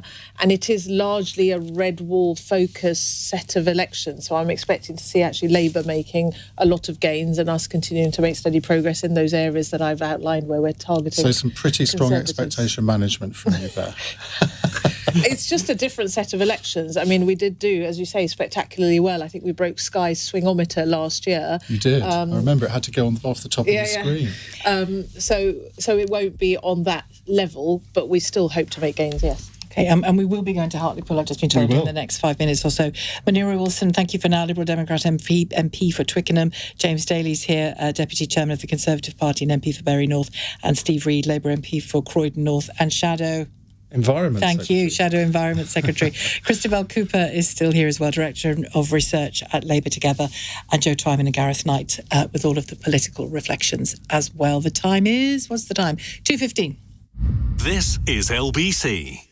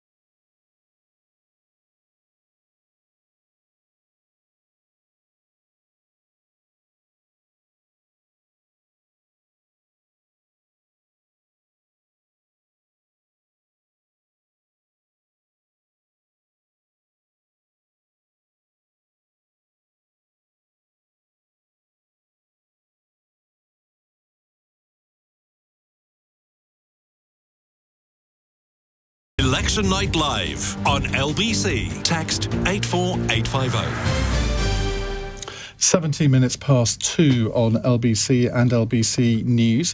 Let's cross to the count at Hartlepool. Alan Zazinski, LBC's correspondent, is there. Do we actually have a final result now? Because Labour have claimed victory, but is it official? Yeah, they claimed victory about an hour ago, didn't they, Iain? Now we do have the official declaration, and it's actually even better than they were hoping for at the start of the evening. They were talking about maybe winning 5 or 6 of the 12 seats in play here tonight. Well, they've taken 9. The independent candidates have taken 2, and the Conservatives have only taken 1 of the seats. So a very, very good night for Labour here in Hartlepool. Of the 7 Conservative candidates up, as I say, only one one of them has been returned. And looking at the swing of the votes as well, it's looking around on average a 20% swing from the Conservatives, I should say. Some of them to Labour. Reform picking up some of that as well here as well. I'm just turning round there as well because the Conservative MP for Hartlepool, Jill Mortimer, is just finishing another interview just behind me. We are hoping to speak to her soon. Of course, in 2021, the candidate who came here, she won that historic victory against Labour. Sir Keir Starmer, one of his lowest moments, he described it as at the time, and Labour very much celebrating that tonight, showing that what has gone on here, Party HQ saying that is showing that Labour has changed, that people are now putting their trust back in the party and that they are willing to return to Labour. So we'll hopefully speak to Jill Mortimer in the next few seconds. But I was watching her and her team as the results were coming in here, and they kept Labour, Labour, Labour, and the cheers were going up. Didn't look happy at all, Iain. They were sat, they were grimacing at times as well, applauding as well graciously. But it's been a very tough night for them here. As I say, hopefully speak to her soon. She'll hopefully come over in the next 5 minutes or so, and I'll be able to get that to you. Well, your mission, should you wish to accept it, is to grab Jill Mortimer when she's finished her previous interview and interview her in the style of Jeremy Paxman. Alan, thank you very much indeed. In your own inimitable style, Alan. That's what I meant to say, yes. That's Alan Zazinski, our correspondent in Hartlepool. Steve Reed, Hartlepool, I get this sort of, I don't know, instinct that Hartlepool is going to be the Basildon of this general election, which, I mean, it's been a difficult seat for you over the last few years. There was a by-election, well, we needn't go into the reasons for the by-election, but it was a pretty disastrous defeat for Labour. Yeah. And to get the council back in these circumstances is obviously an achievement. Now, does that, can we read anything into this? Well, I mean, we're doing better in Hartlepool than we thought we were doing in our best expectations. So this is dramatic. I mean, I don't know if you remember, Iain, but I was doing the morning round the morning after we lost the Hartlepool by-election in 2021, 3 years ago, and I was eating an awful lot of humble pie. And that it was that defeat that really drove Keir to speed up change in the Labour Party. We are now a party transformed, and that changed Labour Party is getting very, very different results. The fact that we've taken Hartlepool with swings of the size that we're seeing here shows that Labour is firmly on track to win the next general election, because we are getting the biggest swings early in the night, but from what we're seeing so far, we're getting the biggest swings in those battleground seats that we need to take to win the next general election. So I am feeling very positive after what. It's interesting you say you were the sort of sacrificial lamb put on the media around that night. I'm more than happy to do my duty. I know you are, but I think it's really interesting to know what it feels like in that. So you must have a lot of sympathy for James's position tonight, having to sort of kind of put the best gloss on what's going on. Well, but I knew what we needed to do, and Keir Starmer, even more importantly, knew what we needed to do. We needed to speed up changing the Labour Party and getting it back in the service of working people. The Conservative Party, as far as I can tell, is speeding up, going away from the British people and towards the more deranged fringes of their own political party. If I could just come in and just reiterate some point that Steve just made, Labour is doing better in those leave voting areas where it did worst in 2019. There was a lot of talk in 2019 about how the British electorate had been, there was a fundamental realignment, that leave voting areas were now permanently going to vote Tory. What we see now is an actual unravelling of that supposed realignment. And so it is places that Labour did worst in 2019 that we are now doing best in. And it's a problem that Labour's had with its votes, that it stacks up votes in places that it doesn't need to. What we can see now, and I think this will be the story of these local elections that will be really important to take away, is that that's no longer happening. Labour is winning in exactly the places that it needs to win. Let's get Joe Twyman in on this, the pollster Joe Twyman. And Gareth, I know a few results are starting to trickle in, so we'll chat with you on that in a moment. Joe, just to reflect on what you just heard there about Labour and about just the direction of travel in those areas. Well, we talked earlier about the idea of big stories coming out of this set of elections, and then the individual stories. And Hartlepool is a really good example of one of those individual stories. That's the kind of place, as has been said, where Labour will need to win in a general election if they're to get anything close to getting the kind of performance that the national polls predict at the moment. In terms of the bigger story, it is early, but my sense is that Labour probably aren't overperforming compared to how they did last year, but they're performing much, much better than the last time these elections came in. And the question, therefore, over the next few days is will that be enough? When it comes to the issue of Brexit, I think it's worth remembering that Brexit, of course, was always about much more than simply Britain's membership of the European Union.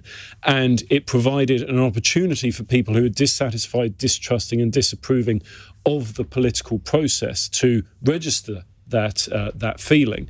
They are now registering that dissatisfaction by moving away from the Conservatives. The question longer term, if Labour do get into Downing Street, is can those votes be taken for granted, or are they simply being lent in the absence of a better alternative? And can I ask you as well, you talked there about so far, and it is such early days when it comes to the results, but so far you don't see Labour sort of storming ahead. What would... No, sorry, compared to a year ago, last year's local which they need to do, don't they, to have that wow factor ahead of a general election.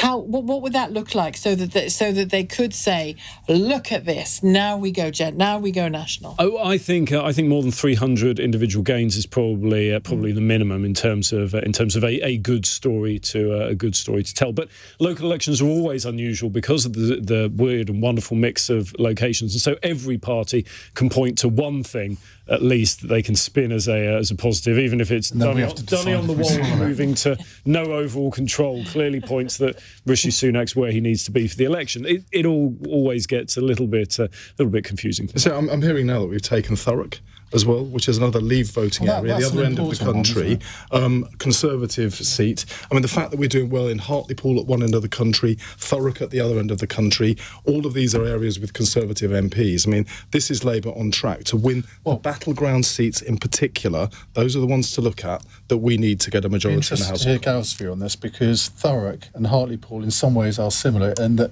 Hartlepool was always a fairly strong Labour seat.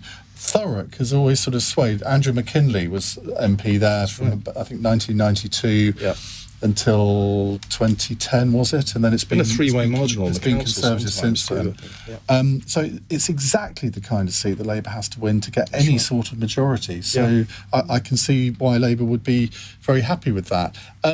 Gareth, what do you read from those results? And I think you've got a few others as well. So on Thurrock, we've got to remember the council nearly went bankrupt under the Conservatives only a year ago. So when the Conservatives like to point to Birmingham, the Labour Party like to turn around and point back to Woking and Thurrock. So we've got to remember there have been quite big local issues there. In terms of if Labour are going to be gaining 300 seats net, they're doing pretty badly at that at the moment because they've currently lost 6 net. So that's one piece of bad news for them. Obviously, it's very early days. One piece of very good news, and out of nowhere this came, is that the Conservatives have taken their first seat on Newcastle upon Tyne Council for 32 years. And in terms of confirmed results, Broxbourne is a Conservative hold, no changes. Sunderland, Labour making gains. The Conservatives have gone from 8 councillors to 3, so that's not very good for them. South Tyneside, some extraordinary figures with the independents making lots of gains. Who knows if there's any news from South Tyneside to explain that would be great.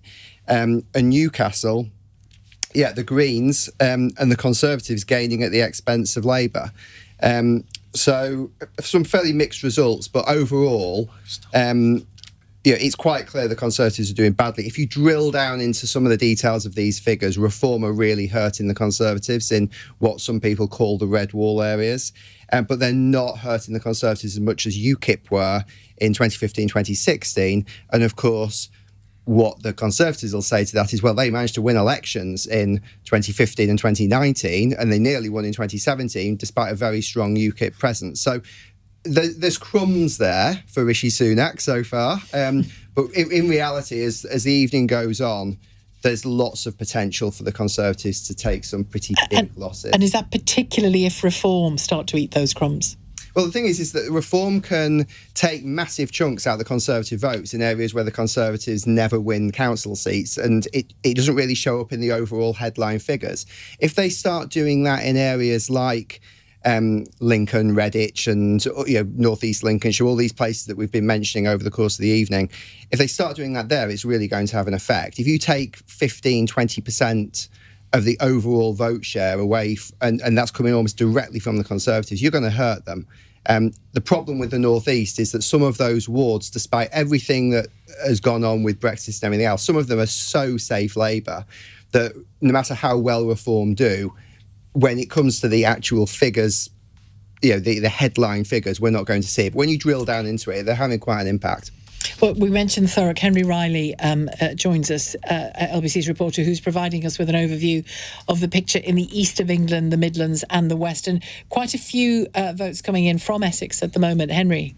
That's right. Firstly, on Thurrock, what Gareth was saying, interesting to note. I mean, council tax has gone up by there in some areas by 18%. As you mentioned, the council went bankrupt, which is part of the reason. The fourth highest leave voting local authority. And this, it's a good result for Labour. There was no overall control currently at the moment, but the Tories did win it back in 2023. So that's being claimed by Labour, saying that it shows we're ready to win a general election. North East Lincolnshire, very interesting. We've had 6 of the 12 results there, so half of them. This is currently Conservative controlled, a third of the seats up for election, and we've seen 4 Labour gains, all from the Conservatives. We've also seen an independent gain from the Conservatives there as well. And in Colchester, we've had, again, half the results in, 9 out of 18. Nothing has changed hands there. They've all stayed the same, but the Tories have been pushed to third in 3 of those seats. The Greens are claiming one of them as a gain, but the Labour councillor who was defeated was initially elected as a Green and then defected to Labour and has now lost her seat as well. So clearly a moving picture, but not a good result for the Conservatives so far in North East Lincolnshire. Yeah, and all that, as you said, that Colchester remains under no overall control. But the picture you're painting so far, and we keep having to put that rider in that it's very early days at the moment, is good news for Labour in the East. Yes, so far, looking at those results, as well as many of the other results in Thurrock and in Southend coming in Essex, it looks like a good night for Labour. Gareth, are there elections in Great Yarmouth this year? Do you know off the top of your head? You're looking a bit quizzical. They're certainly not coming through this evening. No, but you see, I always think that is as all of the East Anglian seats, Great Yarmouth is one to watch because, again, in the Blair Brown years, that was a Labour seat. It's now got a Conservative majority of 18,000. Which was a massive majority to overturn. But Brandon Lewis is not standing again, so that may give Labour an opportunity. So there aren't elections in Great Yarmouth. No, it's a shame because that would have been an interesting one to watch. Anyway, I shall invent election results for Great Yarmouth and give you them in a moment. We will take more of your calls in a moment. And Christopher, I think I'll be losing you now. I think we might be. That's up to you. Well, on my list, I think. Anyway, we'll decide in a moment. If we the Jeopardy. Thank you for joining us. It's 2:31 on LBC News Headlines with Daryl Jackson. Labour's hoping to make significant gains as counting's underway following yesterday's elections. The party's optimistic of winning back the Blackpool South seat in Parliament. Conservatives are privately suggesting they might lose 500 councillors across England. In other news, a teenager has been charged with 3 counts of attempting to cause grievous bodily harm after 3 people were injured at a secondary school in Sheffield. The 17-year-old boy was arrested on Wednesday following reports of an incident involving a sharp object at Burley Academy. And key SNP figures are giving their backing for John Swinney to become Scotland's First Minister. Nominations for the position close on Monday, but Mr Swinney could replace Humza Yousaf as SNP leader unopposed. LBC weather cloudy for most, later with heavy showers moving in from the east. The best of any sunshine in the far south and northwest and a high of 21 degrees. LBC. This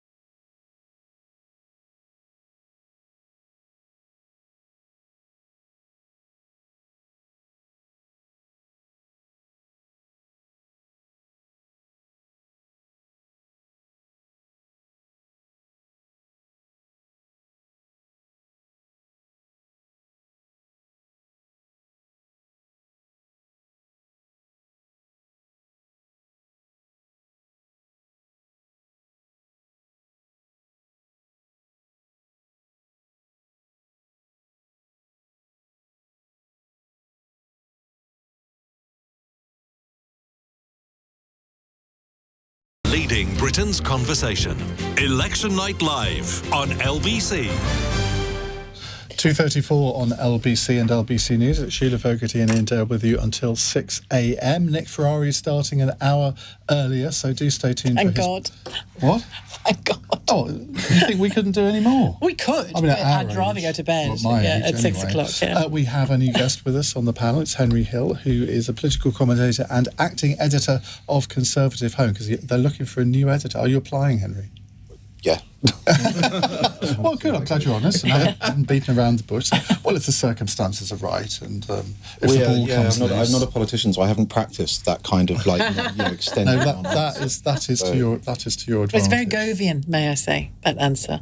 Michael Gove. Yeah, he's a very yes/no. He is, isn't answer. he? Yeah. Fair enough. People could learn from that, couldn't they, James? Iain, you're being really nasty to me tonight. The obvious answer is yes. You've been teasing me about being a deputy, and now you're teasing me about that. It's what I do best, tease, in so many ways. Right, let's go to a call from Tom in Peterborough. Hello, Tom. Evening, you all good? Good, we are very good, thank you. What would you like to say? Yeah. Basically, I was, there's a lot to say. I've been listening for a while, and I was listening to the Tory and the Tory minister talk and your friends from the Labour Party, and I've never heard so much nonsense in all my life. Well, when Zach Polanski was on the Green Party, he was making a lot of sense. And I said, I just want to say this one thing, yeah. That's all I rang up to say is that I'm in a family, yeah. At least 5 of us have gone out to vote today, and most of us are traditional Labour voters. And we've all voted Green today because my dad was in the Merchant Navy, my granddad was a miner, and the Labour Party has completely let us down. Keir Starmer, we tried to give him a bit of a chance, try to give him the benefit of the doubt. Started off with all the pledges and all that, and he's at every opportunity he's let us down. And Gaza was the last straw. But to be honest, I'm very happy to see the back of the Tories, and I know Labour will win, but because the Tory party, hopefully, will get completely annihilated. Well, they're not going to get annihilated in Peterborough if you vote Green, are they? Well, the thing is, it doesn't really matter what happens in my constituency. To be honest, I have absolutely no contact with my local MP anyway. But what I'm thinking about is the national picture. The Labour Party are going to come in pretty strong, but the fact is the Labour Party, it's not just about winning an election, it's about what they're doing in government. And I'm not going to allow myself or my family to be taken the mickey out of by a Labour Party that will drop every single pledge that it makes. And if they want to go down that road, be my guest, but you will lose votes to the left, and the Green Party is going to take some of them. George Galloway is going to take some of them, and a lot of people will just stay home. You can't just... You've got the next 10, 15 years to govern, yeah? You got and it's not just about winning elections, it's also about doing stuff when you're in power. And if they think they can just take our votes for granted, they've got another thing coming. All right. Well, we've got a shadow cabinet minister here who's heard everything that you've said there, Tom. I mean, how on earth do you answer logic like that?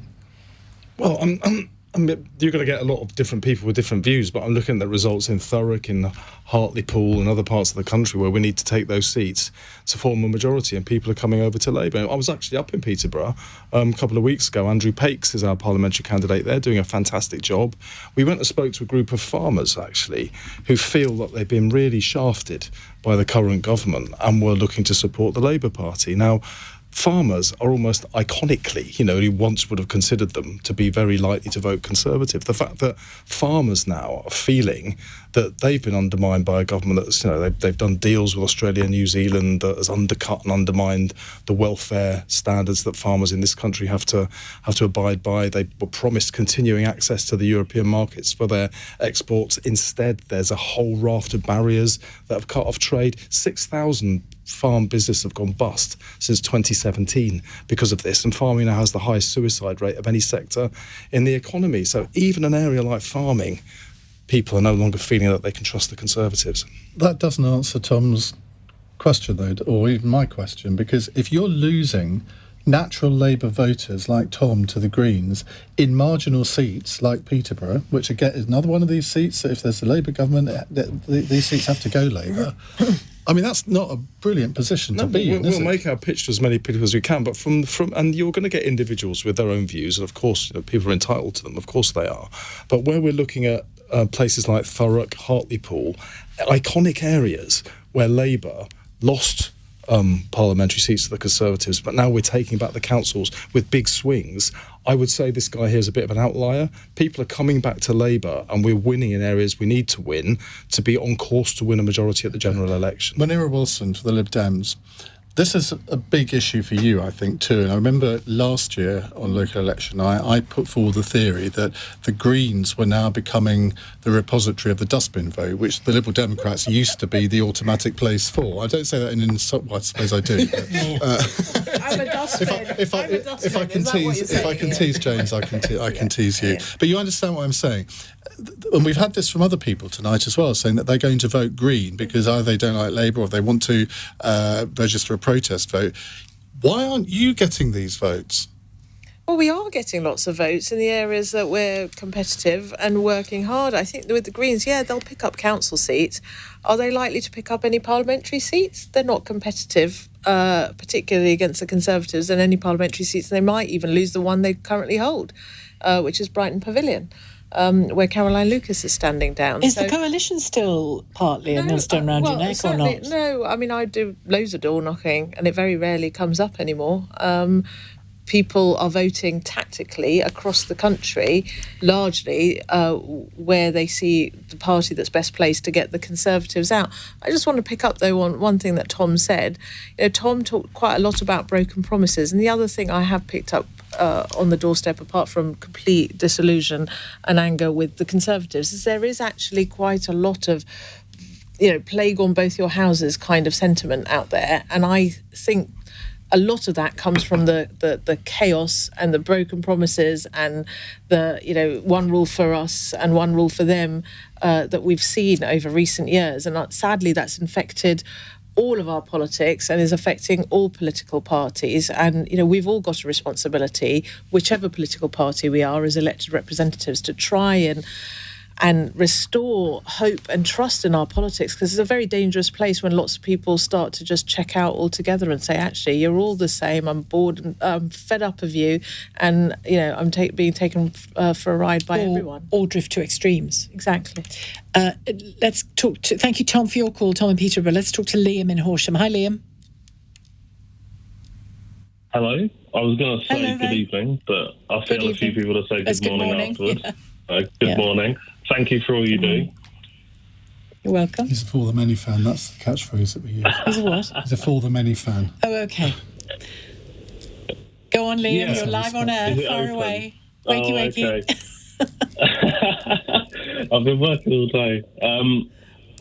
Yeah, it's really interesting hearing about all, having all the different parties on saying that, disagreeing on like a parliamentary level when it's about local issues, because I do agree with the sentiment that Greens likely won't have a parliamentary seat anymore come the election, and even with that, living relatively close to Brighton, it hasn't been run very well from what I have seen, and friends that I have that live there. But I think it's very, I voted Green before I moved to Horsham a year ago, and Conservative prior to that, and I'm going to be voting Labour come the general election. Liam, you're a bit of a tart, aren't you? Now.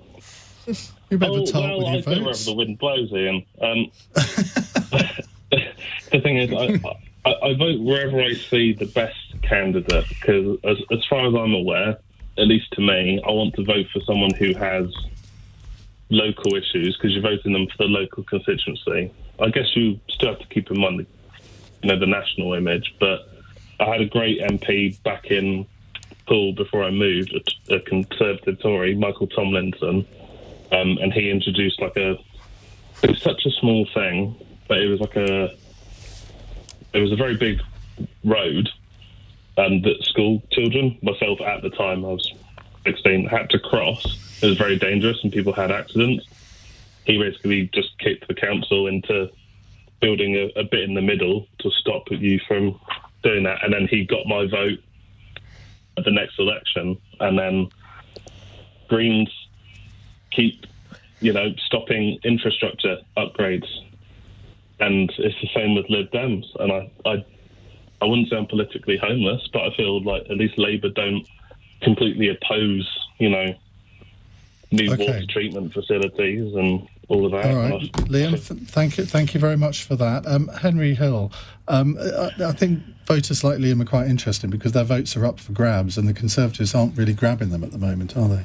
Well, it is important to remember that, obviously, as people who cover the national political picture, we always pass these results for what does it mean for the general election and everything else. But he's entirely right. A lot of these elections will be fought on local issues, and it's perfectly possible as an MP to win the vote of a voter who might not notionally back your party because you've done something good for them. But in terms of what scope local government has, actually, national government does have a huge role in local councils. In fact, these days, local councils have just control over a relatively small amount of their own budget when it comes to what they get spent on because they're locked into national priorities.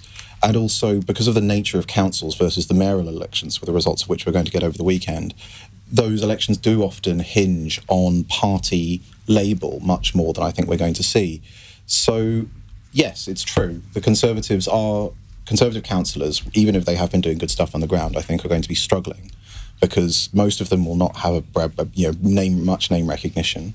And when those voters are going into the ballot box, they will simply see the Tory label, whereas Andy Street and Ben Houchen, when they're up for re-election, voters are going to go into the ballot box with a much stronger individual idea of who they are and what they've done as discrete from the brand. Well, we'll talk to you more about those mayoral elections in a moment. We're also going to be speaking with the leader of Reform UK, Richard Tice. So stay tuned for that. It's 2:46. Nick Ferrari at breakfast on LBC. The Rwanda plan seems to be closing to a reality. The first migrants earmarked for removal were detained yesterday. I think we're being completely gaslighted about this. The number of migrants, according to government figures, last year, just shy of 30,000. But the number of actual illegal immigrants is actually quite small. Join me for an extended local election special. We'll bring you all the political reaction and, more importantly, take your calls. So join me, Nick Ferrari, at an earlier start time of 6 o'clock, only on LBC. Listen on your radio and on Global Player, LBC.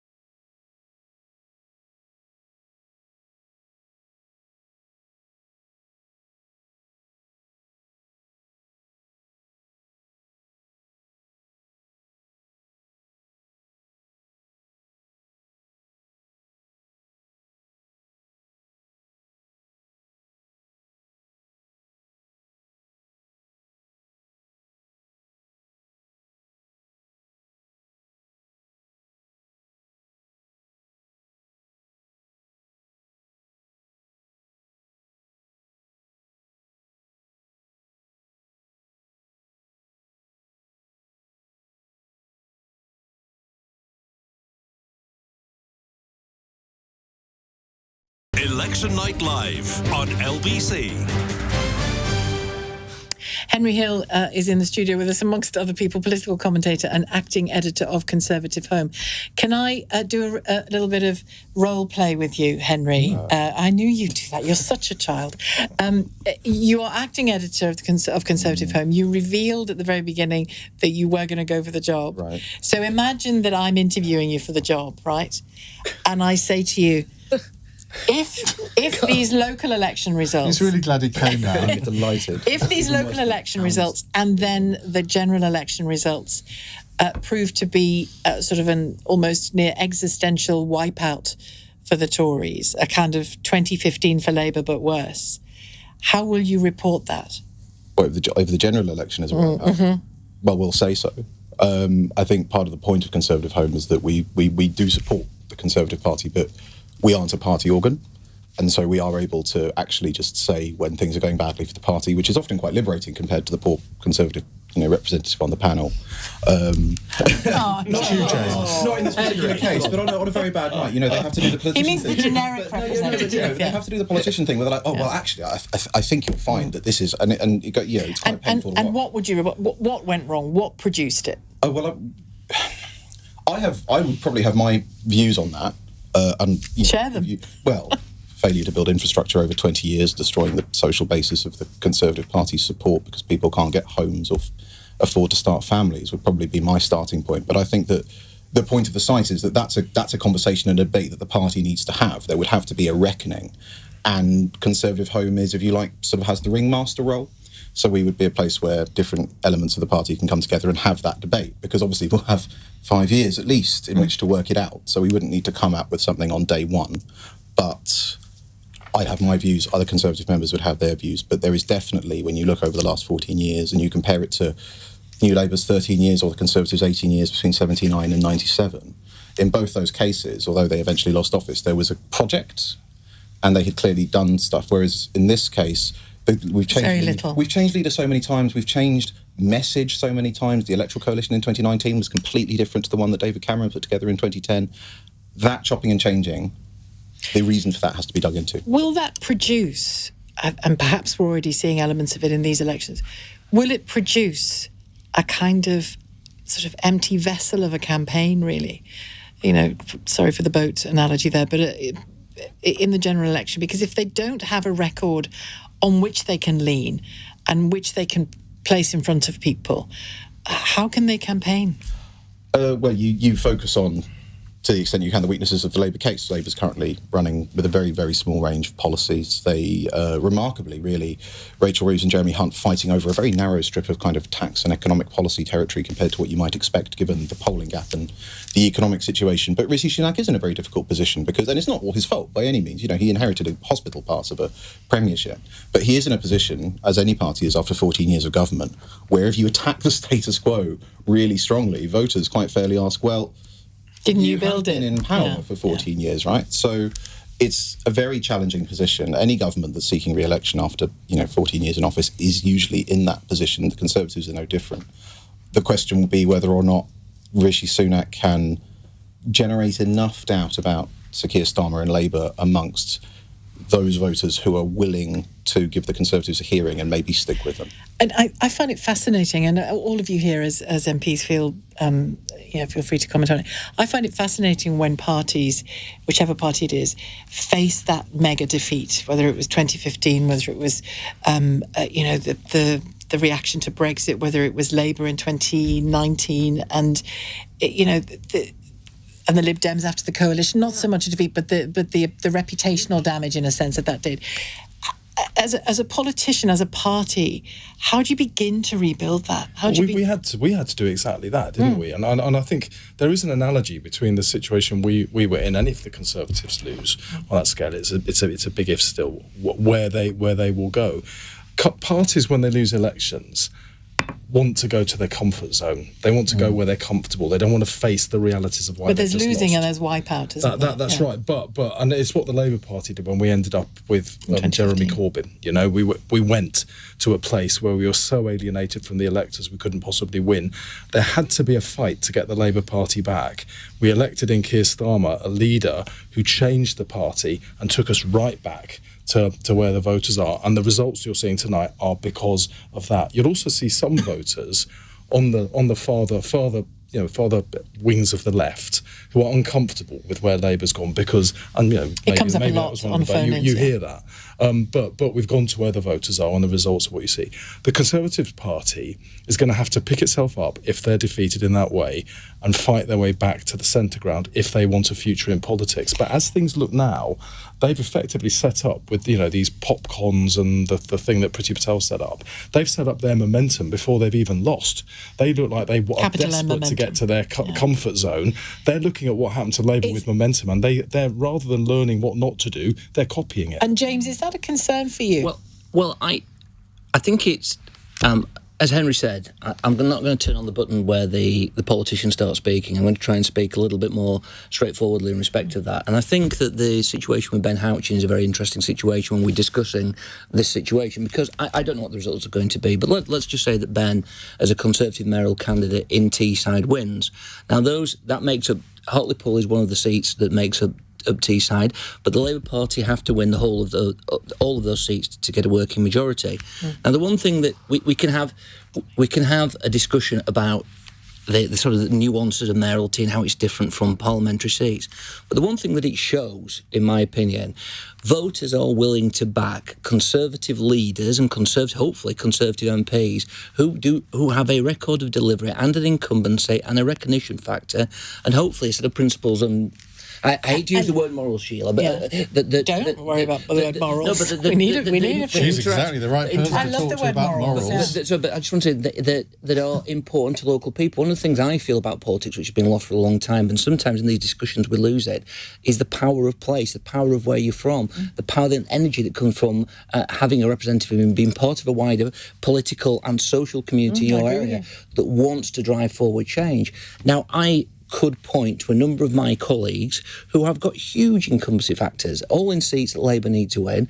I was with one, and I hope he doesn't mind me name dropping him, but I was with one a couple of days ago, Peter Gibson in Darlington. Peter Gibson is a fabulous MP. He's a fabulous man. Everyone recognises him.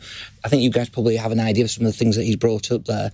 There is nothing in what Peter is doing or how he is seen by his electors that mean he's not going to get elected because he's stood on a Conservative badge. So I partly agree with what all the panel says, but I don't agree with this sort of generic. Let's just make generic political points. Yes, but if you're correct about those good local individuals, those successful local individuals who are Conservatives, right? Let's just say you are, and it's perfectly feasible that you are. Yeah.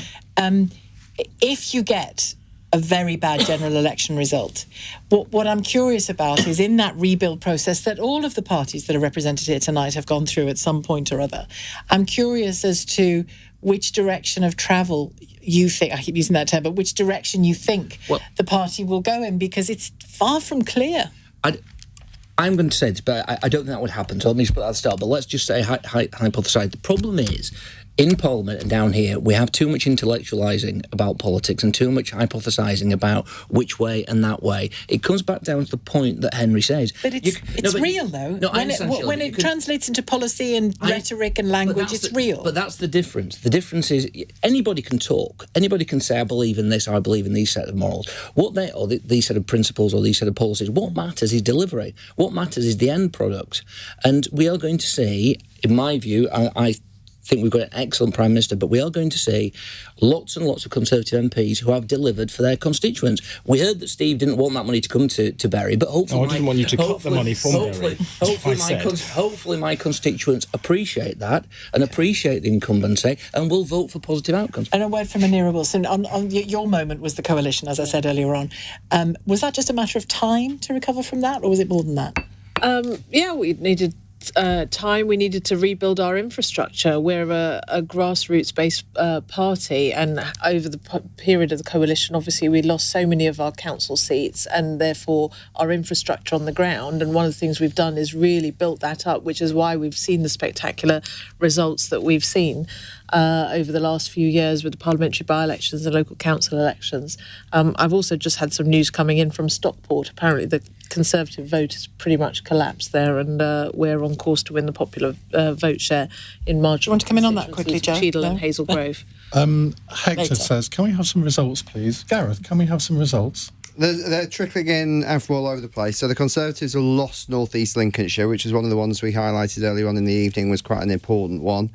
The Labour have gained Hartlepool, as we know, and Thurrock, Thurrock being straight from the Conservatives. Overall, the national picture is looking good for Labour. Of course, it's going to be the individual little victories that are going to muddle things, particularly as we get into some of those mayoral results. But overall, the pattern is clearly going one way. What I'm failing to pick up, though, is a bit of a green surge. There were a few councils where I thought the Greens might do slightly better than they have done, and they haven't really. The Lib Dems seem to be doing quite nicely. Nothing spectacular yet, but I think overall it all seems to be going quite well for them. The Lib Dems, of course, are vulnerable in a few places. They do control some councils, but there's no sign yet that's translating into any losses. So, yeah, results coming in. Yeah, looks like Labour's winning big in Plymouth, by the way. Johnny Mercer would lose his seat on the results we're seeing coming in now. Again, it's one of those bellwether seats where Labour needs to win seats off the Tories to form a majority in Parliament. Johnny Mercer won't lose his seat. He is tonight. Well, it's not his seat tonight, is it? Do you want to have a bet or anything? Steve is right that is the sort of seat that if Labour win, that will go. Yeah, if's a big word. Johnny Mercer will win his seat. You might not like it, James, but people are voting the Tories down tonight, and there's a reason on it. Stake something. No, I'm not going to bet. I'm not going to bet. I'm going to go down campaign. Quickly come in on this? Yeah, so every election night, I always look at the 3 Ps: Peterborough, Plymouth and Portsmouth. However, last year that was all a little bit messed up because they had the big tree issue, if you remember, on our mile away. I was down there. I saw the days looking at Plymouth as a barometer for the council, to then turn it from council results into general results might be a little bit. But we're doing better this year than we did last year, and the trees are no longer the top issue. We are going to, I'm afraid, lose Steve Reed, Munira Wilson and James Daly. It's wholesale change on the panel here in the studio. We have joining us Conservative MP Ben Spencer and Labour's Joe Stevens. And also straight after the news, we'll be talking to the leader of Reform UK, Richard Tice. He's live at the Blackpool South Count and I think has some interesting things to say. I've just been tipped off. It's 3 o'clock. On your radio, on Global Player, and Play LBC. Leading Britain's conversation. This is LBC. From Global's newsroom, I'm Daryl Jackson. Labour's optimistic of winning the Blackpool South by-election. It was triggered following the resignation of former Tory MP Scott Benton after a lobbying scandal. Senior Tories admit they are braced for a loss. Meanwhile, counting is underway after 107 local council elections in England, with around a third of the results expected overnight. Former advisor to the Conservatives, Salma Shah, was asked what it could mean for the Prime Minister if the party suffers heavy defeats in the local polls. What does a disaster look like? I mean, 500 plus is not good. Is there a number where it could trigger some kind of leadership election? I don't think the appetite is there, but we'll see. The results are trickling in. Labour's gained Hartlepool from no overall control. LBC's Alan Zazinski is there. We do have the official declaration, and it's actually even better than they were hoping for at the start of the evening. They were talking about maybe winning 5 or 6 of the 12 seats in play here tonight. Well, they've taken 9. The independent candidates have taken 2, and the Conservatives have only taken 1 of the seats. So a very, very good night for Labour here in Hartlepool.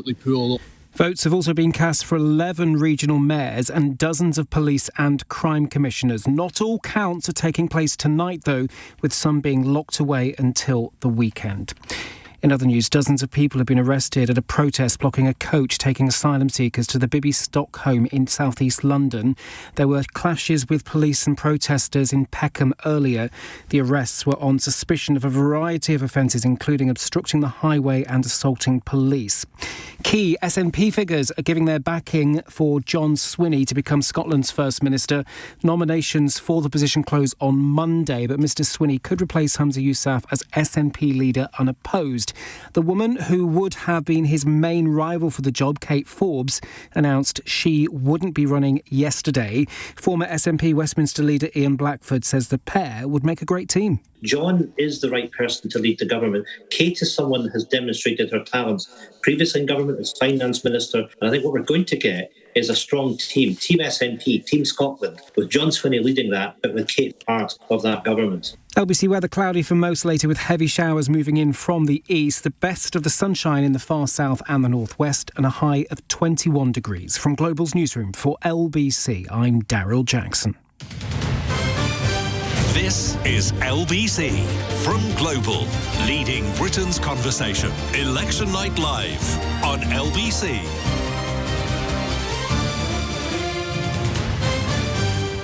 Hello, a very good morning. It's 3:04 on LBC and LBC News. Welcome if you've just joined us.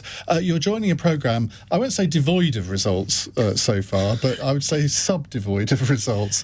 We're waiting for the Blackpool South by-election result as well as local council results and one or two others. We'll bring any of them to you as soon as we can. We've got two new panel members in the studio with us. Conservative MP Dr Ben Spencer, he's MP for Runnymede and Weybridge. And Joe Stevens is Labour's, now I haven't got, here it is, Shadow Welsh Secretary and Labour MP for Cardiff Central. Is that right? That is, Iain. Thank goodness actually, I can give you a result if you like, because we're short of them. We're calling Rushmore as a Labour gain. Now that's in Surrey, isn't it? It is, and it's never been a Labour majority council in the past. Obviously, it's a military area and just shows the change that the Labour Party has made. We'll come back to both of you in just a moment, but we're joined on the line from the count at Blackpool South by Richard Tice, the leader of Reform UK. Richard, very good morning to you. Now, I've been watching on my TV screen here an interview you're doing. You look quite chirpy. What do you think is going to happen in Blackpool South? I mean, you're not. Are you going to predict a Reform win? Good morning, Iain. I think everybody knows that this is going to be a Labour victory. That's no surprise to anybody, has been the case really for many weeks. But the question is who comes second, and I can confirm that it is nip and tuck. It is too close to call for second place between Reform UK and the Conservatives. Being an optimist in politics, I'm obviously hoping that we're just going to take it. From our perspective, this is by some considerable margin going to be our best by-election result. We're going to significantly outperform our national polling average. And yeah, that's the trend. I think there'll probably be a result in about 20 to 30, 35 minutes is the expectation here. But what this is showing, Iain, frankly, is that in the north and indeed in the Midlands, we've had some very good council elections in the northeast, in Sunderland. We're rapidly becoming the opposition to Labour in the north of England and elsewhere, and I think even in Wales. There's a poll out, I think, either today or yesterday, putting you on 15% and the Conservatives on 18%. What went through your head when you saw that poll result? Because I can't imagine, if I'd said that to you a year ago, I think if you were being honest, you'd have thought, well, there's no way we're going to do that well. Well, as I said, Iain, you have to be an optimist in politics, but we've made huge progress in recent months. And what went through my head was joy, actually, and delight. That's the closest gap at 3% of any poll. It's a YouGov poll, and obviously there's a range of polls. We all know that, so let's wait and see. But the real poll is, of course, on election day, election nights as the results are counted. And so far for Reform UK, we're delighted by the progress we're making. We know that first past the post is difficult, but we deal with the electoral system we've got. But whilst it's tough on the way up, it's also brutal on the way down for the Conservatives. Why have you only stood in 1 in 6 council seats throughout the country? Is it because, I understand it is difficult for any party to fill every slot because you have to find the candidates, but has this been intentional, or would you have preferred to have fought all of them? We're delighted that those 260-odd candidates that have stood, but our focus is always, we've said, on making sure that we can stand in every seat in England, Scotland, Wales, about 630 seats. So yes, that's been our focus as a small growing party. There's only limited resources. There's no secret in that. And so that's been our key focus. But also we've got some great mayoral candidates, and the mayoral results are going to be very, very interesting again, particularly in the north of England. We've got a big eye on the northeast, on Greater Manchester, East Midlands. So there's a lot to go for. And we're also very excited by what may be the possibilities in the Greater London Assembly elections, where we're optimistic that we're going to get some members elected there in the GLA. We have Joe Twyman with us, the renowned pollster. He's got a question for you, Joe. Referring to Sunderland, which you mentioned, Richard, Reform UK's performance is obviously up significantly there, but you're still a long way behind the equivalent shares that UKIP achieved in 2015 and 2016 in the same wards. Do you think that Reform UK would benefit from having an issue like Brexit under a banner under which people could unite? And obviously you have immigration, but it doesn't appear to be appealing in the same way that Brexit was. Well, it's interesting, Joe, but of course, UKIP had been going for 20 years then, and it takes time to build a brand. There's still, there's still probably a third of the country who probably only think of politics for a couple of minutes a week. I know that sounds strange to, political aficionados, but that's the reality. So, look, given where we are, the progress we're making, how new this brand name is of Reform UK, frankly, we're delighted with those results. We beat the Tories in 16 of 25 wards in Sunderland, which is a Labour stronghold. And we came very close in one ward to catching up with Labour. So, really strong progress, and we're delighted with that. We've got other results. It'll be interesting to see what happens in Barnsley and elsewhere as those results come in. Let's assume that you do well tonight all over the country. Your opinion poll ratings continue to gradually climb. Is that not the time for Nigel Farage to come back into proper politics rather than playing as a broadcaster? And if he decided to do that, does that mean you automatically have to stand aside as leader of Reform UK? Yeah, look, I've always said that the more help that Nigel can give, the better. And he's got a big decision to make. Does he want to get stuck into full-time politics again? He thought he'd finished with that. Does he want to stand again? And so these are, big life-changing decisions for Nigel. Clearly the election is coming at a fair pace. It may well, for all we know, be a summer election. So I think you can assume that we'll be, Nigel will make that decision soon. And the more help he can give, frankly, the better. I've always said that, it's a massive job trying to grow a small party. We're making great progress, but the more help, the better in. Doesn't he have to make that decision, though, within the next few weeks? Because the election is, I think probably going to be November, but it could be earlier than that. Surely he needs to sort of put up or shut up. I think that obviously the clock is ticking, to be candid, and we're very much preparing for a summer election. I think people are underplaying the potential for that, and any party, ourselves included, we can't be caught unprepared. So that we're very much preparing for an election as early as the 27th of June or the 4th of July. Does it not concern you that the more votes that you take away from the Conservatives, the bigger the size of the Labour majority?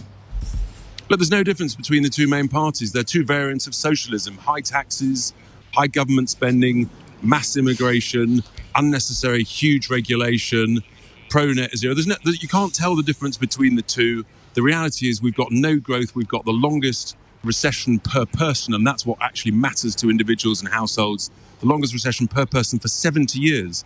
It's some 2 years long now and continuing. As I say, there's no growth anywhere. We've got to reform the way that our economy is run. We've got to reform the way our healthcare is run. We're the only party in with an ambition to get to zero waiting lists in 2 years. And democracy is much better when there are more alternatives, more choices, more debate about some of the difficulties, issues and the challenges the country faces.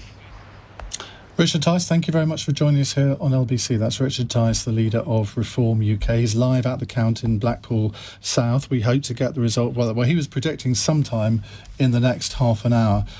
Henry Hill, you heard that. He said Joe Stevens issued a hollow laugh when he said that the two main parties were almost identical. He's got a certain appeal, hasn't he? And his party have got a certain appeal to, I would say, more traditionally minded Conservative supporters. Yeah, I think one of the problems Reform has is that actually there's a misalignment between their policy offer and the big gap, I think, on the right, which is voters that the Conservatives won in 2019. Now, Boris Johnson delivered that big result by offering voters a quite different model of conservatism, one that was, there was Brexit, obviously, but also more focus on public spending. And I think that kind of left on economics but right on law and order and culture is the big gap in the market on the right for a political party. And yet Reform UK is, partly I think because of its makeup and who's founded it, pitching very much on the kind of like Thatcherite model. And I don't think that you would have caught Nigel Farage, if he were in that interview, in that position, denouncing both parties as socialists or whatever. I think that that's just a slightly misjudged attack. The Reform are capitalising on the fact that there is a lot of disaffection with the Conservatives, because no matter what section of the Conservative Party you're from, there's lots to be disappointed about this past few period in office, right? But I think they're going to do a lot less well than they perhaps could, because they haven't actually calibrated their offer to where the gap is. And Joe Stevens, after the break, we will talk more about that whole, the perception that there isn't enough difference between Labour and the Conservatives. Again, comes through a lot on the calls to my show, I have to say. Before that, though, you mentioned Rushmore when you first joined us.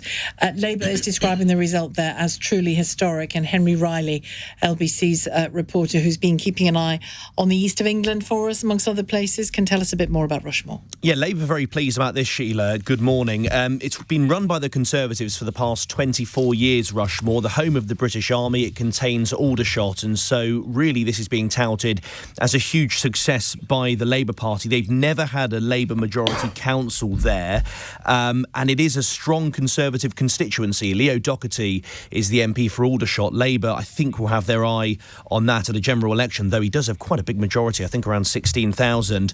Labour saying this is a truly historic result, the home of the British Army. It's never had a Labour majority council.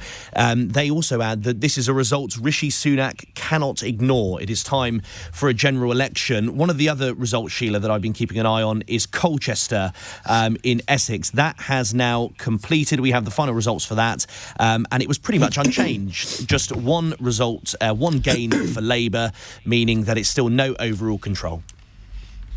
Henry, thank you very much. Ben Spencer, Aldershot not too far from you, I don't think, anyway, in your constituency. For that council to go Labour in that area, I mean, that's quite astonishing, isn't it? Well, I think there's 3 points I'd like to make. Firstly, it's early days in looking at the results across the country. I mean, what is it? Less than 9%, I think, of ward results are in, so it's quite easy to sort of pick and sort of overdraw and interpret in terms of what's coming through. The other thing is that the last time these wards were up was 2021, which is very much a high watermark. It was after the vaccine rollout. We had sort of vaccine bounce. So this is an unusual set of elections. I mean, I feel sorry, very sorry for the Conservative councillors who've lost their seats. In fact, all councillors who lose their seats as part of this, because they're all of them across the board are incredible public servants. And we'll see what happens going forwards. We'll get some thoughts from Joe Stevens as well after the break. Shadow Welsh Secretary and Labour MP for Cardiff Central. Joe Twyman, Gareth Knight's still here as well, and Henry Hill of Conservative Home, and political commentator as well. The time is now 3:16. Nick Ferrari at breakfast on LBC. The Rwanda plan seems to be closing to a reality. The first migrants earmarked for removal were detained yesterday. I think we're being completely gaslighted about this. The number of migrants, according to government figures, last year, just shy of 30,000. But the number of actual illegal immigrants is actually quite small. Join me for an extended local election special. We'll bring you all the political reaction and, more importantly, take your calls. So join me, Nick Ferrari, at an earlier start time of 6 o'clock, only on LBC. Listen on your radio and on Global Player, LBC.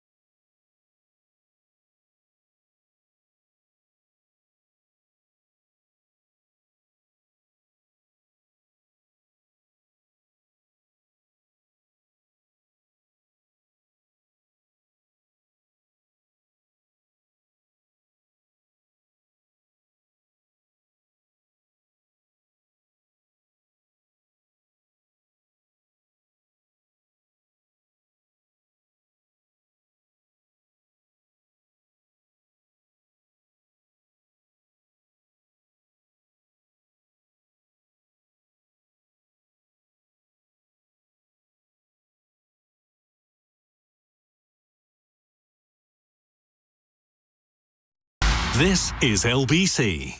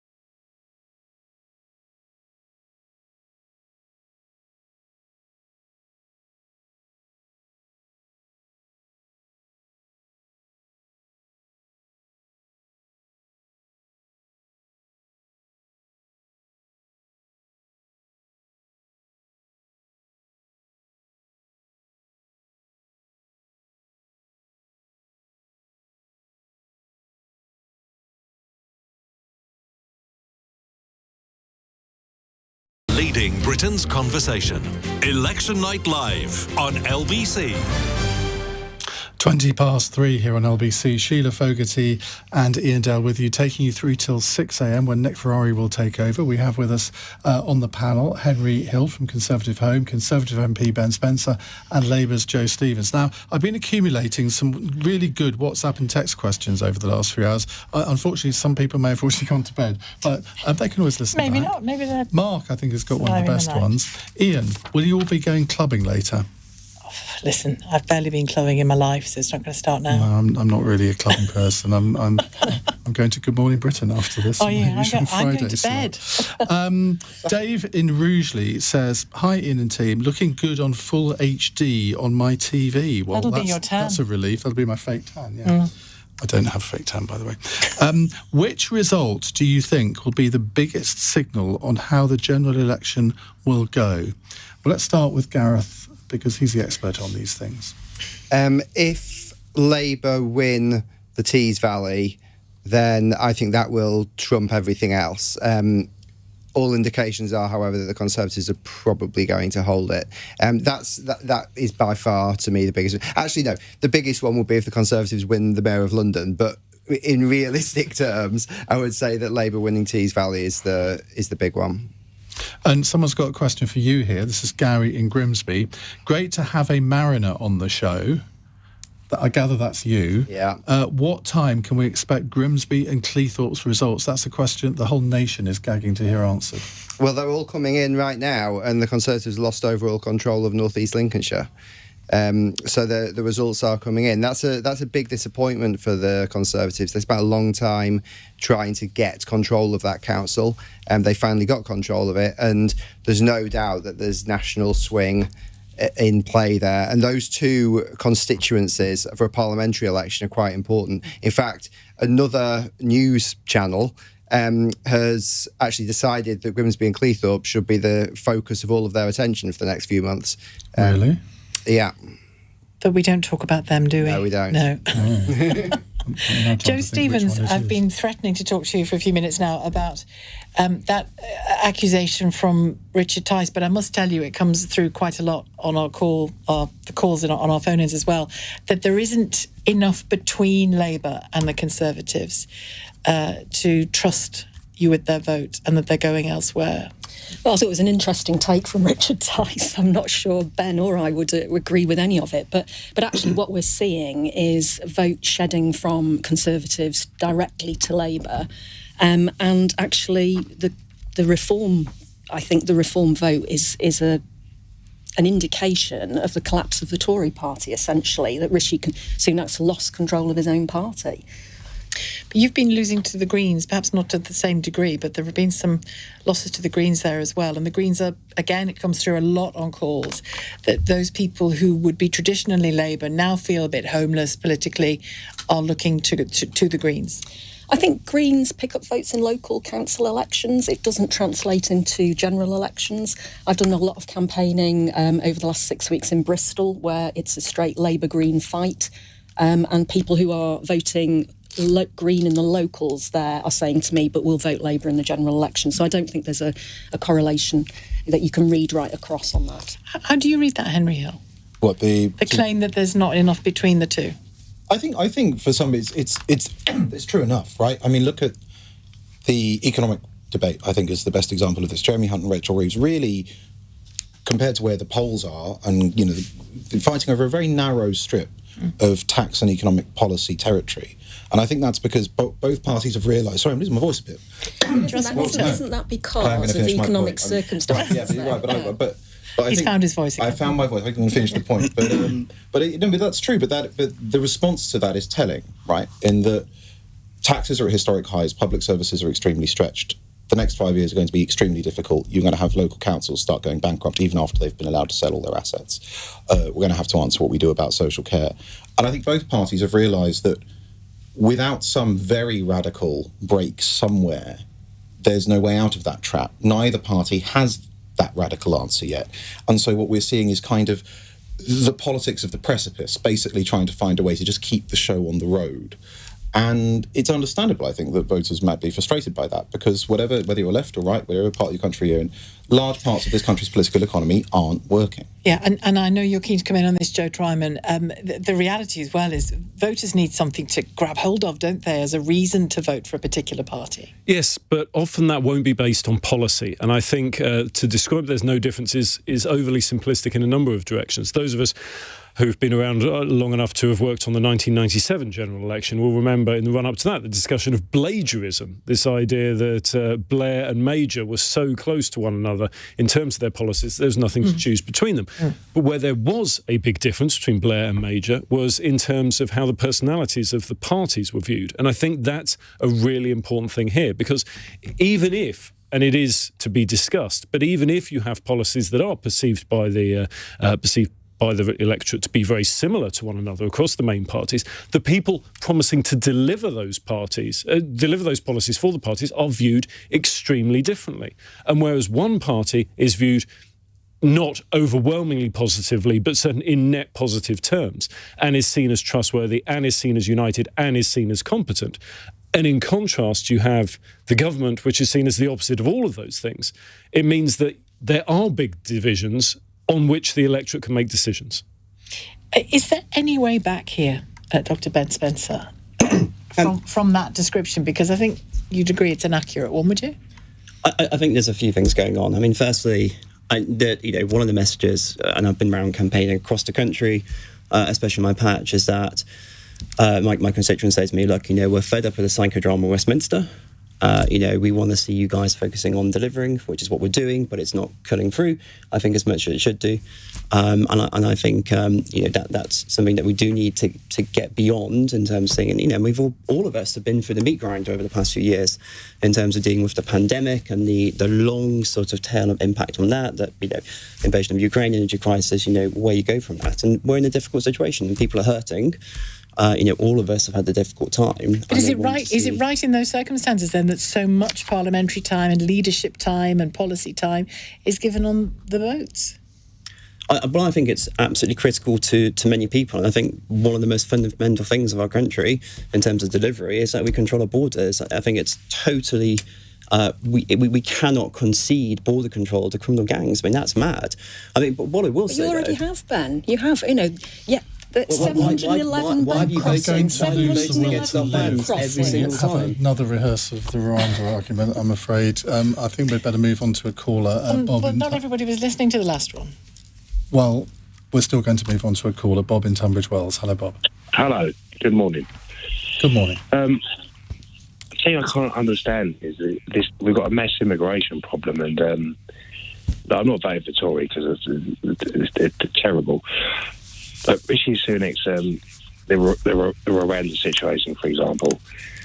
Now, I've spoken to a lot of Labour people who are voting Labour, and they don't understand that if Labour get in, they're going to overthrow it, get rid of it. Nothing's being done about the immigration problem. Could you just, I don't know if you know the answer to this. We've got a quota of how many asylum seekers we take into this country. I don't know what it is, the quota, but that's got to be followed up. So when they keep using these terms, asylum seekers, they're not asylum seekers if the quota's full up. Because if you come from say, for example, Iraq, you go to the next country where you get analysed and you're fine, you're in a safe haven. These people travel across to Europe and they get into the country now. We know the argument, Bob, but you've just argued against yourself because you say you're against the Conservatives, but you seem to be in favour of... that one policy that he brought in, I agree with that. But what I don't understand is why Labour wants to get rid of something when we're trying to stop it and they want to get rid of it. All right, Joe, why do you want to get rid of it? Because it doesn't work. I mean, it's cost £500 million, and one person has volunteered to go to Rwanda.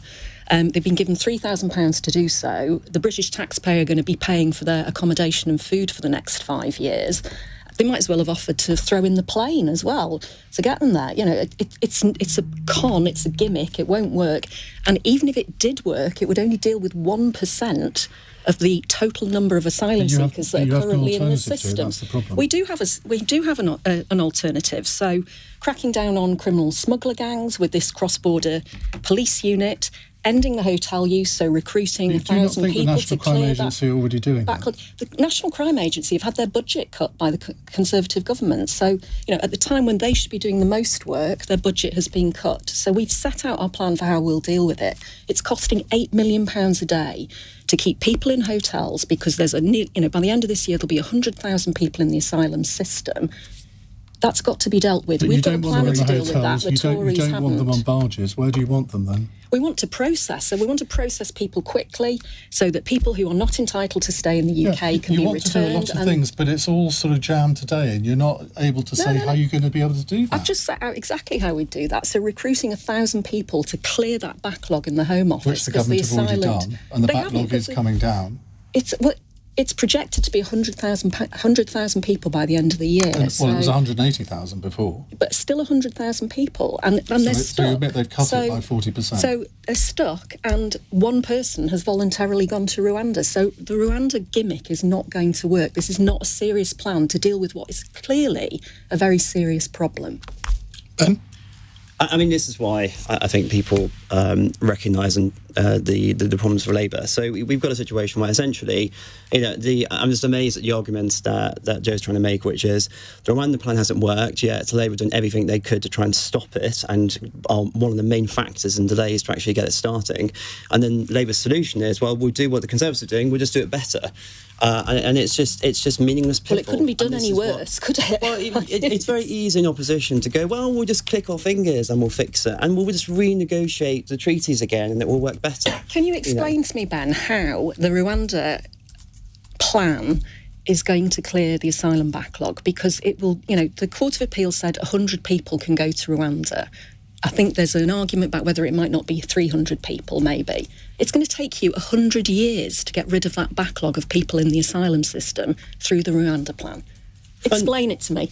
Fundamentally, the Rwanda plan is to solve a problem, which is what you do when you have people who don't have status in the UK and where they go. It is solving that issue. How? In terms of, because we're using a third country to discharge our asylum duties. When we have people who... The problem that we have right now, as you well know, is that if somebody's processed and it's deemed that they don't have right to asylum in the UK, if we don't have a returns agreement with the country that they say they've come from, or they just don't say where they've come from full stop, we've got nowhere to put them. And in effect, they stay by default. This is a way of solving that problem. I speak to people on doorstep all the time about this when they say, why is illegal immigration so difficult? Can't you just send them back? And they go, well, where? You've been in government for 14 years, and the system is completely broken. That's under your watch. And Rwanda is not going to solve that. So why haven't you supported our plan to deal with immigration? Because we've not supported your Rwanda plan because it won't work. Okay, we haven't tried it yet. We need to leave it there just for now because we're going to go to the news headlines. Henry Hill is leaving us now. Thank you very much indeed for being. Best of luck with the job interview when it comes.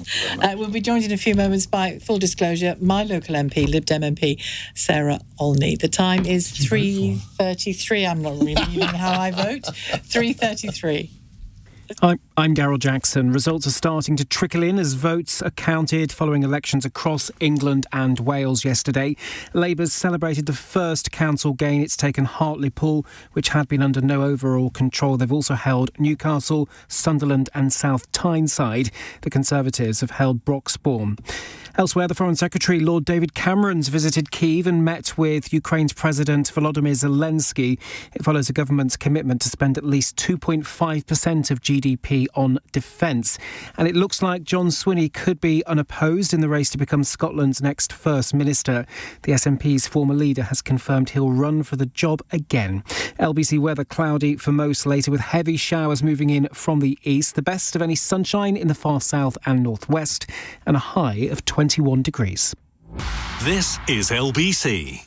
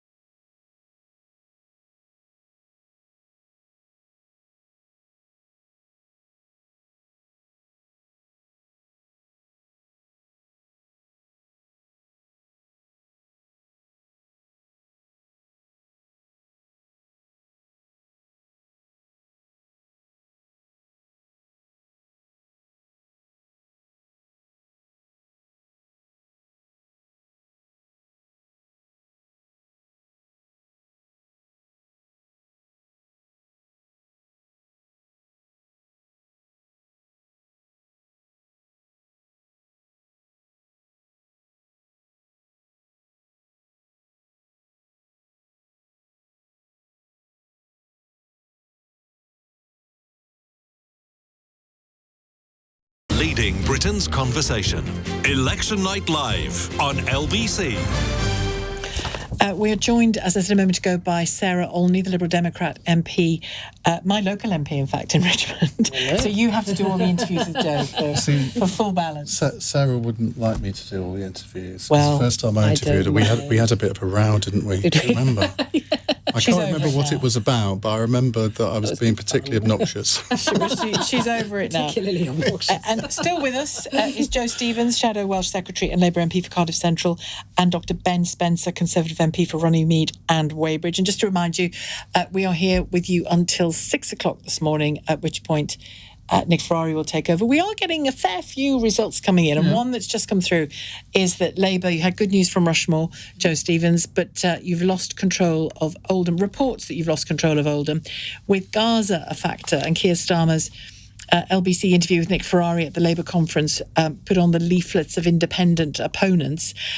You might recall that was an interview in which Keir Starmer seemed to suggest Israel absolutely has the right to cut off electricity and water. I mean, he, some days later, I think it was, tried to, explain that comment differently. How big an issue has Gaza been for, when you've been out talking to voters? It must be something that they've asked you to engage with them about. I have to be honest, I expected it to be a bigger issue than it has been in the areas that I've been door knocking in, but it has come up on the doorstep.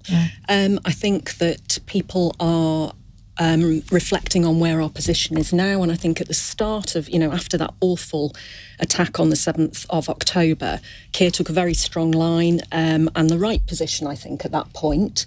Things have developed since then. I think there's not a lot of difference now in terms of where people want us to be and where we are, and certainly calling for an immediate ceasefire, getting aid into Gaza, the ICJ rulings, all of that.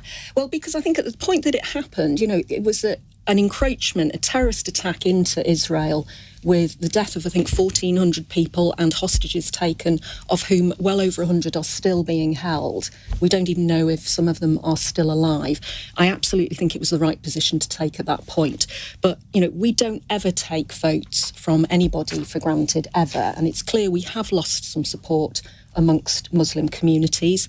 We are listening. And it isn't just Muslims, actually. It's people who just are deeply concerned about that whole Israel-Gaza issue, and particularly about the bombardment of Gaza. Yeah, there's a lot of concern, I think, right across the population about what is happening in Gaza. But we obviously want to regain that support, and we are listening to people. And, what we really hope is that there can be a ceasefire, that aid can get in, that hostages are released, and that we can come to, the start of a political process, because that is the only way in which there will be a solution to this, for a two-state solution. Are you surprised? I mean, here we are talking about Oldham in a local election campaign, and an issue such as Gaza and Israel has had its impact on that vote. Are you surprised at that? Well, in Oldham, we have been losing seats at every local election for the last few election cycles. We lost seats in 21, in 22, and in 23. So there's You'll be wanting to pick those up, won't you, for that majority? We will, yes. But that's a natural Labour area, isn't it? Well, it has been a natural Labour area, but then Rushmore is not a natural Labour area, and we've just taken control of the council. So you're seeing direct Tory to Labour switches, and then you're seeing some Labour vote going to independents in this case. Come a general election, people might vote a different way. It's back to that promiscuity that Joe Twyman was talking about. I know you wanted to come in on this, Joe. Yes, that's right. I think it's a really important point to remember that it's very easy to judge and speculate on the importance of Gaza at the moment in a second-order election as the situation stands where we are. But when the general election takes place, which we assume will be autumn, perhaps November, the situation in Gaza could be substantially different, and so in either direction, and so its impact could be greatly reduced. But also, when you look at the underlying data on people's attitudes to Gaza, right the way across the entire crisis, we have seen support for both the people of Israel and the people of Gaza. There's support for the Palestinian people and the Israeli people. It's not one or the other. It's not seen in those terms. And I think that presenting things from all parties in terms of wanting to see an end to hostilities, minimisation of civilian casualties, release of hostages, and ultimately peace in the region is what everyone on all sides wants, and how you achieve that is the challenge. Is the challenge and for the debate. But most people aren't actually going to be interested in that challenge and debate in the run-up to a general election. And so I think it's very easy to overstate the importance of that. And I come from in my constituency, it's hugely, hugely important as well. And so it can affect things in different ways. Dan Bloom from the Politico Playbook says, I'm not saying local election night is slow, but also the BBC just interrupted its coverage to watch the entire declaration of one council ward in Plymouth. We haven't been reduced to that. No, and this is why conversations about fake tan and letting your hair go grey are really important. And we've got a lot of those coming up, I can assure you. And Gareth Knight, any results to make it less slow? Well, just commenting on Oldham, I had that down as likely to go to no overall control. Labour only needed to lose one seat there. I mean, there's quite a few of these changes where we saw the same thing with Hartlepool. They only needed to gain a couple of seats to take control. So I would park those to a certain degree, and I would be looking more at places like Rushmore. You drill down into some of the figures there. Some of the victories Labour have had there are quite unbelievable. Enormous swings in their favour. But equally, you look at places like Plymouth, which is a key swing area. Labour are doing extremely well. You look at Peterborough. Labour doing fairly well. I think that's a little bit more mixed. But again, Peterborough is a big area with a very large Muslim population. So lots of mixed results, but overall it's very much going Labour's way. But I go right back to what we said at the beginning of the evening. The Conservatives have really spun this election well. They have set a very, very high bar for Labour to reach. And fair play to them, that's what they do. I do think that we need to caveat this. This is a very good night for Labour. It's just so far you haven't quite got those big headlines yet. Yeah. May I interrupt with a council result from Plymouth? Please do. Plimpton Earl. The council result there has seen. Remember, Joe, we are on camera when you do that. That was merely to do with the pronunciation. Yeah. Oh, right, okay. It wasn't a commentary on the location. No, simply no idea, even if it's pronounced Earl. So apologies from anyone from Plimpton and/or Earl. But there, it's been an independent gain from Conservatives. Independent won with 39% of the vote. The Conservatives got 15% of the vote. That is a 45% drop in their vote since last time, which I think is worthy of an interruption. It is. You're always worthy of an interruption, Joe. I'm tempted to ask Ben Spencer to explain that one, but I wouldn't be so cruel. So you could do. You're going to get a sort of half a non-answer from me, because I think with these local elections, each of these wards is going to be huge contextual factors, and the fact it's gone Conservative Independent, I think, is a really good example of that. So I'd be interested to know what's happening at wards, what's been going on to make that move. well, there's lots of factors like that can have big influence. I was reading earlier on that the turnout, there's a couple of bits of turnout news. The turnout in the Liverpool City region mayoral vote was really low, something like 19.5%, and the Blackpool South by-election, more significantly, I think, turnout over 30%. Any thoughts on that, Gareth or Joe? That's pretty much in line with the by-elections that we've seen recently. It's not as high as the ones at the end of last year, but it's pretty much in line with what we've seen previously. You know that little minx, Richard Tice, that we spoke to earlier? Do you remember what he said that the timing would be on the result in Blackpool South? I can't quite remember. He said, I think, 30 to 35 minutes. And here this was at 3 o'clock. It's now 3:45. It's now expected at 6 a.m. Oh. So I don't know what to put that down to. As he said, they're a young political party. That's typical of Nick Ferrari. He's going to steal the limelight from us, isn't he? We could have spent the next 2 hours Don't listen to Richard Tice predictions. That's the lesson from that. Could it be a recount around second and third?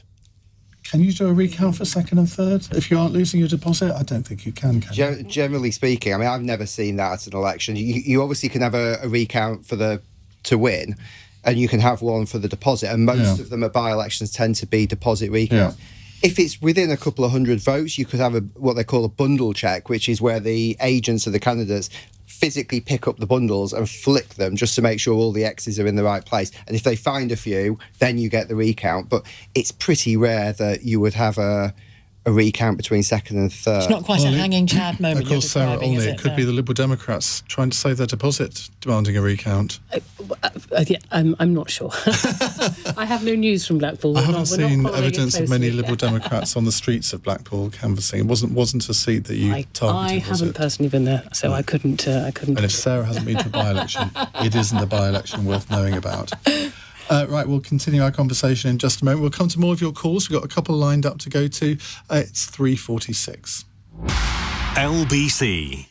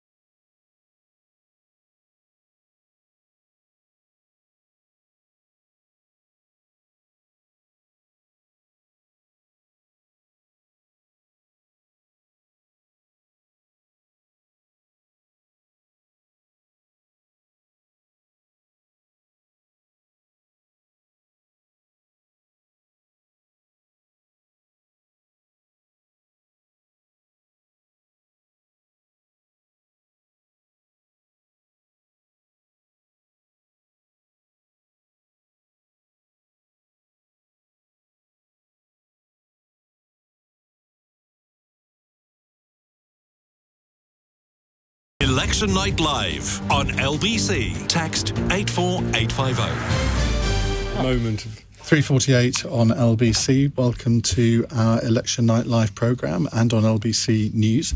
Let's go round the panel and reintroduce them if you've just joined us. We have Sarah Olney, who's Lib Dem MP for Richmond Park. Dr Ben Spencer is MP for Runnymede and Weybridge, which I always think sounds one of the most idyllic constituencies in the country with that name. Spot on. Am I right? Spot on. I thought you'd say I was. This He's lovely. I live not far away. Yes, I'm the MP for Netherwallop Central. Yes. Joe Stevens is Labour's Shadow Culture... No, Welsh Secretary. You used to be Culture. I used to be Culture, yeah. Shadow Welsh Secretary and MP for Cardiff Central. And Joe Twyman from Delta Poll and Gareth Knight, our elections analyst. Let's go to a caller first. It's Ben in Cambridge. Hello, Ben. Good morning, Ian. I'm actually now in Central Bed, so I've just had my first local elections in my new location. And I've actually voted for the first time ever. I voted for an independent rather than the Conservatives.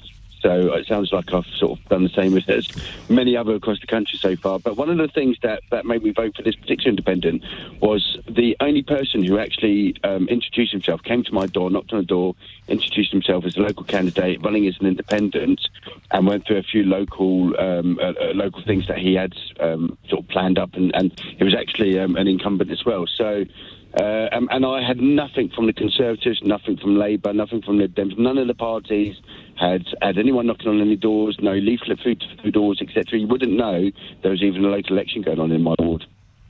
Do you know why that would be? I would guess from targeting seats, I would personally. Well, this is where I always feel sorry for parties when somebody comes on and understandably is a bit vexed as to why they haven't received any literature. It actually takes manpower or person power, whatever you're supposed to call it nowadays, feet hands, and party volunteers to deliver leaflets. And in some areas, a particular party will have a lot of helpers and they can deliver right throughout the constituency. But even in relatively safe seats for parties, it still can be quite difficult to cover the whole constituency. I mean, we've got 3 MPs here. Am I talking sense here? Absolutely, yes. It is really difficult. I mean, I've got about, I think, 130,000 individual people in my constituency. I can't remember how many households, but it is really, really hard. And we got lots of leaflets. I'm sure you did. You got lots of long drives to walk. Lots of leaflets. A lot of long drives, but it is really it is much more difficult, I think, than people imagine. And I do go out door knocking regularly, but people are frequently not at home. So I could have done the same street several times in the course of a year. And you hold central events, don't you, as well, yes, like where people can come to absolutely, you. Yeah, I mean, we do what we can, but you're absolutely right. And Richmond Park, we got a lot of volunteers. It's a constituency we've got a lot of strength in. So for places where we've got fewer volunteers, it's that much harder. And Ben, for a constituency like yours, if we were talking maybe 30, 40 years ago, your constituency party would probably have a 4-figure sum of members. Now, you don't need to reveal how many you've got at the moment, but I suspect it's probably a lot lower than that, and that impacts on the number of people who will go, not just leafleting, but, I mean, canvassing is not something that every party volunteer wants to do, because it does take a certain amount of courage to knock on a stranger's door and ask how they're going to vote, doesn't it? We've got fantastic volunteers in my constituency association. I'll do a shout out, since you've asked me, to Tanya, who's our Deputy Chair Political, who's been running our local campaigns in Runnymede and Weybridge. I'd say 2 things. I think it's incumbent on all MPs to communicate to their constituents in the most effective way, and it's a whole host of different ways. Some of it's door knocking, which I think personally is the bit I most enjoy, is the most important, but leaflets, social media, etc. But I would say to Ben, if we can persuade you, if you want, and if you could contact me, because I'm sure we'd really appreciate your help. I don't know what the situation is in Central Beds, but if you email me, get in contact with me or get in contact with the party, I'm sure we can put you in contact with the local Conservatives if you want to help, if there's an issue where you are in terms of getting our message out. Joe, how do you feel? Because your constituency is very different from these two, yes, but presumably the same issues arise. Yeah, I mean, you can have knocked doors on a street 11, 15, 20 times and, you won't always get people in. So sometimes people will say to me, oh, you've never knocked my door before. And I have. It's just that they weren't in. But, it is really tough to get tens and tens of thousands of leaflets out to knock all those doors. And as the point has been made, not everybody wants to go and knock doors. They might make phone calls, they might do a bit of social media. Not everybody wants to do the kind of hard pounding the streets. Ben, thank you very much indeed for that. Let's go to another caller. It's Robbie in Chelmsford. Hello, Robbie. Good morning, everybody. So Morning. my question is, and Sheila mentioned just before the break, what I would reflect on as slightly depressingly low turnouts in both mayoral and local elections. Iain, you and I had a conversation earlier in the week around how unfortunate it was that local elections in particular got very low turnouts. We're talking between 30 and 40%, I think, typically. So I'd like, I know it's almost 4 a.m, but I'd like it if there could be some serious engagement with the idea that I know there's nervousness and reasons why people would not particularly want proportional representation or an alternative vote system at the parliamentary level, but to increase the collaborative working of local government and people's feeling that their vote counts at the local level. Should there not be a serious consideration that we should have proportional representation in our local councillor elections? I feel really proud of ourselves, Sheila, that we've got to 3:55 and this is the first mention of proportional representation. Yeah. But of course, Sarah Olney is gagging to talk on this. I actually am. I mean, voting reform is something we feel passionately about in the Liberal Democrats. And I personally, I think if we were to change the way, actually, yes, that we elect MPs for Westminster, we would get a much more representative body and a much greater range of views, and it would much better reflect what the electorate actually want to see in the chamber, and then I think we would get better decision making. But it's interesting, and I think one of the reasons why local election results often look very different from what you get from general election results is that typically you will have more than one vote in a local election. You'll be in what they call an all-up, when all of the councillors are up for election at the same time. You'll get 2 or 3 votes depending on how many councillors in your ward. I had 3. Yeah, and so you have the opportunity to vote for different parties. So you will get. And I did. Excellent. Well, there you go, you see. So you've got the opportunity. In London, the mayoral election, we've had 3 ballot papers in London, a mayoral election, a local constituency candidate for the Assembly, and then a party vote for the list. And I've spoken to people who were voting for Sadiq Khan, who were voting for the local Liberal Democrat candidate in South West London, and then voting for the Greens. And it meant that people got an opportunity to better really reflect, what their real preferences are, as opposed to a general election where you've just got the one vote for a single person. And you might feel that you have to support a particular party, even if that's not your party, because you don't want a different party to win. So, I think actually local elections give a much better opportunity for voters to have their say. And typically the 2 main parties, Tory and Labour, don't support PR. But in general elections, what about local elections? Well, actually, Robbie's question started out, he was talking about turnout. In Wales, for example, we have a form of PR to elect the members of the Welsh Senedd, and turnout rates are much lower than in a general election. So I'm not sure that if you have a PR system, it actually equates to greater turnout at all. I think, in fact, the evidence probably shows that you get much less of a turnout. I don't think the two things are connected necessarily. I don't think just because the low turnout elections we have are, done proportionally, I don't think there's a relationship between the two. I think it's about how people see the impact in their own lives, and not everybody sees a local election as necessarily kind of like the most important. I think so. I'm also against PR, but I think Sarah's sort of also slightly arguing against herself, because the highest turnout election we've had in our history was the referendum, and that was a binary choice. It wasn't anything like PR. And you've just described a situation in London where you've got 3 votes, 2 of which are first past the post, and 1 of which was a list. And you're saying that gives you a sort of choice. I think there's something very, very special about having a constituency MP, and that placeness and that tangibility. We are all local champions, one part. There's no one else can speak for our constituencies in Parliament. Our constituents can't. We're there for them, and I think that's a really important part of the British democratic system. Here's a conundrum for you, Sarah. There's a hung Parliament. Labour are the largest party. You make clear that you're not going to go into a coalition, been there, done that. But Keir Starmer says, OK, but I need a confidence and supply arrangement. If we offer PR for local elections, will you come on board? What's your answer, Sarah Olney?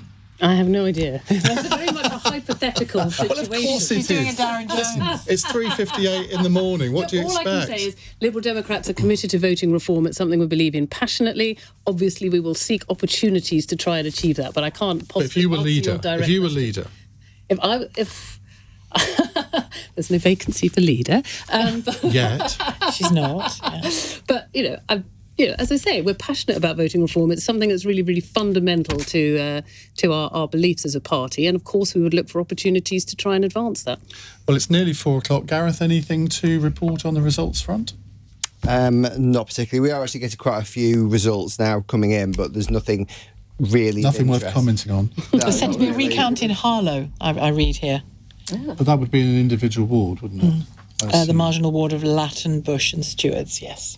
I mean, I think Harlow's a really interesting constituency. Very close. The Conservatives are saying they think they will cling on to it. Well, but it's close. See, again, Harlow, Peterborough, Great Yarmouth, all of these kind of seats, those are the seats that Labour need to win if they were to win a majority in the election. If they can't win those seats, it's quite difficult to see how they get a majority, and yet all of these seats have got massive Conservative majorities at the moment, but they seem to be full of voters who will happily flip if the political weather changes to that extent. We've got all of these seats along the Medway corridor, all of which went Labour in 1997. All of the Labour MPs built up massive majorities by 2010, and then the whole lot went Conservative in one go. Like a house of cards. Like a house of cards. And that is probably going to happen, but in reverse this time, to most of them anyway. Our panel is staying with us, at least for the next half an hour. It's Shelagh Fogarty and Iain Dale with you until 6:00 on LBC and LBC News' Election Night Live. It's 4:00. On your radio, on Global Player, and Play LBC. leading Britain's conversation. This is LBC. From Global's newsroom at 4:00, Labour's made some significant gains among the early results from council elections in England. The most significant victories seen the party take control of Rushmore in Hampshire from the Conservatives for the first time ever. It's also gained Thurrock and Hartlepool. The Conservatives have admitted they're expecting a difficult result.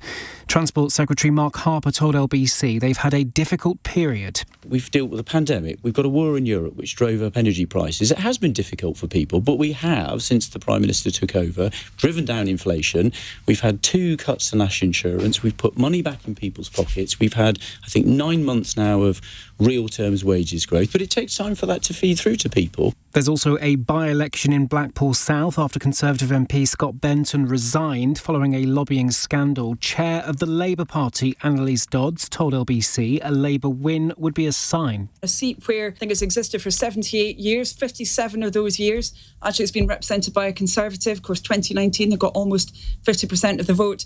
I think that Blackpool South by-election is going to be quite a clear indicator of whether people feel that the Conservatives are delivering this amazing situation for people and their families. Actually, the reality is very, very hard for lots of people in our country. They want change. Former Home Secretary Suella Braverman and the MP for Fareham has been at the council count there. Speaking to LBC, she refused to speculate earlier on what might happen if the Tories lose the council there. It's too early to speculate. As I said, I'm not going to make any predictions at the moment. They haven't even confirmed the turnout. We haven't even received all the ballot papers yet. It is far too early to jump the gun with any kind of assumption. So maybe speak to me in a few hours. John Swinney could become Scotland's First Minister as early as next week, as his main rival announced she won't be running. Former Finance Secretary Kate Hobbs says she won't put herself forward as a candidate to become the next SNP leader.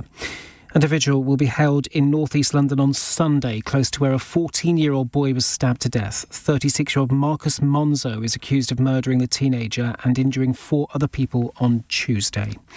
LBC weather cloudy for most, later with heavy showers moving in from the east. The best of the sunshine in the far south and the northwest, and a high of 21 degrees. From Global's newsroom for LBC, I'm Daryl Jackson. This is LBC from Global, leading Britain's conversation. Election Night Live on LBC.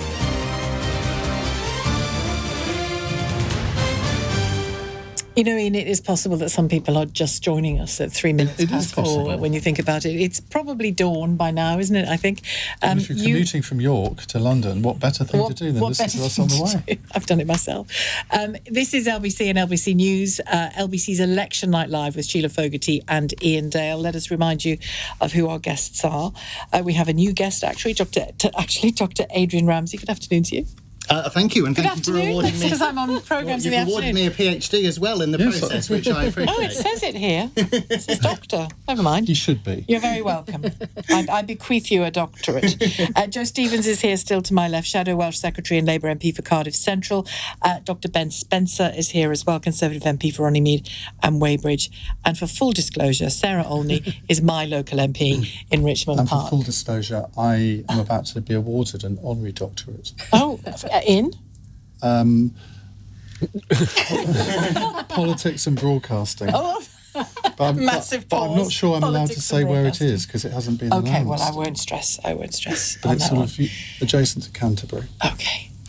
I don't know what's adjacent to Canterbury. Never mind. Let's pull back a bit from the local results that we've got so far.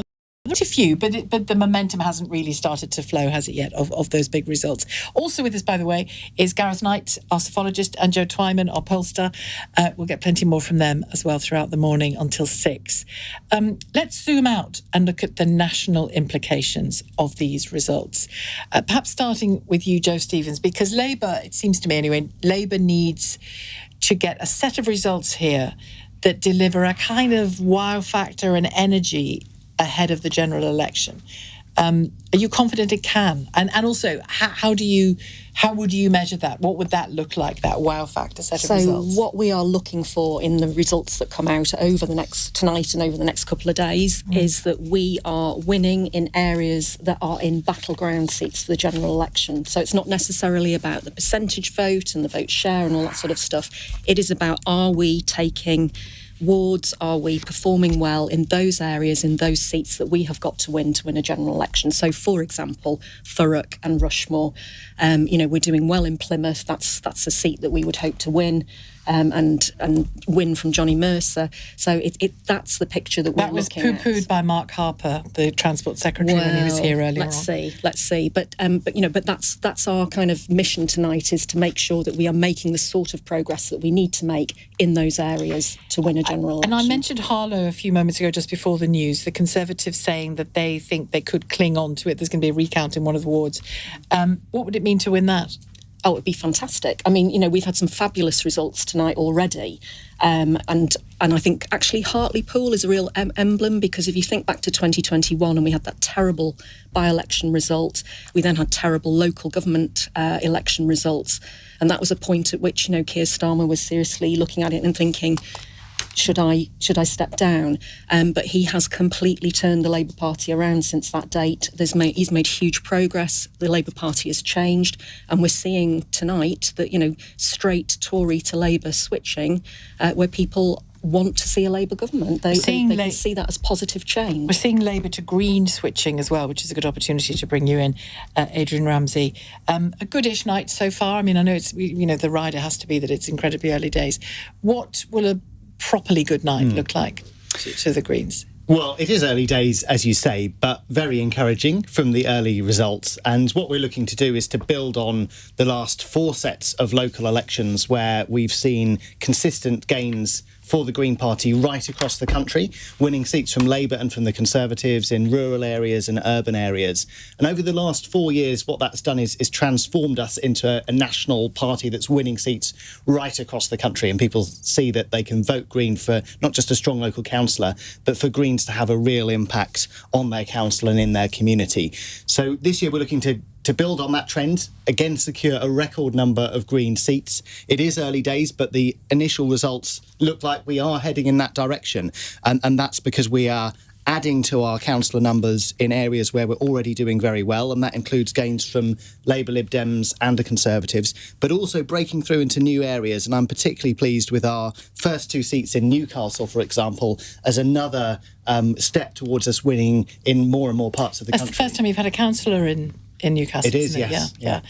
One of the criticisms, long before you came here this evening, we've had a long night, a couple of times the criticism that's been thrown at your party is on housing. Mm-hmm. Too much of a naysayer on housing. So defend yourself from that accusation. Well, what I see and hear from people on the doorstep all the time, both in my area, in East Anglia, but right across the country, is that the homes they see being built are just out of the reach of local people. It's expensive executive homes that are just pricing people out of being able to live in their own local community. And yet at the same time, the idea of getting onto the housing ladder is out of the reach of too many young people. We have 1 million people on the council housing waiting list. So what we're saying consistently and clearly across the country is that we do need more homes that are affordable to buy and affordable to rent, new council homes as part of that. So it's about having the right homes in the right place that actually meet local need, and with the investment in the services that you need when you build communities. But if you look at these big housing estates that seem to be popping up all over the place, sort of on the edge of sort of reasonably medium-sized market towns. Yes. So there's maybe 100, 200, 300 houses. They're not executive homes. I mean, people could argue they're actually sort of rabbit hutches, which are far too small to house normal families. Now, you're right to say that they're still expensive, depending on the part of the country, and out of the reach of normal people. But, I mean, how do you make them within the reach of people who are on an ordinary income? It's a good point, Iain, because there are homes being built that are, too big for local need. But as you say, there are also homes that are, a size that a local family would need, but still out of the reach of what people can afford. Part of the answer has got to be stepping up a proper council house building programme, giving councils the borrowing power to do that and putting the funding in to do that, built to a high environmental standard, of course, which also means the running costs are lower for people. So we have to put far more of a focus on that. We made that the centrepiece of our local election launch in Bristol a few weeks ago, that we would pledge 150,000 new council homes a year, a mixture of new build and refurbishment. But you voted against thousands of homes being built in Bristol whilst you've been running the council there. I'm not sure that that's the right picture to be portraying. Green councillors around the country... Have you voted against thousands of homes being built in Bristol? Have your councillors done that? I'm not a councillor in Bristol. I can tell you that they have. What I can tell you is, if Carla Denny was here, she's been interviewed on this as well, and she's been very clear that, yes, if there are individual planning applications that don't meet local need because there are not enough affordable homes, or it's using up valuable greenfield space, or the investment is not being put in the local services that need to go alongside that housing, of course we are going to stand up to developers and say, you can do better than this. Let's bring Sarah and Ben into this, because the three of us live, well, you two represent and live in quite leafy areas. I live in one as well. A friend of mine has just put his house on the market and has got an offer, and it's a 3-bedroom, end of terrace, nothing special, £395,000. And they've got buyers. They want to get a £325,000 mortgage. They've got a £75,000 deposit. And the mortgage company has said, very happy to give you a mortgage. You need to have a combined income of £180,000. Now, luckily, they can do it. But what normal couple in their, say, early 30s with a child or two can get on the housing ladder in those circumstances? That, it seems to me, if any party's got the answer to that question, they would win the next election. But none of the parties have. Ben? Well, I feel very much for that family. It wasn't too long ago when me and my wife went through applying for a mortgage and going through the financial stress test, and I suspect part of the problem with their combined income is around the financial stress test component. And look, I mean, housing is a real challenge. I think the important thing is right houses in the right places. And I actually see one of the spin-off benefits of the Levelling Up agenda mission is to share economic prosperity around the country, and then also housing demand will move, because we cannot have a situation where the UK economy is so focused on London and the South East, and thus, as a consequence, housing demand. So I think that's one way of tackling it. And of course, we need more properties, but we need them in the right places. And I think sharing out economic prosperity will help with that. The challenge, though, with the housing market is that it is effectively free markets in itself. You've got the buy to rent market, you've got the buy to invest market, and you've got the buy to live market. And so trying to disentangle that is quite tricky. If you built 1,000 houses in my constituency, I mean, firstly, that would be hugely problematic, but you wouldn't move the house price down one bit. What you'd probably end up with is exactly as you're describing, 1,000 houses that cost 800,000, mad amounts of money that most people can't afford. And so in areas like Richmond Park, well, you've got people who've lived there all their lives and their families have for generations. But I suspect at the moment, you must be in fear of your constituency becoming a bit of a sort of monoculture, where anybody moving into the constituency now has to be quite rich to be able to do so. You're going to lose the vibrancy of a sort of multi-layered population. Well, what we're absolutely seeing in Richmond Park, but this is also across London, is that we're really finding that it's becoming unaffordable for families. And Richmond, like everywhere else in London, is finding that it's massively falling roles in its primary schools. And this is a knock-on impact, if you like, of Richmond and other places becoming unaffordable. I just want to pick up your mortgage point, though. I mean, one of the reasons that mortgages are becoming so unaffordable is because we're seeing, massively increased interest rates compared to a few years ago. There was a hope, I think, that mortgage rates were going to start coming down, but they're not as quickly as people thought. And we've seen this week... Well, they're actually starting to rise again. Exactly. Yeah. We've seen this week that the mortgage lenders, because the expectations about underlying interest rates are changing, that mortgage rates are now going back. And of course, this relates directly to Liz Truss's mini-budget and the disaster that followed that. But I do want to say, also, the Liberal Democrats, I think, have got one of the boldest housing policies. We passed it at our autumn conference last year. We want to build 300,000 new homes a year, 150,000 social homes a year. It's a start, is the best. But if you won't go into coalition with anyone, you won't be able to do it, will you? Well, but, if we've got more MPs in the next Parliament, we've got a platform where we can really start to push for change. OK, just before we go to a break, Gareth, you've got an interesting Police and Crime Commissioner result. Yes, the first one, the first one of all of them, because there's only 3 of them this evening, the rest of them are tomorrow. So Lincolnshire, which is the safest police and crime commissioner in the country, Mark Jones, has had his majority slashed from 68,000 to under 8,000. A swing that would see a Labour landslide at a general election in arguably one of the safest Conservative areas of the country. And wider, as the figures are coming in now, the Conservatives are actually losing more seats than they're holding, more than 50%. So this is starting to look bad. Bearing in mind that normally the overnight results tend to favour the Conservatives because they're in thirds, they tend to be in rural district areas. So I think this is actually starting to look genuinely bad, and it's going to be quite tricky for them to split. Well, this is the moment that I think we should return to something that we talked with Andrew Marr about at the beginning of the show. Where would that kind of horrific result leave Rishi Sunak following these elections? What would his options be? So if all our panel can give a little bit of thought to that, especially you, Ben. In a moment, yeah. It's 16 minutes past 4. LBC. There's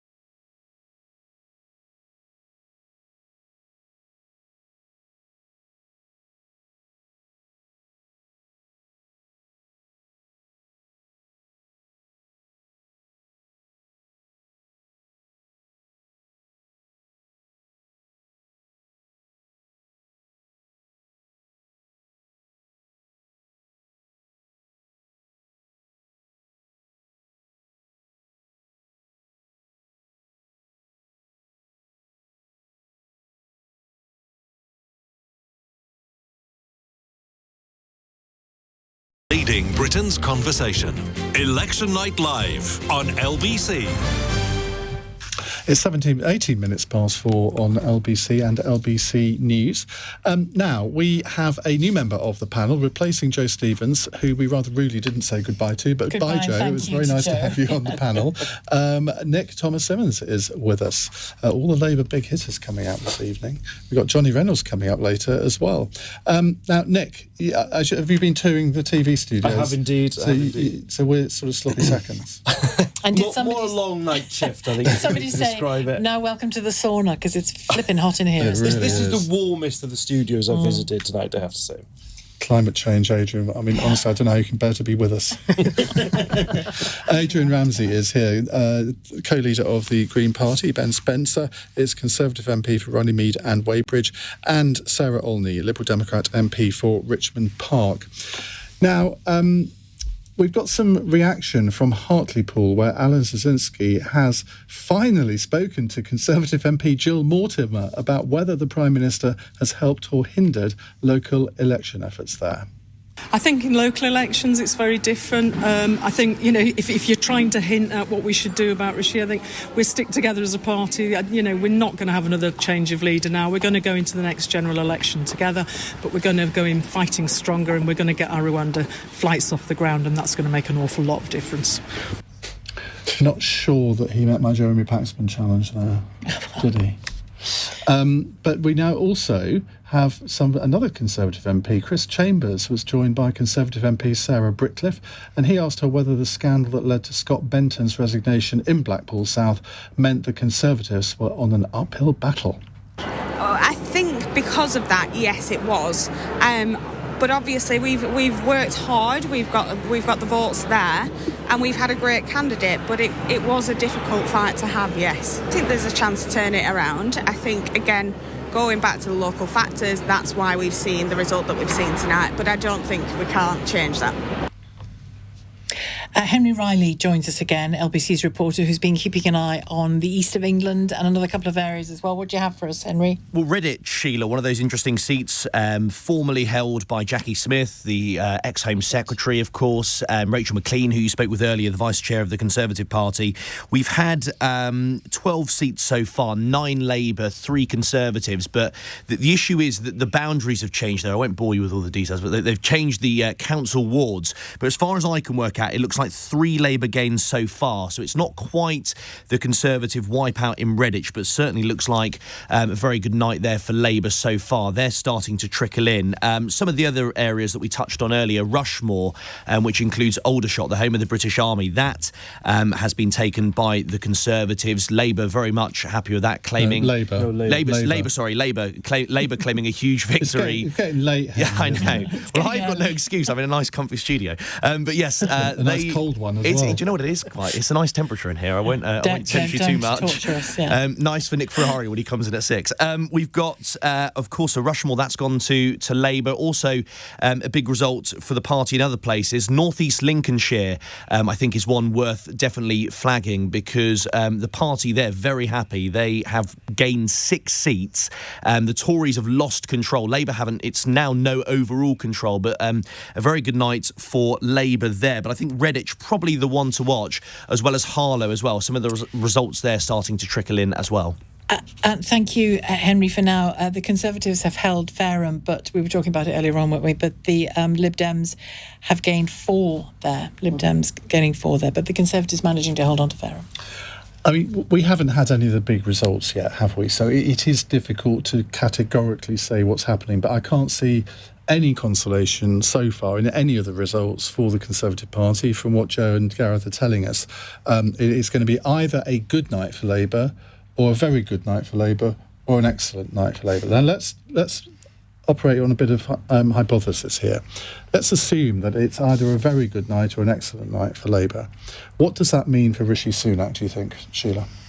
Well, he's tried so many things, hasn't he, in the last, 3-4 months to boost those figures in the polls. And Joe, you might want to come in on this.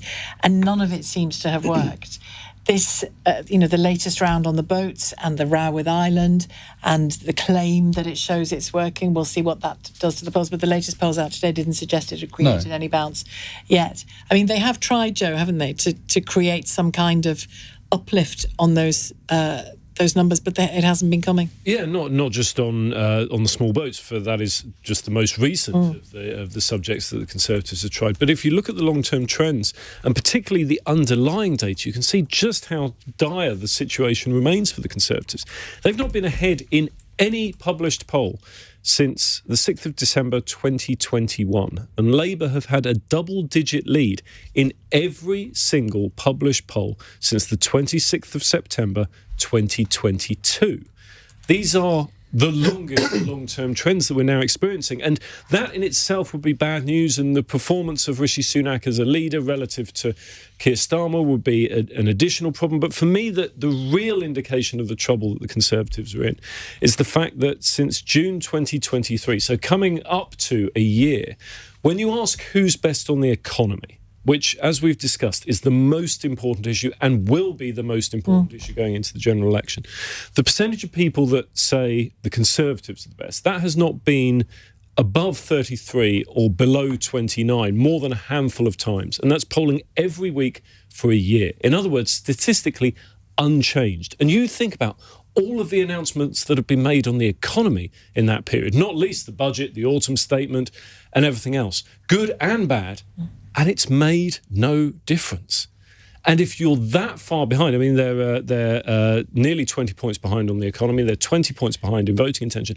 And if you are that far behind and things aren't moving, it's very difficult to see what you can do to close And does that period, just remind me of that period, does it include the energy bailout, the fuel bills bailout? Going back to June 2020? Supporting people, yeah. No. It post-dates that. It comes after that, yeah. But it's an illustration of just how static things are. Now, can all the politicians among us agree that you're not going to answer the next bit with, it's a hypothetical question, Iain, because it'll be very boring if you do, particularly related to you, Ben, I'm afraid. I'm going to put forward a couple of options that I think Rishi Sunak could avail himself of. Okay. Let's assume that all of the mayoral races are lost, that they lose 500 council seats. It's Disasterville. And we all know what happens with Tory MPs when it's that kind of scenario. They panic, don't they, Ben? Your colleagues just panic. Not you, obviously. I don't. They He doesn't look all panicky, does he? So 7 years of medical training and being well, I'm glad to hear that. But to be serious, what he could do on, say, Saturday afternoon or Sunday, where they've had all of these disasters, the Sunday papers are going to be a nightmare. He gets the lectern out in Downing Street and he says, well, I've read the runes, I'm going to call a general election on November the 14th. Now, that would be a very different thing to do, because I don't think, I mean, correct me if I'm wrong, Gareth, but I don't recall any Prime Minister ever calling an election that far ahead. But there's nothing constitutionally to stop them doing that. So if they did that, what we would all discuss in the media is the fact that he's called a general election. And I mean, sod the local election results, that's yesterday's news. So as a political manoeuvre, that might be quite good. Call it when he was going to call it anyway, but actually call it earlier. Could that work, Ben? I mean, it is a pretty extreme hypothetical question, and I think, I'll try and. It's the reason why I'm not the Director of Communications in Number 10. I like the way that you sort of framed it, which is you sort of invited me to comment on it. Look, I mean, I think, and I think all elected politicians should be ready to go for a general election whenever one's called. So, I'm always happy in terms of going to test my support of my constituents, and whenever the PM chooses to call the election. I'm looking forward to it. Let's get going. But the other alternative is that, as I say, Tory MPs could panic and therefore overthrow him, and there could be another Tory leader in place by, say, the end of May. I don't know whether that would make any great difference, but if Tory MPs in marginal seats, particularly in the north of England, felt that a different leader could save their seats, you can see the logic of it happening, even if the rest of the general public would find it laughable to have a fourth Prime Minister in, 4 years? When you look at the polling on this, it's very interesting because there's a lot of bad data around that people will hold up and say, this is why we need to get a replacement for Rishi Sunak, because when people are asked if there were a new Conservative leader, would you be more likely to vote Conservative? People say yes, because they envision someone who will be able to deliver what they want on an individual level, and they basically think it'll be someone better. The reality, of course, is it's unlikely to be someone significantly different and who will have all the same hands tied and levers available that the Rishi Sunak has. And when you look at things historically, a change of leader on either party has not produced a large change in voting intentions, certainly not large enough to close a 20-point gap. No. Well, I'd say John Major, possibly in 1990, he had quite a good honeymoon period, didn't he, after Margaret Thatcher's toppling. Nick Thomas-Symonds, whenever I talk to a Labour MP, and I don't think you and I have had this conversation, so I'm not about to drop you in it, but other Labour MPs that I've talked to, some quite senior ones, so of course the Conservative that we really fear in the polls is Penny Mordaunt. What do you say to that? No, I don't think so. I think the issue here is, would I like Rishi Sunak to get at the lectern and call a general election? Absolutely, I would. However, Iain, in your hypothetical scenario, would I like this Tory psychodrama to continue to be visited on the country until November? Absolutely not. And we're here yes, we are in the final year of a parliament, but we are discussing here the prospect of a fourth Prime Minister in the parliament. I mean, and that's why it's almost like the SNP, isn't it? Well, absolutely. If you're a voter in Scotland, you've got the two chaotic governments to deal with. And that's why, listen, I've known Penny Mordaunt a number of years, not dismissing Penny Mordaunt, but what I am saying is, whoever the fourth Prime Minister of the Parliament is, what difference realistically is it going to make? I don't understand how we've gone down this sort of rabbit hole. The overwhelming majority of Conservative MPs are fully behind the Prime Minister. I mean, we are 10% of results in. I noticed that the Labour Party isn't talking about Houchin. I find it fascinating that they're sort of trumpeting this great victory in Hartlepool. I mean, my dad and my grandparents are from Hartlepool. I mean, to celebrate a Labour victory in Hartlepool as some sort of return of the Messiah for Labour support, I find fascinating, and it just tells you just how far Labour have dropped. And just to reiterate the point that these elections, the last time we had them was in 2021, when we were at our high water. But let me just say, I mean, in terms of Hartlepool, this was a place that was once trumpeted by the Conservatives as the red wall that you had won, and you've completely betrayed them, and that's why you've lost them. But in terms of Ben Houchin and Andy Street that the Conservatives have been talking about, what's fascinating about those two is the only reason they're competitive is because they're distancing themselves from the Conservative brand as far as they possibly can. Totally well, of course they are. Go and look at their literature. Go and look at their ballot paper. They don't have a sort of, you don't see the absence of a Conservative symbol next to their name. They're very clearly Conservative. Go and see their posters. It's just see the absence of Conservative. It's purely what you're trying to peddle in terms of trying to undermine the weakness that you have in those areas of the country, and this is why you want to focus on the paucity of results we've already had so far this evening, because you're scared about what's coming next in the next couple of days. Paucity of results? We've had 10%. That's 1 in 10 results declared. One swallow does not make spring. We've just won Rushmore, which we've never won in the entire existence of the council since 1974, the home of the British Army. We've taken Thurrock, a key battleground seat. We're making progress against the Greens. Reddish. I'm sure the Green Code would like to come in on that one. But Ben, generally, if you want to take this level of complacency into the general election, that would be great.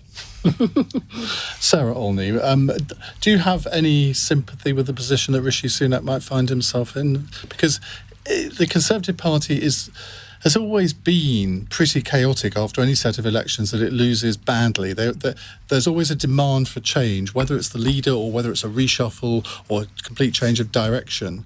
They've always done that. I mean, the Conservative Party have always been pretty chaotic, I think. If you look back into the 1990s and the lead up to the 97 election, it was chaotic. And I don't think, I don't think you see when other parties are in government quite the same level of chaos. I mean, I don't know. I had some sympathy, I suppose, with Rishi Sunak when he first came in, taking over from Liz Truss. I think we all thought that was a low point for the Conservative Party. But I mean, certainly in polling terms, each leader has been worse than the last. So I would, if I was giving any advice to the Conservative Party... A bit like your own party. Well, but I mean, we are... You can see tonight we are making gains. At 6 so far, I think. That's net gains, but we are the largest party now on Hart Council, which is next door to Rushmore. Interestingly, we've taken 4 seats in Fareham. We've held control of Gosport. We're looking really good in Winchester. Okay. We've held control in Eastleigh and in Hull. So we're actually doing we're doing really well. All I was going to say about quickly, if you could, the Conservatives, we should have a general election. Okay. There you go. But just to say as well, the Blackpool South result is imminent. Before that, though, Ooh, marvellous. Adrian Ramsey, you wanted to contribute to the conversation there about Rishi Sunak and about the prospects for the party. Yes, indeed. I mean, the Conservatives have lost all credibility, and they would lose it even more so if there was yet another change of leader, or indeed if they called an election with several months to go. It may seem good media management, but it would just throw the country into turmoil. What I'm hearing right across the country, including in areas that are traditionally strongly Conservative, is people desperately want to change. I think it's clear from the polls that there is going to be a change of government. The question is, do people want Labour to have a huge majority where they can do whatever they want without comeback, or do we want to have a diversity of voices in Parliament, including more Green MPs to hold them to account on the crucial issues of our time? Okay, thanks for now. In a few moments, I'll talk to Anna Firth, MP in Southend. That remained in no overall control tonight. It is one of the places where we've had a result. And as I said just a moment ago, Blackpool South result imminent as well. It's 4:33. Time for some headlines from Daryl Jackson. Labour's made some significant gains among the early results from council elections in England. Most significantly, the victory's seen the party take control of Rushmore in Hampshire from the Conservatives for the first time ever.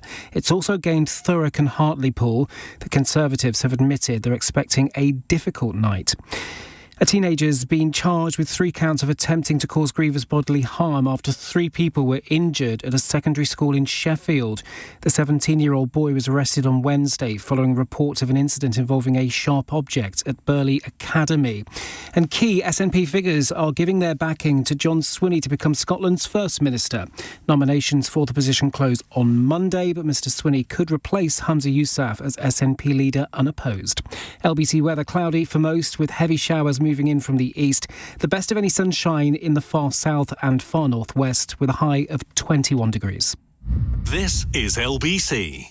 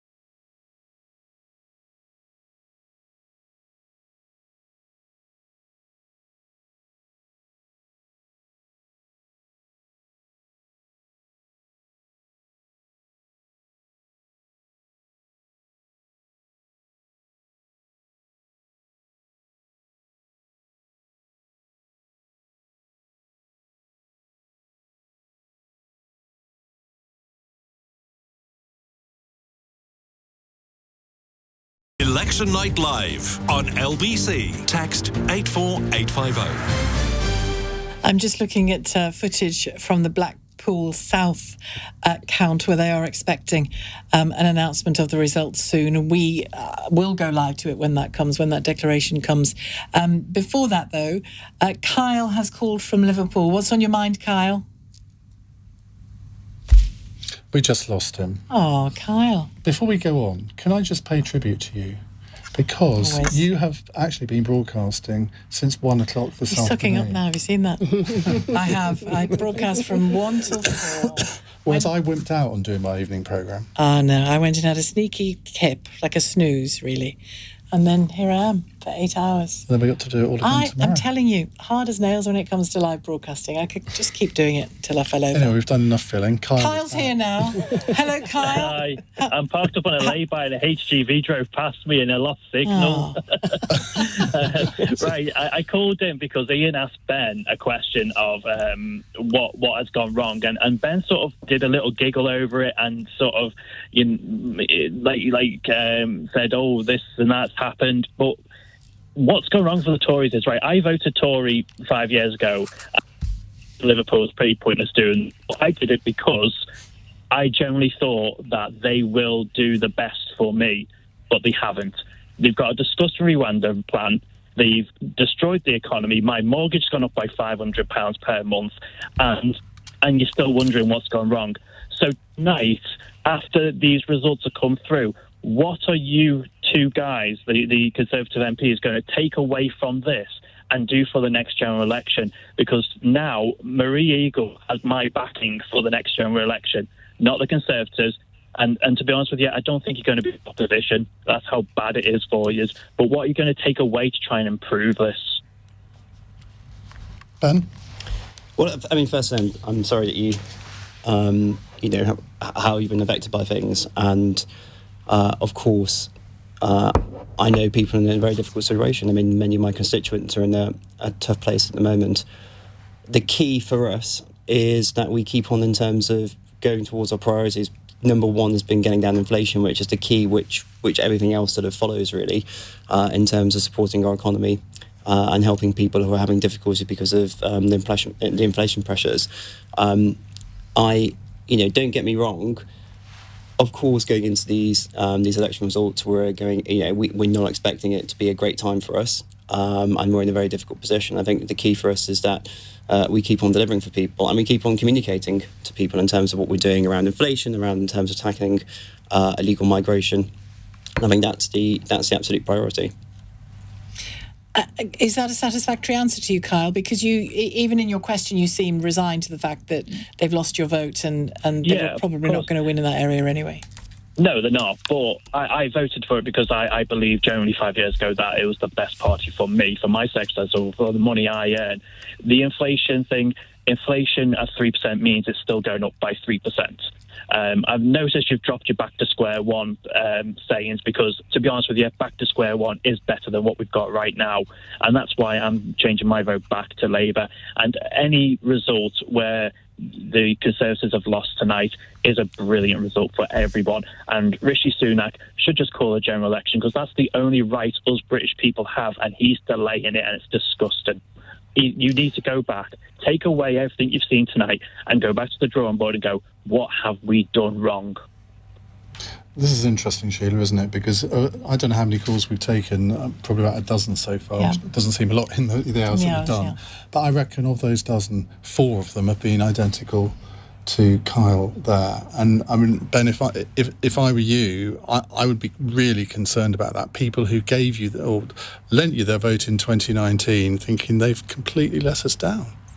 But of course, anyone who's previously voted for us or previously voted for me and my constituency who says otherwise in terms of plans, of course that's going to be concerning. We are trying to do the best we can in terms of delivering for people and, getting the measures out in terms of what we're doing. But they don't believe that, do they? They think you're incompetent. Not you personally, but as a group. But I think this is the challenge that we have, which is showing delivery in terms of priorities. Showing, we've demonstrated reducing inflation. Completely. The Bank of England has done that. Completely. There are economic policies which drive inflation that we changed and made sure that we can help the Bank of England make interest rate decisions as best as it can. So inflation has come down. I recognise the point that Carl makes is that it is still at 3%. It needs to be lower. And even though inflation has come down, prices are still high as a consequence of a period of inflation going through. We have had a very difficult time over the past few years with the pandemic, where effectively we closed the economy down for the best part of 2 years, supporting people through furlough, dealing with the weaponisation of energy costs, dealing with the Russian invasion of Ukraine, dealing with a whole host of problems which have had consequences generally on everybody. Now, elections are a referendum on the future, not in terms of what's happened in the past. And I think the key for us is putting out our positive vision in terms of what we're doing and delivering for people. And things are getting better, and we are delivering. I think that the challenge is to make sure that when it comes to polling day, Kyle, you feel that actually things have changed for the better for you, and we can get that message across and trying to pull you back. But like I say, I'm sorry that you're in the situation that you're in, and I hear what you say loud and clear. Kyle, thank you very much indeed for your call and for your answer, Ben, as well. And again, I don't need to tell you how rare Conservative voters are in Liverpool. For Kyle to have voted for you in the first place was probably quite a big step for him, actually. But he didn't tell many people. That's true. Well, that should change in Liverpool, I think. I think that's a weakness of our politics in our city. I think it has been for a long, long time. But anyway, that's a whole other conversation. We'll talk to Anna Firth now, Conservative MP for Southend West. Southend, no overall control, remained in the same situation. Anna? Well, hello, and thanks ever so much for having me on. Obviously a difficult night, really, but actually we're quite buoyed up in Southend. In fact, we won more contests this year than we did last year. And although the council does still remain in no overall control, this was not any sort of significant swing towards Labour. There's no enthusiasm on the doorstep for Keir Starmer. And in fact, now we've totted up the number of Conservative votes. The actual number of Conservative votes cast is up slightly on last year. So actually, we obviously want to dig down into the detail of all of this. All of us have literally just left the count. But actually, this was a pretty positive picture. You've won more contests, you said that. Just checking, is that because there were more contests this year than last? It's out in thirds in Southend. So last year, of the seats that we were defending, we won 5 of them, and this year we've won 7. So we would say that we've improved our performance with those seats, and that, as I say, we've actually improved the number of Conservative votes. So actually an encouraging picture in Southend. We were the reason I look a bit agitated is I can see that the result in the Blackpool South by-election is imminent. I think the returning officer is just gathering the various candidates onto the stage, but they do look like they're all there now, shaking, well, some of them anyway, shaking one another's hands. We'll go live to it in just a second. As you say, it's early days. There haven't been that many results, but you're satisfied with the Southend result by the sounds of it. Well, we're incredibly encouraged in Southend. It shows that the voters do not want to go back to square one with Labour, and that overall the Conservative, messaging, the Conservative campaigning that we've been doing. I must stop you. Apologies, I must stop you. We're going to go live to the by-election result in Blackpool South. The number of votes for each candidate is as follows: Black, Stephen Justin, commonly known as Stephen, Independent, 163. Butcher, Mark Anthony, Reform UK, 3,101. Cregan,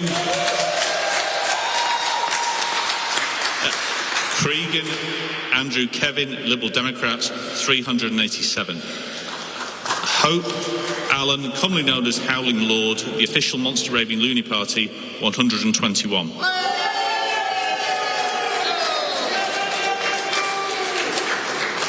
Jones David, Conservative Party candidate, 3,218.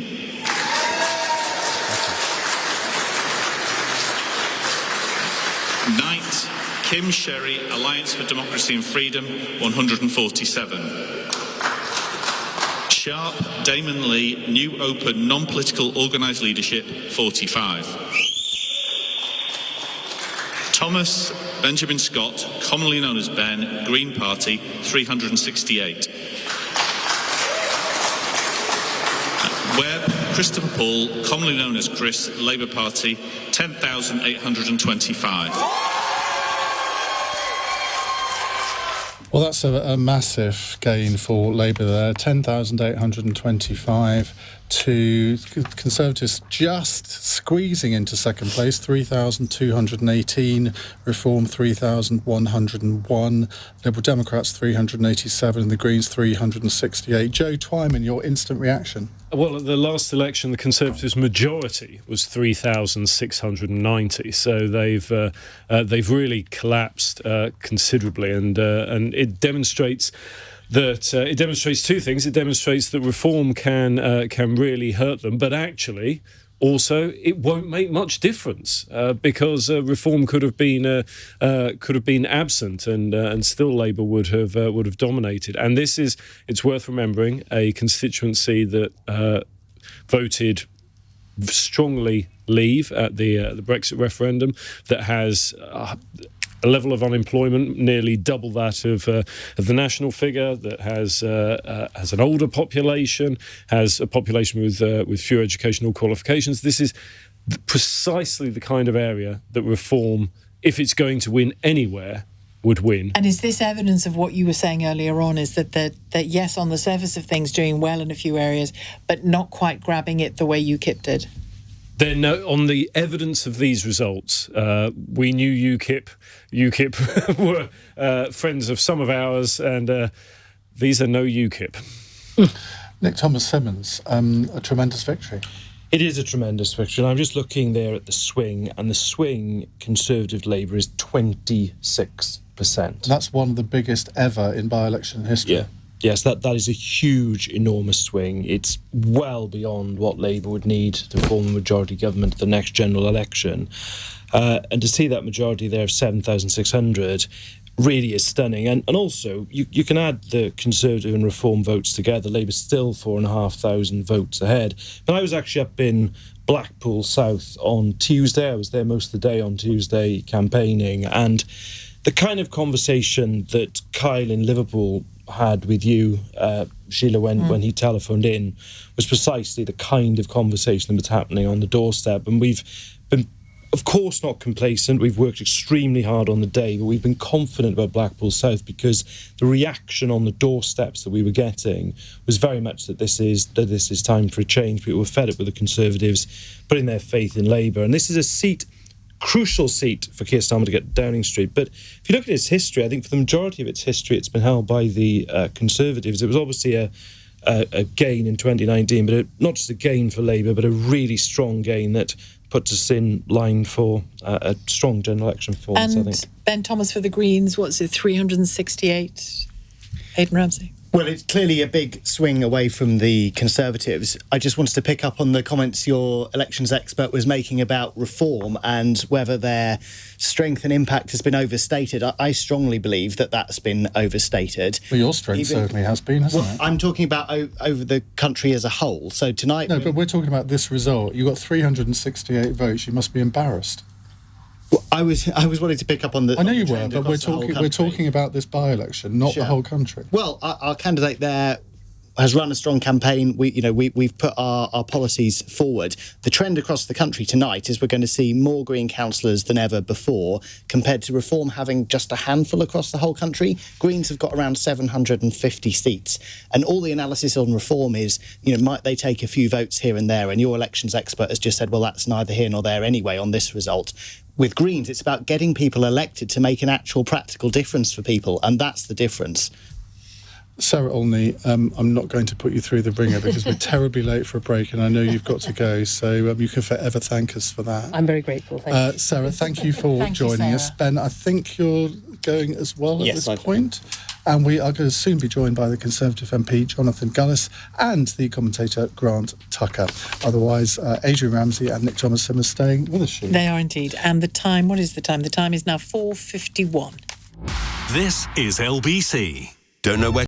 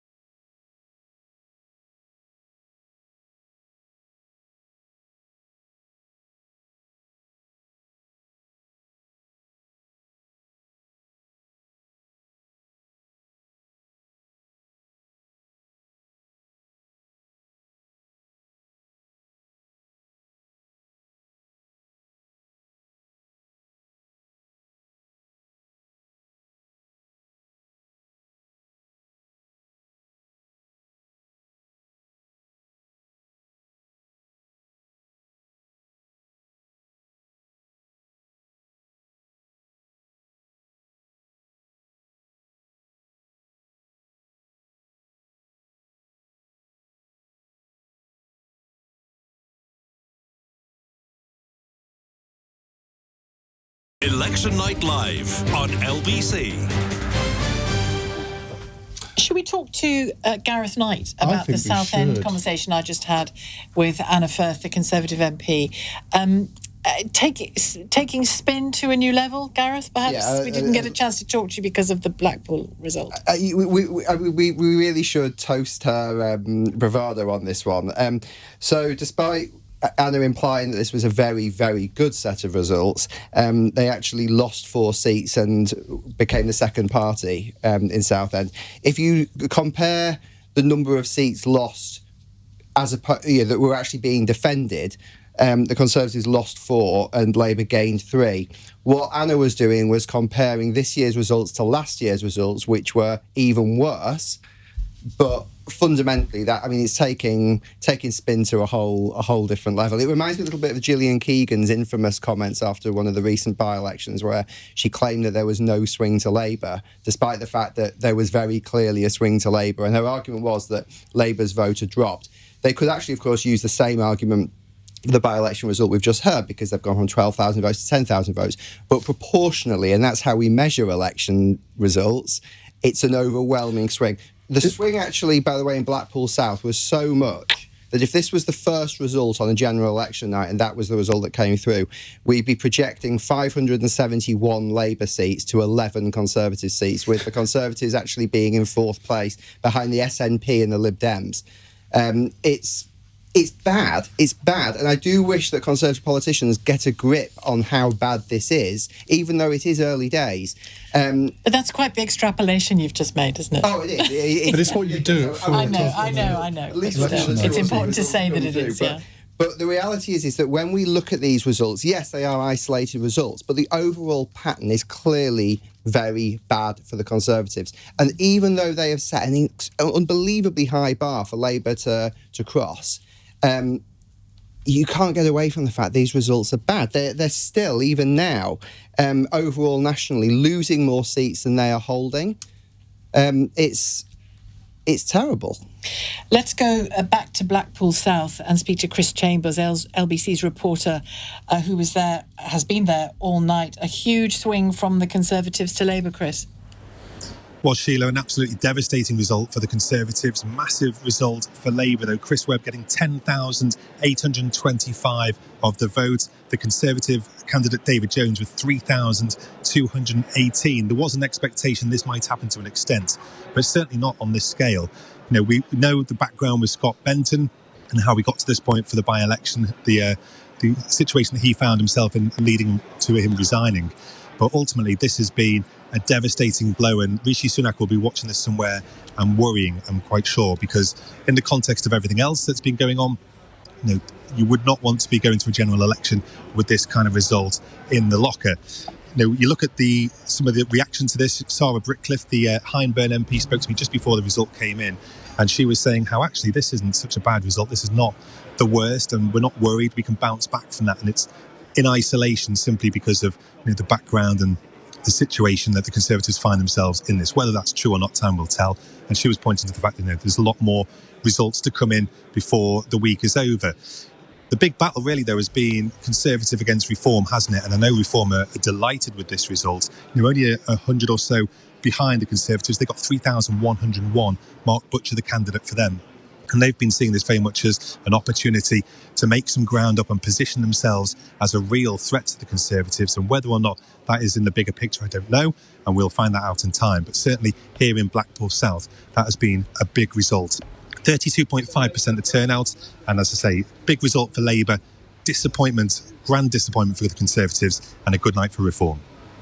Thanks very much indeed, Chris. Chris Chambers, LBC's reporter at Blackpool South, and that count which is just declared. Keir Starmer, the leader of the Labour Party, as you well know, has said about that result, this seismic win in Blackpool South is the most important result today. There's the narrative Andrew Marr was talking about earlier on.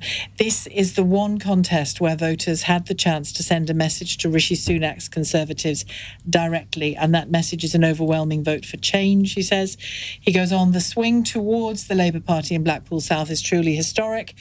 and shows that we are firmly back in the service of working people. I am so proud, he says, of the positive campaign we ran.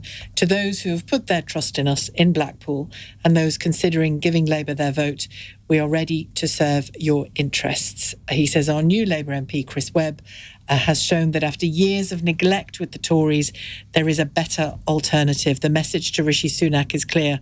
It's time for change. It's time for a general election. I mean, we can put all of those points to Jonathan Gullis, the Conservative MP, when he joins us after the break. But I mean, that is, it's what you would expect, isn't it, from Keir Starmer at that point? I think the most interesting phrase in that whole statement was Rishi Sunak's Conservatives, because an opposition party leader or even a government leader will only use his opponent's name with the party when he or she knows how unpopular they are.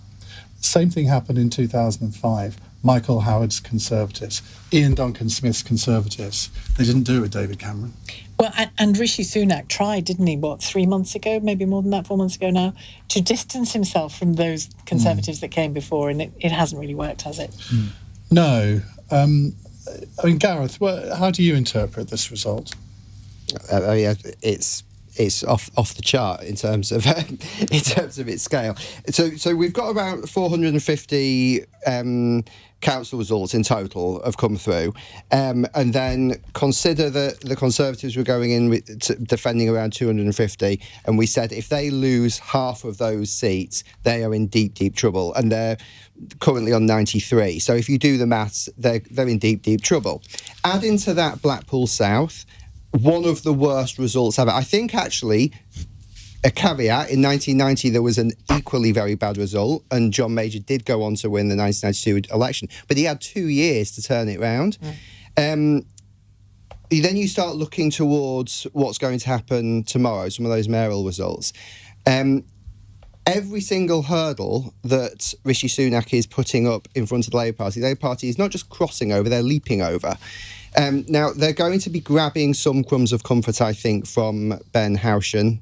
I just can't see how the Labour Party can turn that around. But that is pretty much the only thing they're going to have to cling on to. Thanks, Gareth. Joe, you wanted to comment? Yeah, quick factoid on the swing. Tony Blair achieved, in his time as opposition leader from 1994 to 97, 4 20-point plus swings from Conservative to Labour. Starmer has now, with the result in Blackpool South, achieved 5, isn't it? Including 4 of the top 5 largest ever, all of which were achieved in the last year. There's a lot of talk about the fact that Keir Starmer needs to achieve a swing in excess of what Tony Blair achieved in 97 just to get a majority of 2. Well, on the evidence of what we have seen, not just in this by-election, but the by-elections with him as leader, he appears to be on track for that. And for that to be repeated and repeated and repeated in the general election is clearly the plan, Nick. Well, absolutely, and it is part of a pattern. I mean, you think of Selby and Ainsley, mid-Bedfordshire, which is very true blue Conservative territory. The by-election pattern is that we are winning in all different parts of the country with very significant swings, and it is about as well. And I found this on the doorsteps on Tuesday, people who are directly switching from Conservative to Labour. Which is what you always needed. Of course, absolutely. That's how you win. And this is the 8th biggest Conservative to Labour swing of any by-election ever. Going back to the 1800s. Which is, that's going to be a big talking point, I think, for some time to come. And it'll be a big talking point for us over the next hour, but there's so much more to discuss. We are going to say goodbye to Adrian Ramsey. Thank you very much, Adrian, and Nick Thomas-Simmons. They are going to be replaced by Baroness Susan Kramer. You're irreplaceable. From the Liberal Democrats, Tory MP Jonathan Gullis. In fact, he's another one of these deputy chairmen of the Conservative. Is he? I think he is. I'm sure he is. A lot of deputy chairmen. And Labour Shadow Business Secretary Johnny Reynolds. He's joining us as well. Grant Tucker, we actually have been very rude and we haven't even said anything to him yet. But you'd like to say something, but it has to be brief. I wanted to briefly correct something that was implied earlier. It was suggested that Labour had made ground against the Greens this time. I've not seen any signs. As far as I'm aware, there's been no Labour gains from the Greens, whereas Greens have gained from Labour in Reading, Sefton, Exeter, South Tyneside and Newcastle. So just wanting to correct that suggestion. Right. And you have done so. Thank you very much indeed. Thank you very much. We'll see you again the other side of the news. It's 5:02 on LBC and LBC News. On your radio, on Global Player. And Play LBC. leading Britain's conversation, this is LBC. From Global's newsroom, Labour have won the Blackpool South by-election, claiming the seat previously held by Conservative Scott Benton. Chris Webb secured 10,825 votes, a majority of more than 7,600. The Tories finished second, just ahead of Reform UK. Mr Webb has just been giving a victory speech, saying people there have spoken for Britain. They have said to Rishi Sunak and to the Conservatives they've had enough. They've had enough for 14 years of the Conservatives being in power. They have lost trust of the British people, and Blackpool has had enough of this failed government, which has crashed the economy, destroyed our public services and put up taxes. The first councils are declaring results in the local elections, with Labour also making significant gains. They include Thurrock, Hartlepool and Rushmore. People have also been choosing 37 police and crime commissioners in England and Wales. LBC's election commentator Gareth Knight has been looking at the first results. Lincolnshire, which is the safest police and crime commissioner in the country, Mark Jones, has had his majority slashed from 68,000 to under 8,000. A swing that would see a Labour landslide at a general election in arguably one of the safest Conservative areas of the country. And wider, as the figures are coming in now, the Conservatives are actually losing more seats than they're holding, more than 50%. So this is starting to look bad. Labour has also won the Police and Crime Commissioner election in Cumbria, taking the post from the Tories. A total of 11 mayoral contests have also been taking place, with the result in London not due until tomorrow.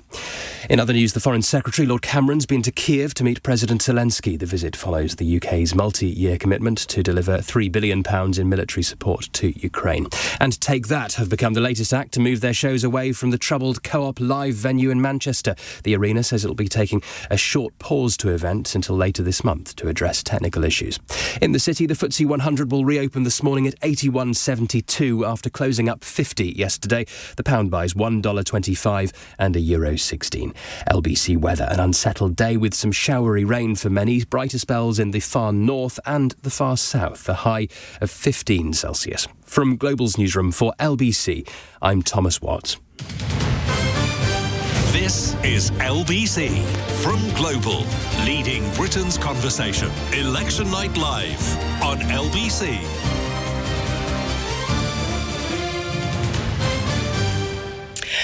Good morning to you. We have one more hour. You have one more hour with LBC and LBC News with me and Iain, Shelagh Fogarty and Iain Dale.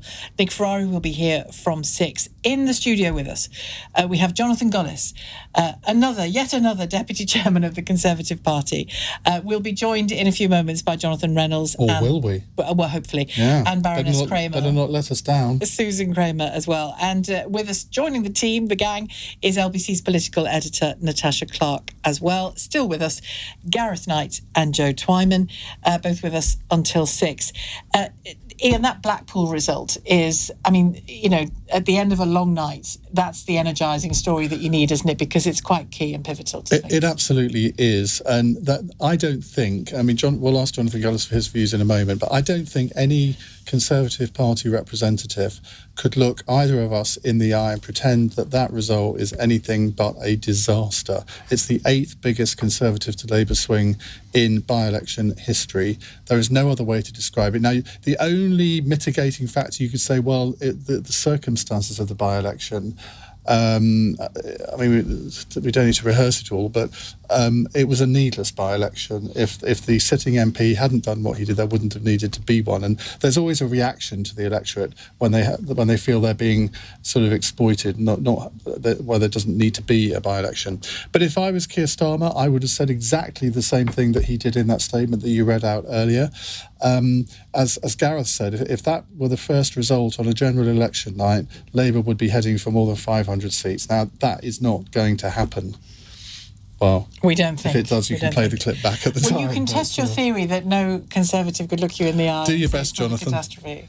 Look, it's fair to say that this was a very difficult result with an election in very difficult circumstances. You alluded to the fact that the predecessor Scott Benton had obviously behaved inappropriately, was facing an investigation, then faced a recall petition, ultimately resigned before the recall petition was published. But I think we're all aware that the 10,000 plus signatures required had been indeed signed. And that always means that elections like this are going to be much harder when it comes to the electorate. I think the takeaway from me really is that those people who are considering reform or have voted for reform in this election, the question I would pose to them is that by voting for reform, you're guaranteeing Sir Keir Starmer in 10 Downing Street. Sir Keir Starmer does not share their values when it comes to tackling small boats. Sir Keir Starmer would have a amnesty of migrants with their new announcement this week on saying that 90,000 plus people already here will be able to claim asylum, effectively keep letting them remain permanently in the country, and of course would cancel the Rwanda flights.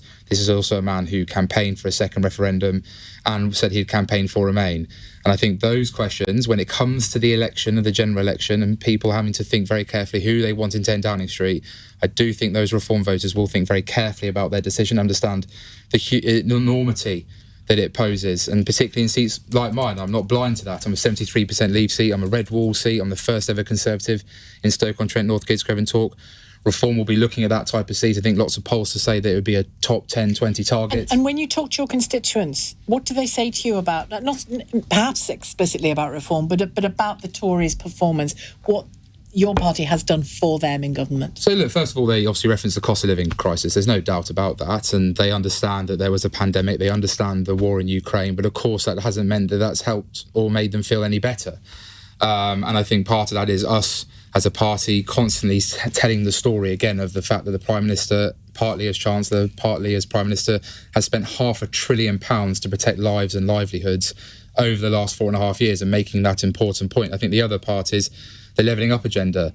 Because of the rising cost of goods and rising inflation, which is now down from 11.1% when the Prime Minister took over down to 3.2%, that it means that levelling up hasn't been delivered as quickly as people like. There's lots of great projects that we're getting ready now to get off the ground, but of course people would like to have seen it sooner. High streets have taken a hit, of course, because we changed our shopping behaviour and patterns throughout the pandemic. But ultimately, the Prime Minister's made some big calls when it came to cancelling the northern leg of HS2, giving that massive amount of additional funding to somewhere like Stoke in order to fix our broken roads and pavements, which is, by the way, one of the top priorities of voters in my local area, is something now that the Labour-led council has to deliver on. It's something that I hold them to account via my pothole patrol. Is that going to rebalance an economy in the way that HS2 would have? I think ultimately what people would want to see is better public transport, better roads, because ultimately that's the mode of transport they use. There's not a lot of people from Stoke going up and down wanting to go up and down a high-speed rail down to London.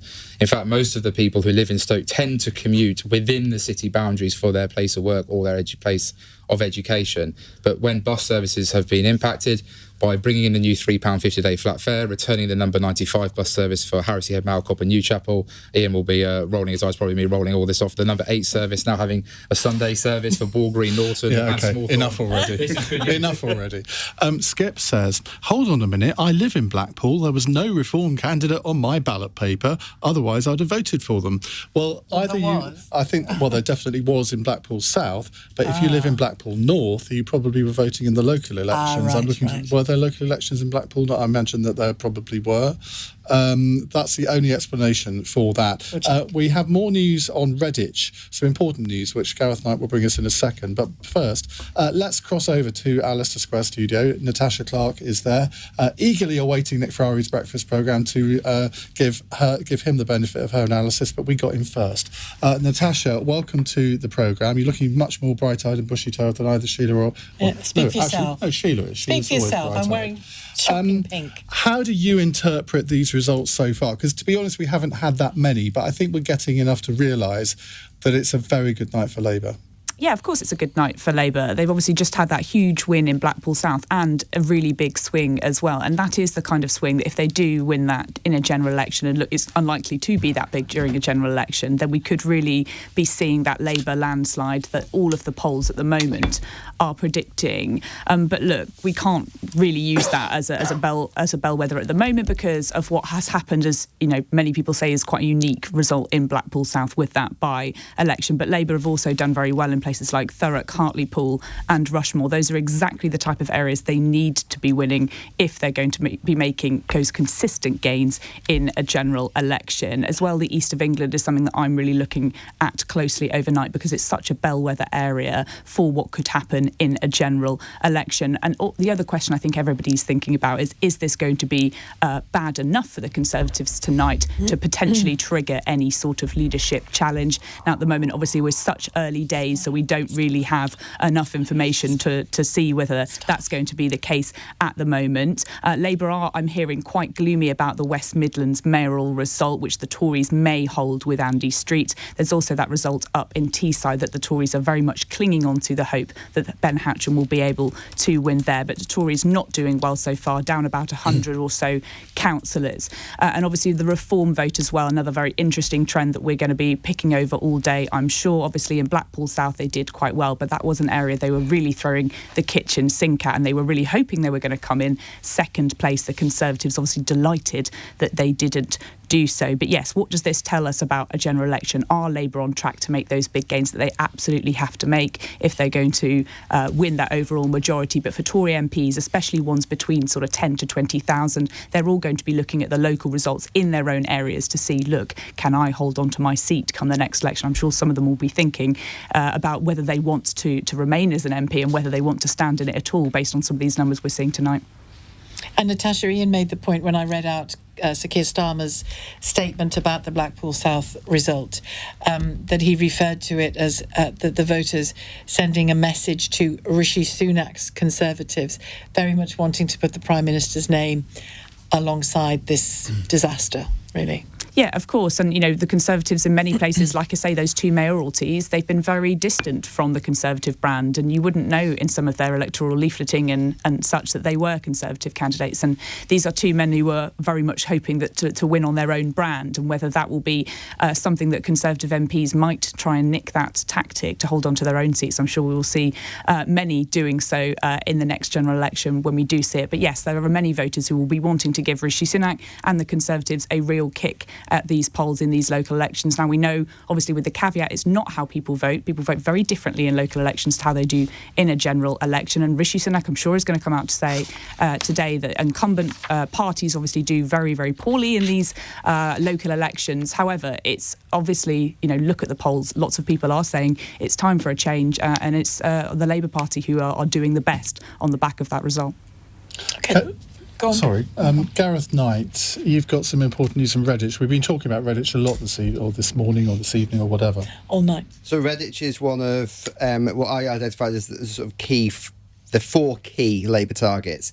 And yeah, they've won it by an absolute mile. So beforehand, there's been boundary changes, but notionally, it was roughly around 15 Conservative seats to 12 Labour seats. It is now 21 Labour seats to 5 Conservatives. Oh, you see, this is the worst news of the evening, and Johnny Reynolds will know why this is, because when I do my podcast with Jackie Smith tomorrow, the former MP for Redditch, she's going to be insufferable. And in about an hour's time, I will be seeing her on Good Morning Britain. Well, there you go. I mean, hope you'll be praying for me, Sheila. Well, brace yourself. That's all I'll say. Brace yourself. Who doesn't want to make Jackie Smith happy? I mean, come on. Well, you speak for yourself. Welcome. Good to see you all. It's been, I mean, I won't say it's been an eventful night so far, apart from the Blackpool South by-election result. I suspect that's what you and your party will want to be concentrating on tomorrow, even though there is very good news from many of the local elections too.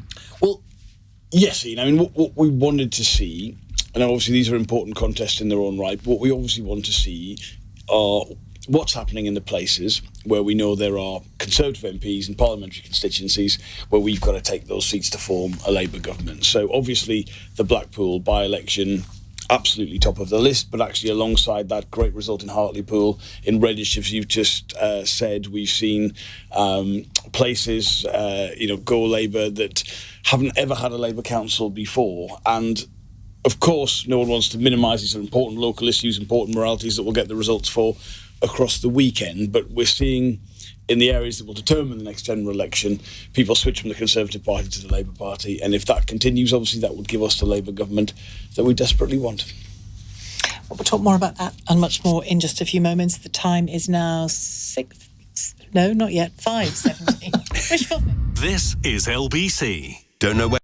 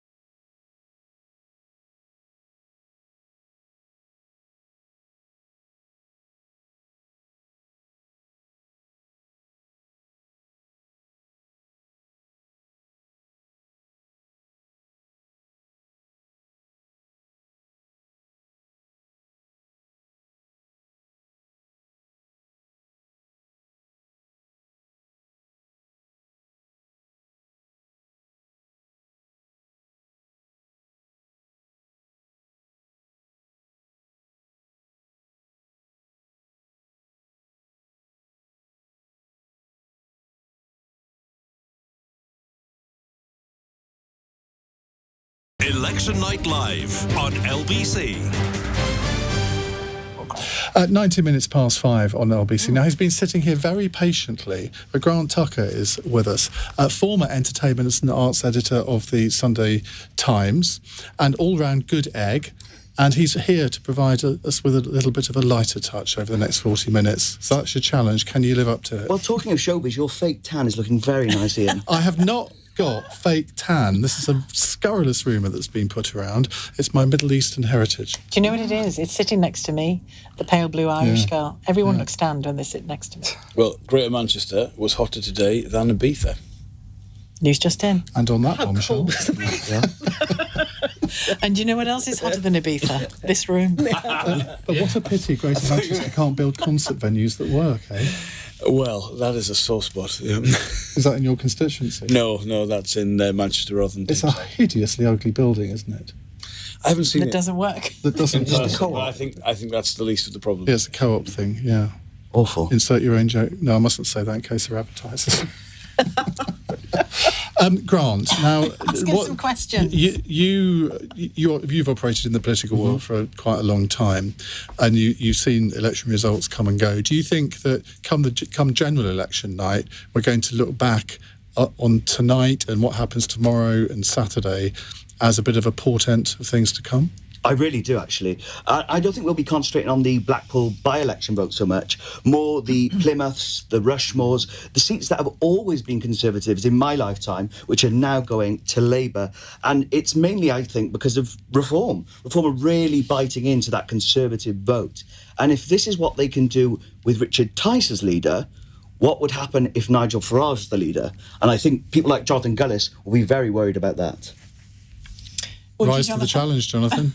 Look, I know Nigel, he's a nice chap and we'll get on with him well, but I certainly don't fear the challenge of Nigel coming forward. However, I do fully accept that Nigel is a far bigger personality, far bigger name than Richard Tice, and of course will pose a different type of challenge. And ultimately, look, I've said it before, you're one of the most easily influential politicians of the last 20 years, if you think about what's brought about. However, I think there is one thing that we can make very clear from tonight's results, that a vote for reform is going to lead to Sir Keir Starmer in number 10, which means that if you want to stop the boats, it won't happen because Labour's migration amnesty that's been announced this week, alongside cancelling the Rwanda flights. Well, Jonathan Reynolds...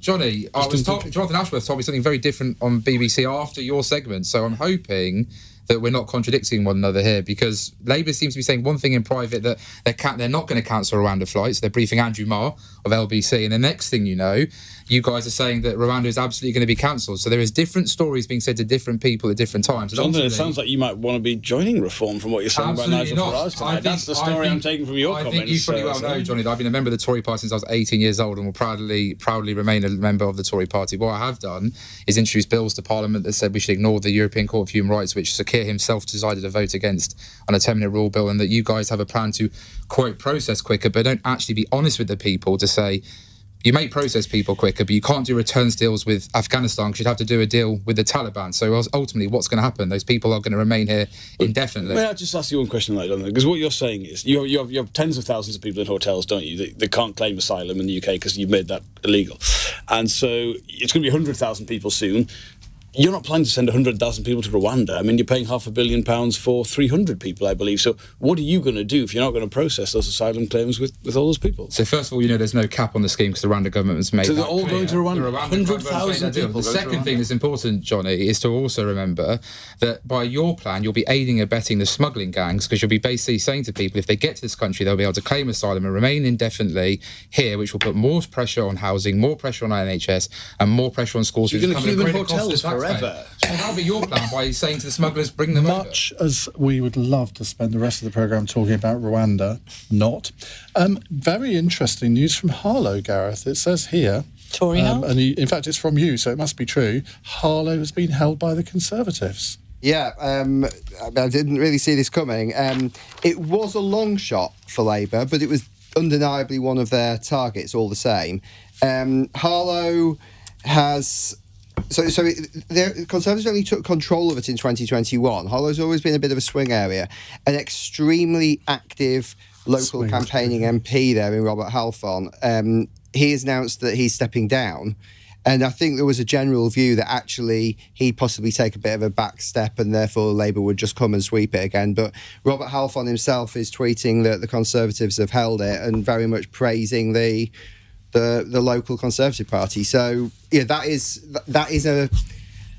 I mean, we'll count it as a miss for Labour for the sake of the debate, because we've got another 40 minutes of the show left. But the reality is that it was always quite a long shot, and Labour don't necessarily didn't need to take control of Harlow. But they do need to win Harlow to form a good majority, don't they? Because it was a Labour seat for many, many years, certainly in the 70s and early 80s. It then went Conservative and then went back to Labour in 1997. And I mean, I know the area quite well. It surely is a seat that Labour should be winning. Yeah, so there were all-out boundary changes, which actually should make it much more difficult for the Conservatives. I mean, this is the fear that in Redditch, for example, we saw this. But certainly the impression that... I mean, I don't know Harlow particularly well, but the impression that I get is that every single person tells me that Robert Halfon really drives the local party there. That is true. If you have that big figurehead that really drives things... We talked earlier on about Andy Street, Ben Houchen.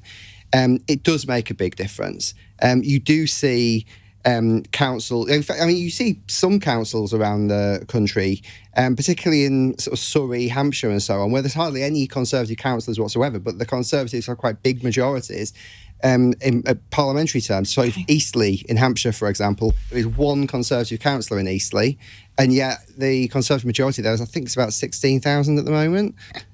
Likely to come down, I've got to say, against the Lib Dems. The Lib Dems are very competitive there, but it does go to show that if you have someone strong really driving the campaign, it can make a difference. But you don't have 650 Robert Halfons or 650 Ben Houchens, and the Labour Party has equally got their people who can really drive their local campaigns as well.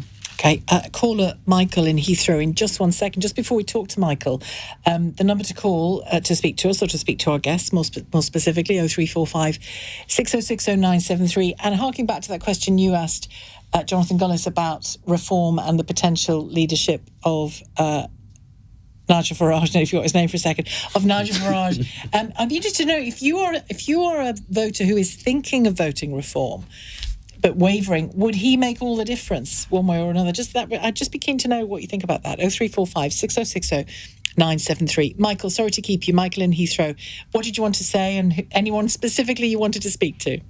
Well, I'd first of all say welcome to the good egg, but it's a bit late for Easter. I'd like to make a comment about Blackpool, and I wonder if we should interpret it a bit more carefully. If my understanding is correct, Blackpool was always a Labour stronghold anyway. But we have to go back to... No, it's not true. It was a Tory seat in the Thatcher years. Oh, right, okay, yeah. Okay, let's go back to the last election, though. And if you remember, the Commons was in paralysis. Blackpool had heavily voted to leave Europe. But it seems that the intention of the electorate's being ignored and stymied by the Commons, really. So I think what happened was the people in Blackpool loaned their vote to Boris because they believed that he could get the job done. But it was a temporary loan. They would then revert back to Labour, and I wonder whether where you've got that combination, you've got combination of the vote being loaned by Labour to the Tories to get the job done, and then you've got that plus the Tories that are dissatisfied now going over to Labour as well, and that's adding up to the very, very large swing.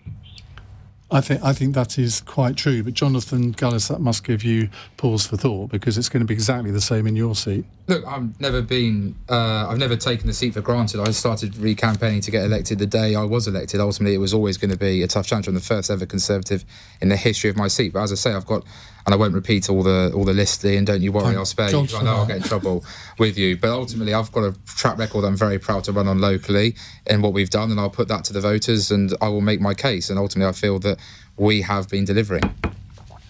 Should we bring in Baroness Susan Cream? That would be my pleasure. It would only be Susan polite. Cream. It is my pleasure. I mean, an election night would not be the same without you on LBC, so thank you for joining us. Even if one of our rival broadcasters kept you a little bit longer than they should have. Yes. What are your observations overnight so far? Well, I mean, in terms of where the Liberal Democrats are standing, we know that most of the results in which we have an interest and we expect to see our best results are going to be coming in later in the day and tomorrow. That's just the way that the count is happening. But obviously, I mean, we're looking at the numbers today. We're in a very good mood. We've been looking at results in Hampshire, and we've been pretty pleased with what we're seeing already in there, because Hampshire, Hertfordshire, Oxfordshire, where we're facing against the Tories and the Blue Wall seats, we expect to do well. And our focus has been very much to work in those areas where not only do we have something to contribute locally, but where we can build that into a serious challenge at the general election. Because our primary goal is to get this Conservative government out. We think that's what the country needs, and that's what the people who are supporting us asked for. So we've been very pleased with all of that. But even where we've been against Labour, we've held Hull. That's, I think, people, if you'd asked them yesterday, probably would have said that Hull would go. It didn't. We've remained the largest party on Stockport Council.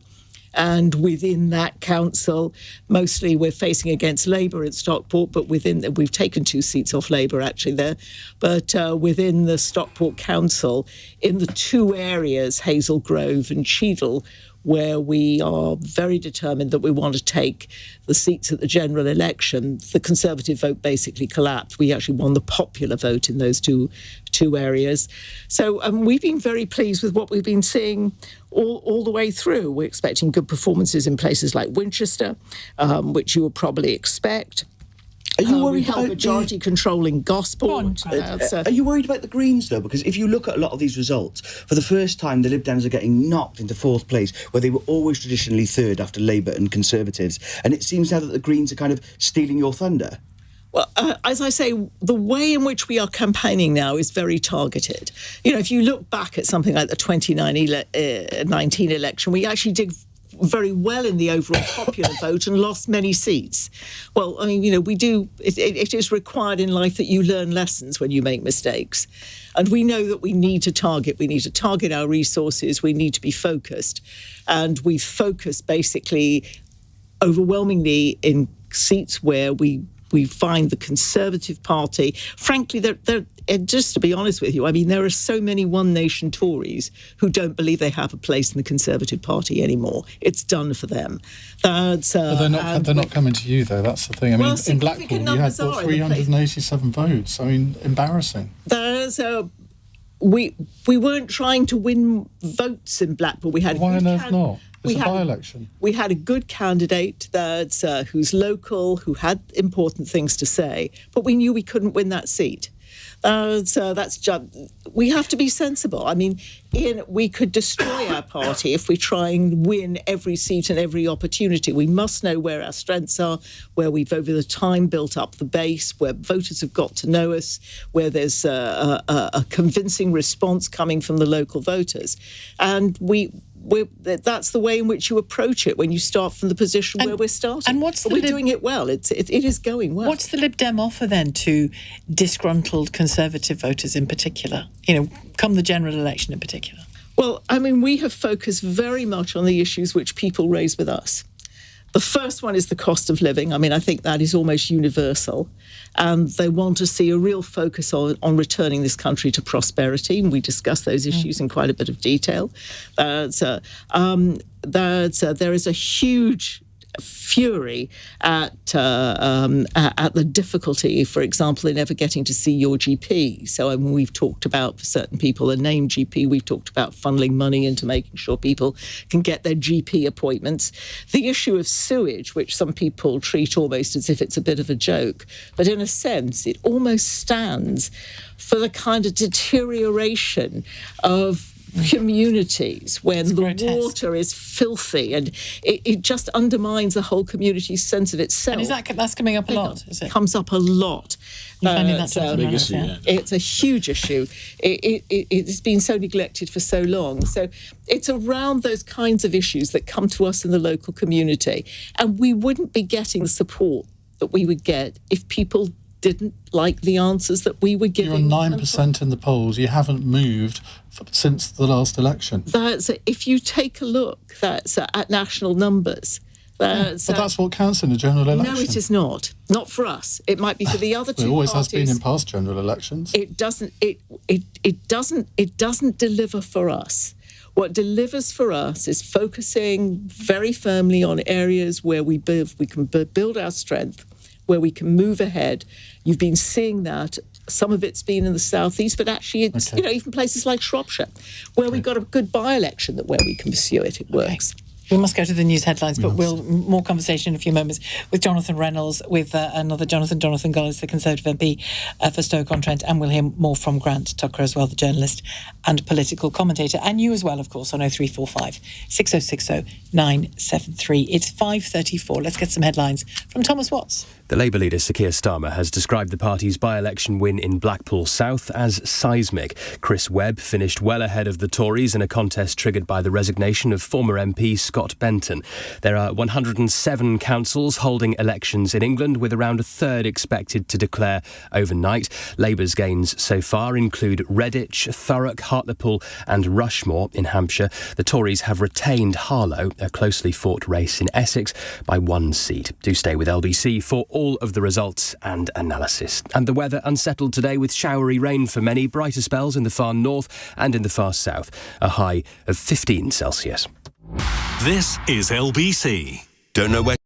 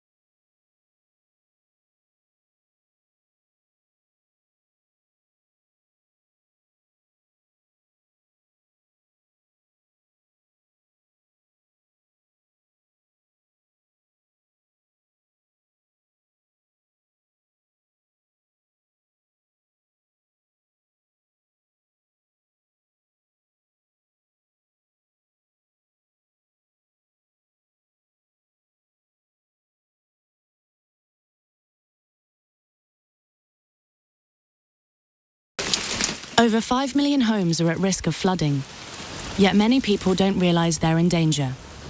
Even if you've never been flooded before, it can happen to you. Protect your family and home. Prepare, act, survive. Prepare a bag including medicines and insurance documents. Act by moving important items upstairs or as high as possible. Survive by listening to emergency services. Search what to do in a flood and sign up to flood warnings on gov.uk. As a parent, you want to protect your kids. You know you can't keep them wrapped up in cotton wool forever, but there are some things that you can do, like keeping their vaccinations up to date. Some childhood diseases are on the rise again, like measles and whooping cough, and they can cause severe illness. Childhood vaccinations can help prevent them.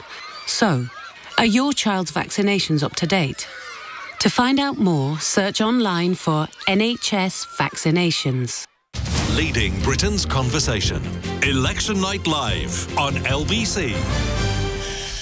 Just another, 20 minutes or so with me and Iain Dale, Shelagh Fogarty and Iain Dale here on LBC and LBC News. This is LBC's Election Night Live. We've had a fair few results. We know that the big ticket, or most of the big ticket results, are going to come over the next few days, later today and over the next few days. But we've had one big ticket result for sure, which was Labour's resounding win in Blackpool South, a swing of 26%, Jonathan Reynolds. What does that mean to the party as it looks to the general election? Well, it's huge. I mean, this was the big test for us of the results we will get tonight. I think that is the third highest swing in a by-election since the war, so it's really up there as a seismic result. Great candidate. So happy for Chris. Worked really hard, Blackpool born and bred, and exactly the sort of person we've got standing in these key contests that will make up the battleground for the general election. So we're delighted with it. Of course, with all the caveats of it's just one by-election, there's more to do. But there's a pattern we can see with the early results as well in those key contests going on. And Keir Starmer clearly thought it was significant given the statement that he put out, which if there's time, I'll read in full again before 6. Can I ask you about... That good? Well, what wasn't that good? Statement. Well, it was, it's the leader's statement after a resounding victory. What is wrong with you? Get some sleep. It's going to... It's too late for that for us. Get that man a gin and tonic. Going to bed. Can I ask you about the Gaza factor here? Because there's been some analysis done on, I think, 220 wards, 221 wards, looking at the wider local election results picture. And it looks as though Labour is being punished in larger Muslim population areas. Was that factored in your thinking? Yeah, it's been difficult. I mean, I think it's always important never to stereotype any one community as just having one view about a complex issue. But, we have felt it. I felt it in my own constituency, particularly in one of the wards. And so it will be a factor in what we've seen. Again, in a mix of the whole range of issues that people vote on, local, national, foreign policy, they all come to the fore in any sort of election in a place like Oldham where it looks like we might have lost control. Actually, there's a few things going on in Oldham. I mean, we've lost seats, I think, for the last 3 local elections. So you can't just say it's that. But I wouldn't deny it's been a challenging part of this election campaign. Given the party's historical connection to the Palestinian cause, was Keir Starmer at the beginning, in that interview with our own Nick Ferrari, actually, did he display, I don't know, a desire to show that he wasn't of the old Corbynite left of the party, pro-Palestinian, or sort of knee-jerk pro-Palestinian, that he was able to step back and do a more statesman-like approach to, an admittedly complex and thorny topic?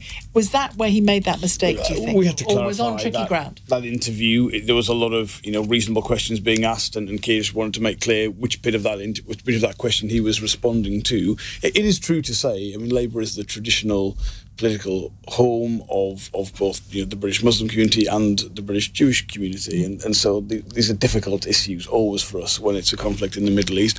We all share a sense of frustration. We all want to see this horrible conflict come to an end, those hostages released.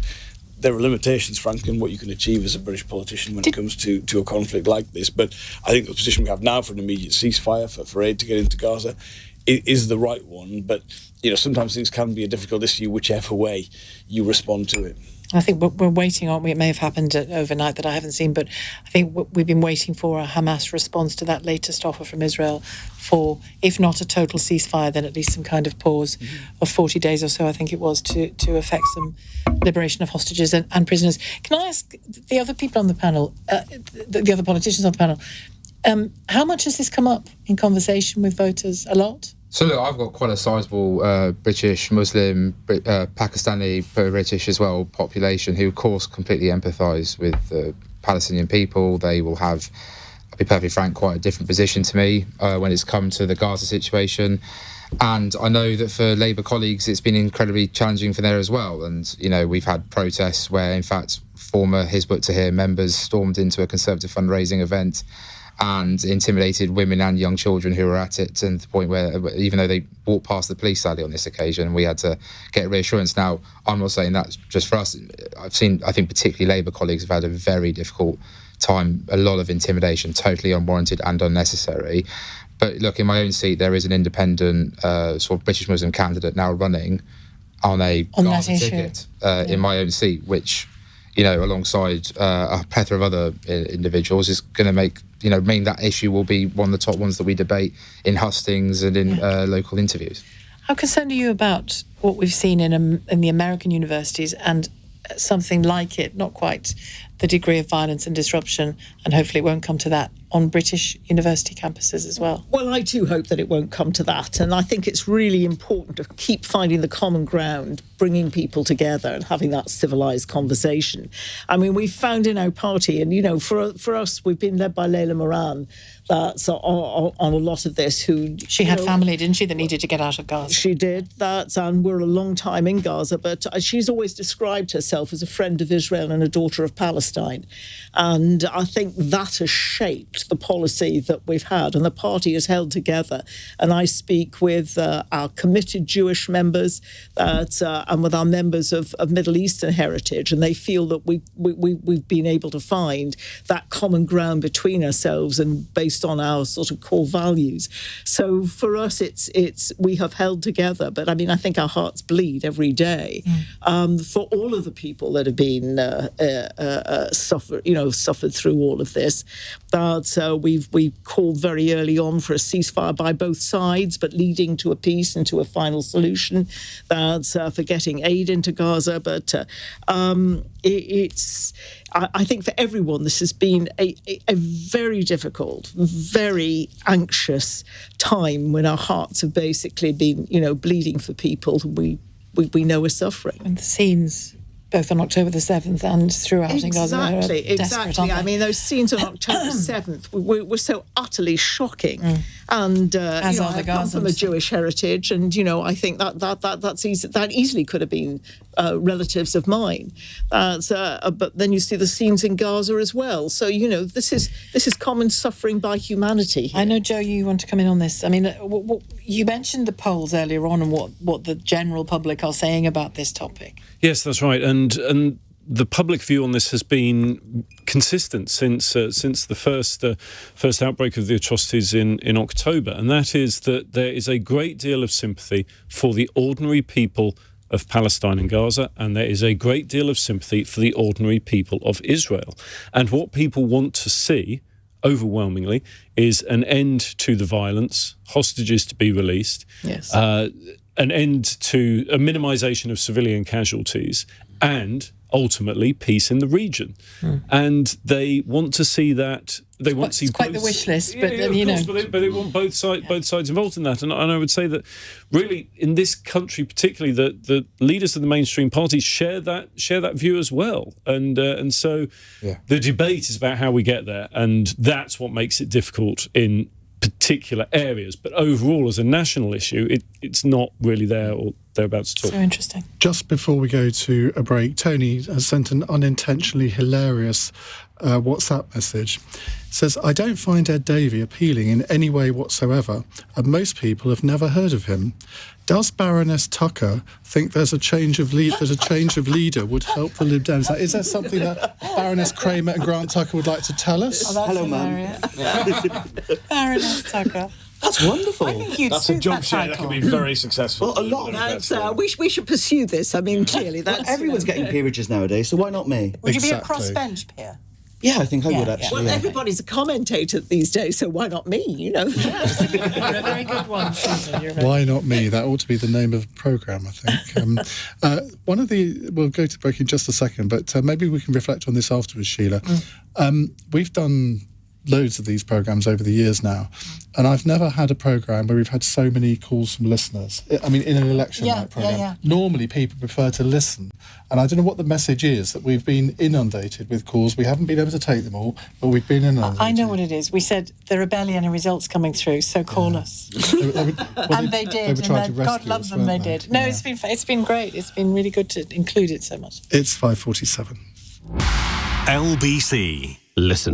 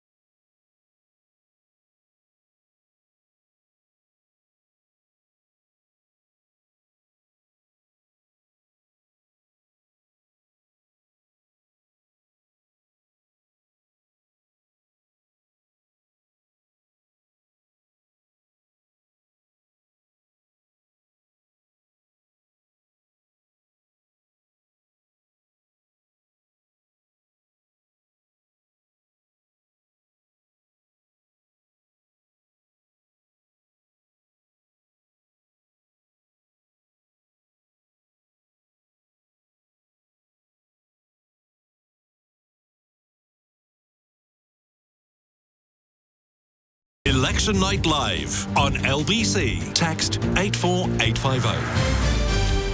It's 5:49 on LBC. Now, Sheila and I aren't done for the day at 6, are we? Because you're going to be doing your normal afternoon programme at 1. From 1, and I'm going to get in at 5 to 1. Are you? Pretty much, yeah.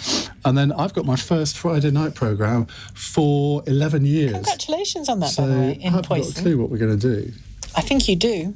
I think we're going to do this, aren't we? I think you do. Yeah, so I'll be getting in at 5 to 7 as well. Do you want me to come in as a commentator? That would be lovely. Actually, I'll be gone. Should we go to another call? What is it with all these callers from Liverpool? Brian's in Liverpool. Are you phoning in just to show support for your fellow Liverpudlian Sheila, Brian? Brian. Well, yes, I might be, but I would just turn around and say, like, you know, it's good to see the Tories just on the back foot and sliding downwards. There speaks a true Liverpudlian. Oh, that's fantastic. What is it you don't like about them, Brian? Don't get him started. Everything. I mean, the shambolic, aren't they? I mean, people talk about, like, where do you start with them? Where do you start with them? Can you start back in 2010 when they took over austerity? Can you start off with 2016 with Brexit and based on lies? Can you start off with Partygate? Can you start off with Liz Truss? Where does it end with them? Do you want Jonathan Gullis to address those questions? Well, go ahead. Yeah. I think you've got a tough task convincing Brian here, Jonathan. I think it's fair to say I can't put Brian down as an undecided in any polling I do. But look, Brian's entitled to his view. There will obviously be people in my own constituency who will share that view. In fact, maybe even some of my own family. Like, I've got lifelong Labour voters in my own family as much as I've got Irish nationalist, Lib Dem, Conservative. I think my actual fiancée was a Labour Party member under Jeremy Corbyn. So sort of thing you should know about. Surely. I have a there's no echo chamber at home. Trying to get someone to agree with me around the dinner table is difficult at the best of times. You're like the League of Nations. We are the League of Nations. Christmas is very tense at times. We try and avoid current affairs. And Brian, I mean, we know that more often than not uniformly, but more often than not, Labour wins in general elections, well, in fact, in local elections as well, often in Liverpool. What is it you are looking for from Labour if they, as looks likely, become the next government? Well, if they become the next government, I mean, the one thing that they've got the biggest problem with is the debt. I mean, people talk about the debt and the things like in 2007 and 2010 when the banks crashed and we were 880 billion in debt at that point. The Tories have managed to take us up to £2.3 trillion in debt and got absolutely nothing to show for it. They've done nothing with £1.3 trillion apart from blowing on Liz Truss's budget, on trying to say Brexit, which has been a disaster, trying to fly people to Rwanda. I mean, the list is endless with them. It's just money after money after money just being spent on futile things instead of the things that it needed. So what do you want? Are you frustrated when you hear Rachel Reeves and other Labour figures saying, fiscal responsibility, fiscal rules, we're going to have to be really careful once we take a look at the money, because I think we're all fooling ourselves, aren't we, if we think it'll be handing out the sweets on day one? Absolutely. This is the problem that Labour are going into. They're going into a storm of catastrophic failures from this government with no money to even look at it. The difference between Labour going into this year compared to 1997 was that we had the booming economy in 1997. So Labour was able to do the things that it was necessary to do, invest in the NHS, invest in Sure Start, introduce the minimum wage. Labour can't do that at this point. It's £2.3 trillion in debt. We've got to get it down. And now, where did they start?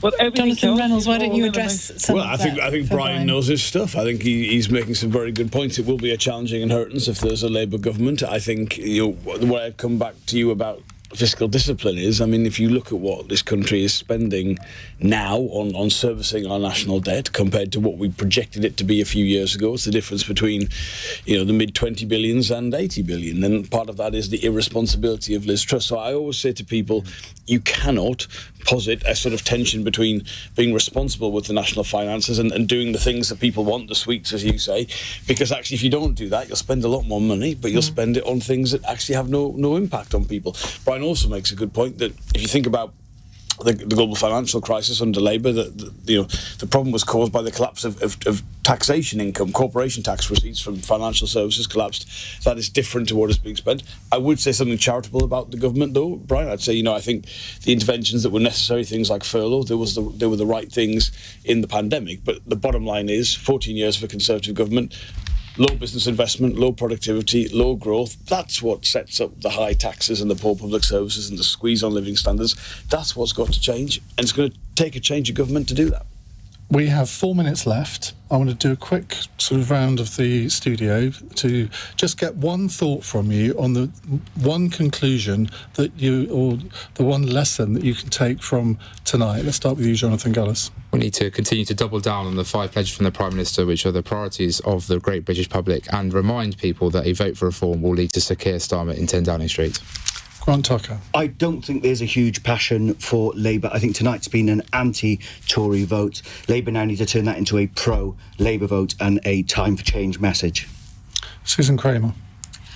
I think we have to focus on listening to people, and the messages I get that we need to deal with the economy, and I think that can be done. Some of that's investment, but some of that is things like just simply having an industrial strategy or getting closer to our former markets in Europe so we can trade again and get our small businesses trading, as well as the absolute essentials in public services. We're going to have to prioritise those. To me, the NHS comes right at the front of the queue because that also knocks onto the economy. Social care, to quote Ed, and he's right, because if you deal with that, you can deal with the NHS and other things. We've got to get our priorities sorted and explain to people you can't have everything on day one, but we can build to it. The Conservative Party's in deep, deep trouble. It's pretty much all of their worst expectations. They're on course to lose half their councillors that are being counted this evening. That'll put them at heading towards 500 by close of play, and who knows what's going to happen in some of these big ticket contests. This is about as bad as it gets. It'll be interesting and quite amusing, I imagine, over the weekend to watch some of the spin come out trying to portray these as good results, but this is about as bad as it gets for the Conservatives and Rishi Sunak. Joe Twyman? It's really easy to extrapolate a bit too much about by-elections and local elections, but they present challenges which parties have to overcome. Labour have consistently done that and continue to do so. Johnny Reynolds? No complacency, but Labour's beating the Tories in the places that count when it comes to forming the next government. Well, I think the main lesson from tonight is that Labour has won in virtually all of the places it needed to win, with the possible exception of Harlow. But I think most Labour strategists... That was incredibly close, wasn't it? It was close, but I think most Labour strategists would have accepted that. But the key battles are really going to come tomorrow and Saturday, because if Labour can take Tees Valley, if Labour can take the West Midlands, that puts the Prime Minister in an incredibly awkward position, and who knows what might happen after that. What would you take from it? Well, I would, similar to you really, and those two big mayoral votes in the West Midlands, Andy Street, and in Tees Valley as well. Even if he were to win them, I mean, I think, Grant, it was you who was suggesting that the Gaza factor might swing in West Midlands to Andy Street, and in London. But even if he were to win them, the two Conservative mayoral campaigns, it's still thin gruel, isn't it, to go towards the general election with? I mean, briefly on that, Jonathan, it's thin gruel, isn't it, to take? It's not a wow factor that Labour can perhaps even at this stage say that you could take and run with towards the general election. Really briefly, if you would. I personally disagree. Labour have openly said that they were focusing on 3 mayoralties, the East Midlands, West Midlands and Tees Valley, and obviously we're hoping that we can retain 2 of those. Thanks very much indeed for keeping it that brief. Thanks to all of our guests and to you for calling throughout the night, and to our psephologist and pollster as well. That's it from us, from Iain and from me. You're carrying on... You're going on a motorbike, in fact. Across LBC and LBC News, you've been listening to Election Night Live. Coming up next on LBC News, Lisa Aziz. While here on LBC, Nick Ferrari at breakfast. Thanks, Sheila. Thanks, Iain. At 6 o'clock on Friday, May the 3rd, at an election special. Take that, Sunak, a kicking in the polls. First, the by-election in Blackpool. Well, the last election, the Conservatives' majority was 3,690, so they've really collapsed considerably, and it demonstrates that reform can really hurt them. That's pollster Joe Twyman speaking with LBC earlier. And the local elections are not much better. They've lost nearly everything. They've clung on to Harlow. But here's Suella Braverman again on LBC. I'm really disappointed that Labour have gained Rushmore. Conservatives have been running that for some time. You know, we have to see what the overall picture looks like at the end of all of these results. In other news, the protesters of Peckham, who stopped a coachload of immigrants on their way to the Bibby Stockholm. And amazingly, it would appeal the authorities yielded to them because no one got